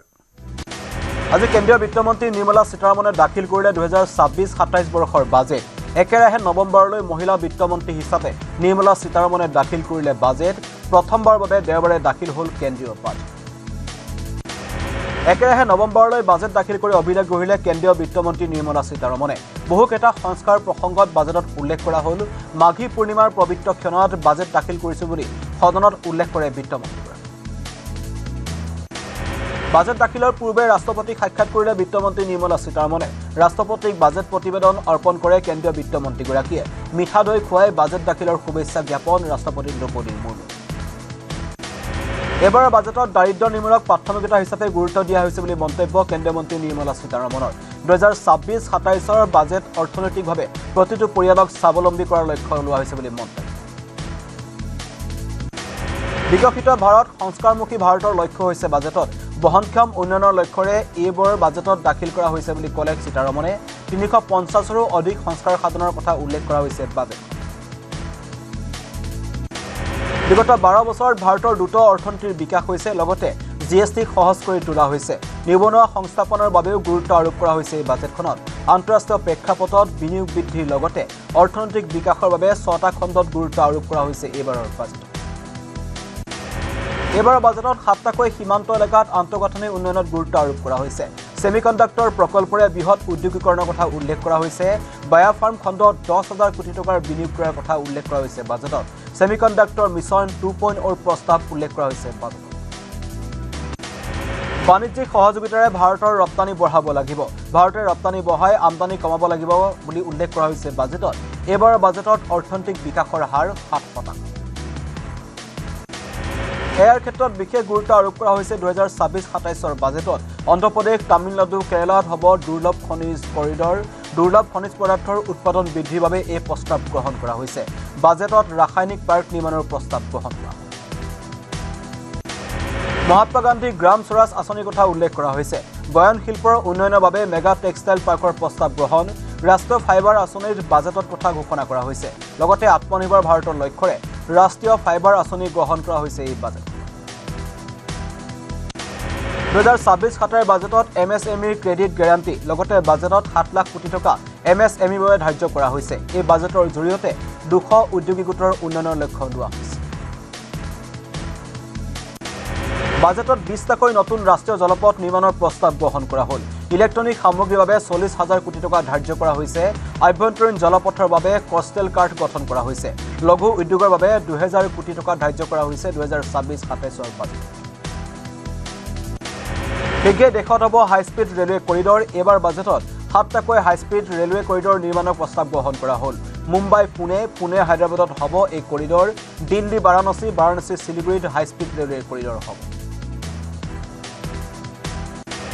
2026-27 বাজেটত নগৰীয় বিকাশৰ বাবে 5,000 কোটি টকাৰ প্ৰস্তাৱ গ্ৰহণ কৰা হ'ল আন্তঃগাঁথনি খণ্ডত সৰ্বাধিক 12.2 লাখ কোটি টকা বিনিয়োগৰ প্ৰস্তাৱ গ্ৰহণ কৰা হ'ল বিগত 10 বছৰত 25 কোটি টকা লোকক দাৰিদ্ৰ্যমুক্ত কৰা হৈছে নতুন প্ৰযুক্তিক চৰকাৰে সকলো প্ৰকাৰে সহযোগিতা কৰিব 5টা আঞ্চলিক মেডিকেল হাব নিৰ্মাণৰ প্ৰস্তাৱ গ্ৰহণ কৰা হ'ল স্বাস্থ্য পৰ্যটনৰ বৃদ্ধিৰ বাবে বাজেটত বিশেষ প্ৰস্তাৱ জৈৱিক ক্ষেত্ৰৰ বাবে 10,000 কোটি টকাৰ প্ৰস্তাৱ গ্ৰহণ কৰা হ'ল বাজেটত শিক্ষাৰ দ্বাৰা কৰ্মসংস্থাপনৰ বাবে গঠন কৰা হ'ল কমিটি দাম কমিব মধুমেহ আৰু কৰ্কট ৰোগৰ ঔষধৰ 3খন নতুন আয়ুৰ্বেদিক প্ৰতিষ্ঠানৰ নিৰ্মাণৰ প্ৰস্তাৱ গ্ৰহণ কৰা হ'ল আয়ুৰ্বেদিক ঔষধৰ ৰপ্তানি বৃদ্ধিৰ প্ৰস্তাৱ জামনগৰত WHOৰ কেন্দ্ৰ নিৰ্মাণৰ প্ৰস্তাৱৰ লগতে পূব ভাৰতত নেশ্যনেল ইনষ্টিটিউট অৱ হস্পিটেলিটি স্থাপনৰ প্ৰস্তাৱ গ্ৰহণ কৰা হৈছে বাজেটত পশু চিকিৎসাত ব্যক্তিগতকৰণ বৃদ্ধিৰ লক্ষ্য দেশত নতুনকৈ স্থাপন হ'ব পশু চিকিৎসালয় আৰু মেডিকেল কলেজ অৰেঞ্জ ইকনমিৰ বাবে 2030লৈ প্ৰয়োজন হ'ব 20 লাখ কৰ্মী লগতে 5খন নতুন বিশ্ববিদ্যালয় কাউন্সিল গঠনৰ প্ৰস্তাৱ গ্ৰহণ কৰা 20 প্ৰসিদ্ধ পৰ্যটনস্থলীৰ বাবে 10,000 গাইডৰ প্ৰয়োজন আছে সেইবাবে পৰ্যটক গাইডৰ প্ৰশিক্ষণৰ বাবে স্থাপন হ'ব বিশেষ প্ৰতিষ্ঠান ডিজিটেল নলেজ গ্ৰিড স্থাপনৰ প্ৰস্তাৱ বাজেটত গ্ৰহণ কৰা হয় দেশৰ ক্ৰীড়াৰ আন্তঃগাঁথনিৰ উন্নয়নৰ প্ৰস্তাৱ দেশৰ প্ৰতিখন জিলাতে নিৰ্মাণ হ'ব গাৰ্লছ হোষ্টেল দেশৰ কৃষকৰ আয় বৃদ্ধিৰ বাবে বাজেটত গুৰুত্ব আৰোপ কৰা হৈছে সীমান্তৱৰ্তী আৰু ক্ষুদ্ৰ কৃষকৰ আয় বৃদ্ধিত গুৰুত্ব আৰোপ কৰা হৈছে বাজেটত দেশত প্ৰথমবাৰে হ'ব বিগ কেট সামিট চলিত বৰ্ষতে অনুষ্ঠিত হ'ব বিগ কেট সামিট সদনত এই কথা ঘোষণা কৰিলে কেন্দ্ৰীয় বিত্তমন্ত্ৰী নিৰ্মলা সীতাৰমণে এইবাৰ বাজেটত মীন আৰু পশুপালন খণ্ডৰ ওপৰত গুৰুত্ব আৰোপ কৰা হৈছে কাজু নাৰিকল চন্দনৰ উৎপাদন বৃদ্ধিৰ বাবে বিশেষ আঁচনি গ্ৰহণ কৰা হৈছে উত্তৰ পূবৰ উন্নয়ন আৰু নিয়োগ বৃদ্ধিত বাজেটত বিশেষ গুৰুত্ব প্ৰদান কৰা হৈছে লাখপতি বাইদেউৰ বাবে বিশেষ আঁচনি গ্ৰহণ বহুভাষিক এয়াৰ ব্যৱস্থা ভাৰত ভিস্তা প্ৰৱৰ্তনৰ প্ৰস্তাৱ 10 বছৰৰ বাবে ঘোষণা খেলো ইণ্ডিয়া মিছন কৃত্ৰিম অংগৰ প্ৰস্তুতকাৰীলৈ ৰেহাই ঘোষণা মহিলাৰ উন্নয়নৰ বাবে SHC মটৰ্ছৰ ঘোষণা লগতে দেশৰ 15খন পন্ততাত্ত্বিক স্থানৰ উন্নীতকৰণৰ প্ৰস্তাৱ গ্ৰহণ কৰা হ'ল বাজেটত দিব্যাংগৰ বাবে ঔদ্যোগিক কাৰিকৰী প্ৰশিক্ষণৰ ঘোষণা কৰিছে কেন্দ্ৰীয় বিত্তমন্ত্ৰী নিৰ্মলা সীতাৰমণ উত্তৰ পূবৰ বৈধ তীৰ্থস্থানৰ উন্নয়নত গুৰুত্ব আৰোপ কৰা হৈছে উত্তৰ পূবৰ ৰাজ্যৰ বাবে 4000 ই-বাছৰ প্ৰস্তাৱ গ্ৰহণ কৰা হৈছে 5 ঔদ্যোগিক ক্ষেত্ৰৰ বাবে 20000 টকা ধাৰ্য কৰা হৈছে ৰাঁচী আৰু তেজপুৰৰ মানসিক চিকিৎসালয়ৰ উন্নয়নৰ প্ৰস্তাৱ তেজপুৰত স্থাপন হ'ব নিহামছ আৰু তেজপুৰ মানসিক চিকিৎসালয় নিহামছলৈ উন্নীত কৰাৰ প্ৰস্তাৱ গ্ৰহণ কৰা হৈছে 2025-26 বিত্তীয় ঘাটিৰ লক্ষ্য GDP 4.3%। 2021 ঘোষণা কৰা বিত্তীয় ঘাটিৰ লক্ষ্য পূৰণ বিত্ত আয়োগৰ অনুদানৰ পৰিমাণ 1.4 লাখ কোটি টকা মৎস্য পালনৰ বাবে 500টা জলাশয় প্ৰস্তাৱ গ্ৰহণ কৰা হৈছে এইবাৰৰ বাজেটত 1 এপ্ৰিলৰ পৰা প্ৰযোজ্য হ'ব নতুন আয়কৰ আইন আয়কৰ আবেদন সহজ কৰা হৈছে দুৰ্ঘটনাত বীমাৰ ধন আয়কৰৰ পৰা ৰেহাই দিয়া হৈছে ভ্ৰমণপ্ৰেমীসকলৰ বাবে সুখবৰ বিদেশৰ যাত্ৰাৰ TDS 2% হ্ৰাস কৰা হৈছে এইবাৰৰ বাজেটত দুটা ভাগত বিভক্ত কৰা হ'ব আয়কৰ পৰিশোধ কৰা সকলক 5ৰ পৰা 2% হ্ৰাস হ'ব স্বাস্থ্য শিক্ষাৰ TCS কৰ ফাঁকি দিলে 100% জৰিমনা ভৰিব লাগিব বুলি বাজেটত উল্লেখ কৰা হৈছে ৰাষ্ট্ৰীয় সমবায় খণ্ডত পঞ্জীকৃত কোম্পানীক 2026 31 জানুৱাৰীলৈকে ৰেহাই দিয়া হৈছে ভাৰতত ডাটা চেণ্টাৰ নিৰ্মাণ কৰিলে কৰ ৰেহাই প্ৰস্তাৱ গ্ৰহণ কৰা হৈছে কিন্তু কৰ ফাঁকি দিলে শাস্তিৰ পৰিৱৰ্তে জৰিমনা বিহা হ'ব বুলি বাজেটত সিদ্ধান্ত গ্ৰহণ কৰা হ'ল সংশোধিত ITR 31 জুলাইৰ ভিতৰত পৰিশোধ কৰিব লাগিব কৰ বেটেৰীত ব্যৱহৃত লিথিয়াম চেলৰ সীমা শুল্ক ৰেহাই দিয়া হৈছে পাৰমাণৱিক প্ৰকল্পৰ সাধনৰ বাবে সীমা শুল্ক হ্ৰাস কৰা হৈছে দাম কমিব জোতা বেটেৰী আৰু চামৰাৰ সামগ্ৰী লগতে কমিব সৌৰশক্তি উৎপাদনৰ সঁজুলিসমূহ সুৰাপায়ীসকলৰ বাবে দুখবৰ বৃদ্ধি পাব সুৰাৰ দাম কমিব কৰ্কট ৰোগৰ 17 বিধ ঔষধৰ হ্ৰাস পাব 7টা জটিল ৰোগৰ ঔষধৰ দাম লগতে হ্ৰাস পাব মাইক্ৰৱেভ অভেনৰ মূল্য দাম কমিব ইলেক্ট্ৰনিক বাহনৰ দাম কমিব বায়োগেছ চিলিণ্ডাৰৰ যাত্ৰীসকললৈ সুখবৰ কঢ়িয়াই এইবাৰ বাজেটত হ্ৰাস পাব বিমানৰ টিকেটৰ দাম प्रोफेशनल के माध्यम से ऑरेंज इकोनॉमी यानी ऑडियो विजुअल गेमिंग को बढ़ावा देकर पर्यटन को प्रोत्साहन देकर और खेलो इंडिया मिशन के माध्यम से युवाओं के लिए नए अवसरों के द्वार खुलेंगे भारत को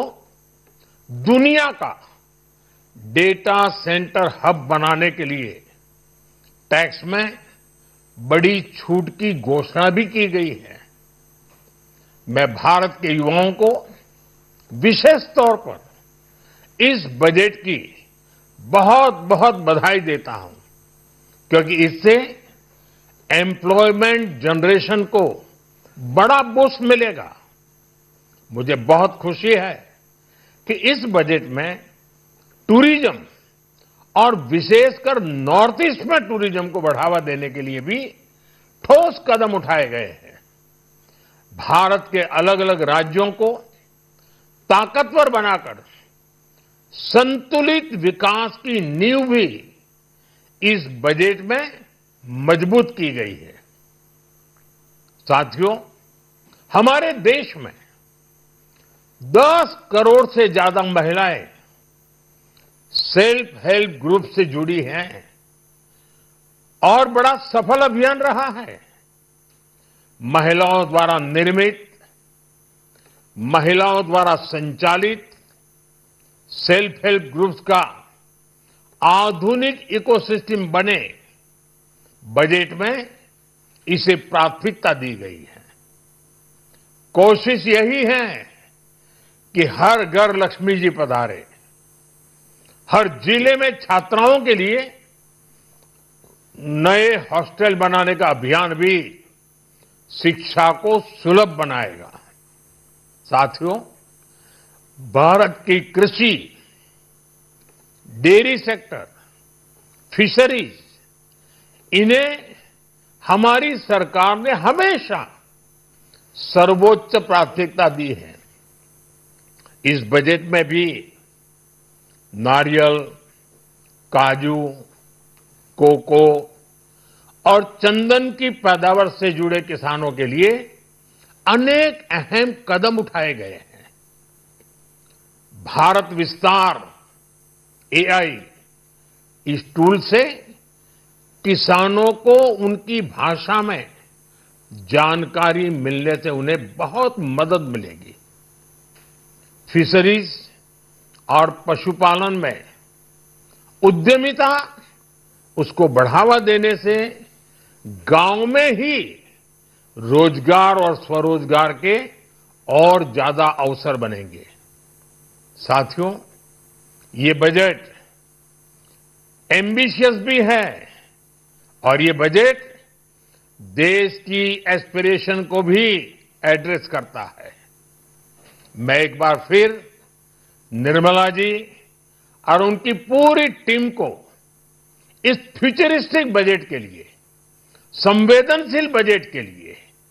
गांव, गरीब, किसान का कल्याण करने वाले बजट के लिए बहुत बहुत बधाई देता हूं। बहुत बहुत धन्यवाद।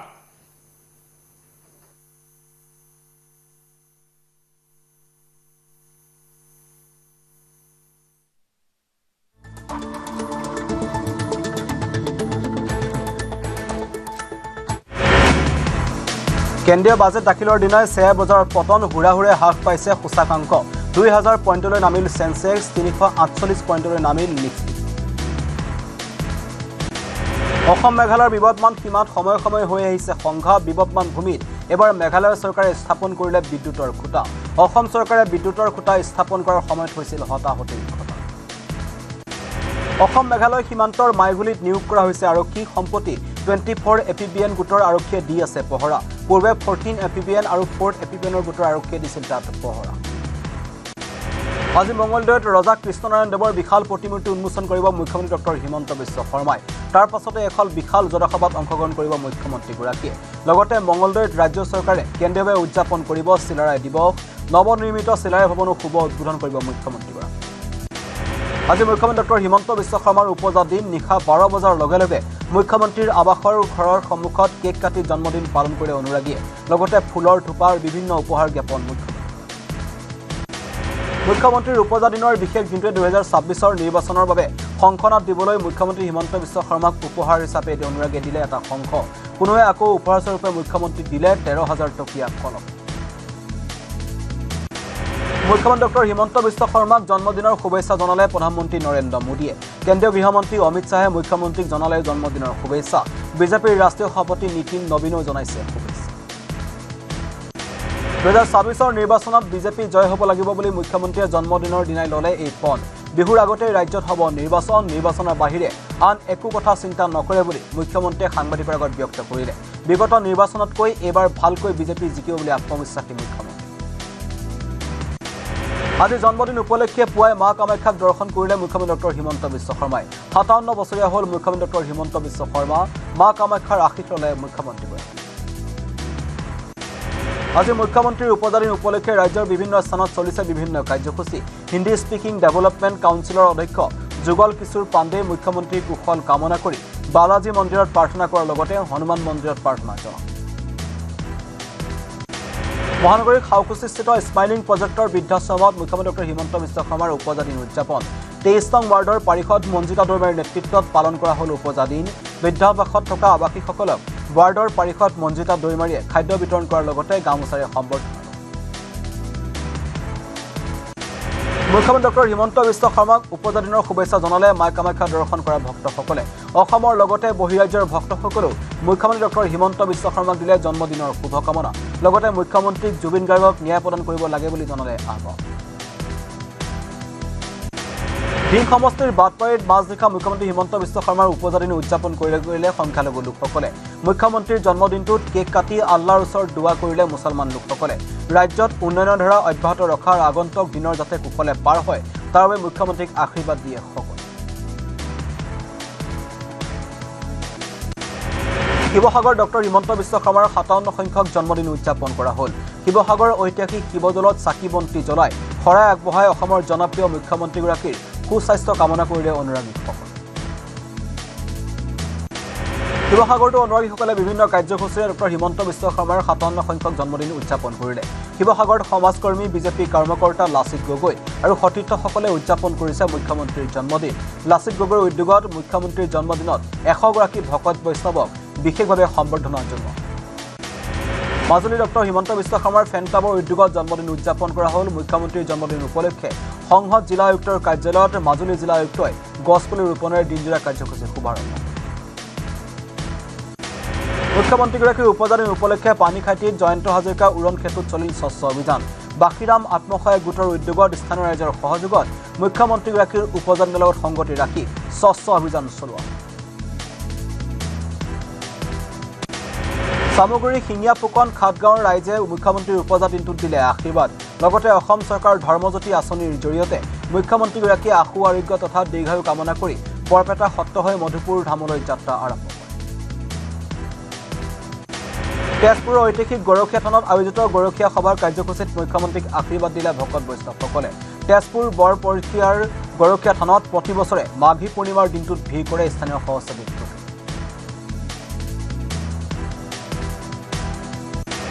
মুখ্যমন্ত্ৰীৰ জন্মদিন উপলক্ষে পৌৰ নিগমৰ বিশেষ কাৰ্যসূচী গ্ৰহণ কৰিছে মেয়ৰ মৃগেন শৰণীয়াই বিৰুবাৰী 29 নং ৱাৰ্ডৰ উদয়পুৰ কালী মন্দিৰৰ পৰা নিম পুলি ৰোপণেৰে শুভাৰম্ভ কৰিলে জন্মদিনৰ কাৰ্যসূচী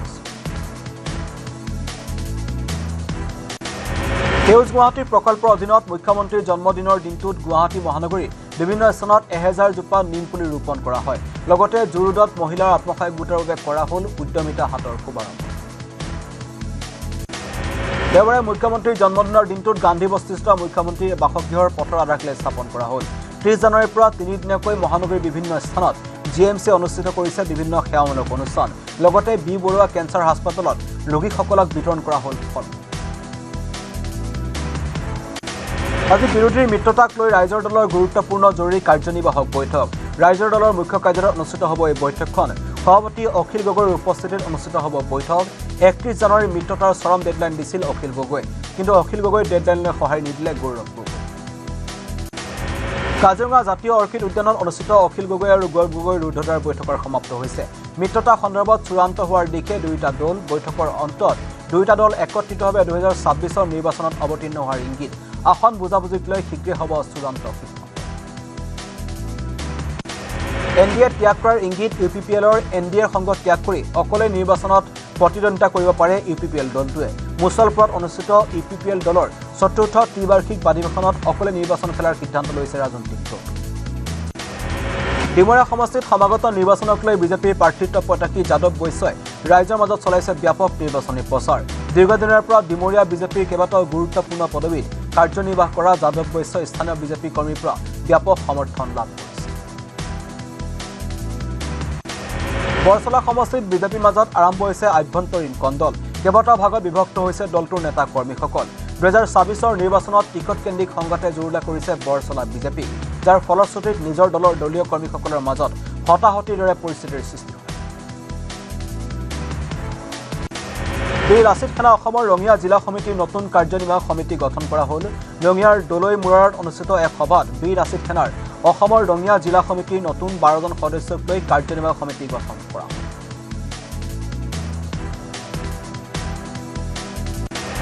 বাক্সাৰ দীঘলডঙাত এছআৰক লৈ সৰব ABMCৰ সভাপতি টাইছন হুছেইন মুখ্যমন্ত্ৰী হিমন্ত বিশ্ব শৰ্মাৰ সমালোচনা টাইছন হুছেইনৰ সংখ্যালঘু ভোটাৰৰ বিৰুদ্ধে ফৰ্ম 7ৰ অপব্যৱহাৰ কৰি বিজেপি কৰ্মীয়ে আপত্তি দাখিল কৰাৰ ভয়ংকৰ অভিযোগ মুখ্যমন্ত্ৰীয়ে মিয়াক লৈ কৰা মন্তব্যৰ প্ৰতিক্ৰিয়া টাইছন হুছেইনৰ মুখ্যমন্ত্ৰীয়ে মিয়া শব্দৰে সমগ্ৰ অসমৰ সৰ্বস্তৰ মুছলমান সমাজকে খুচাইছে বুলি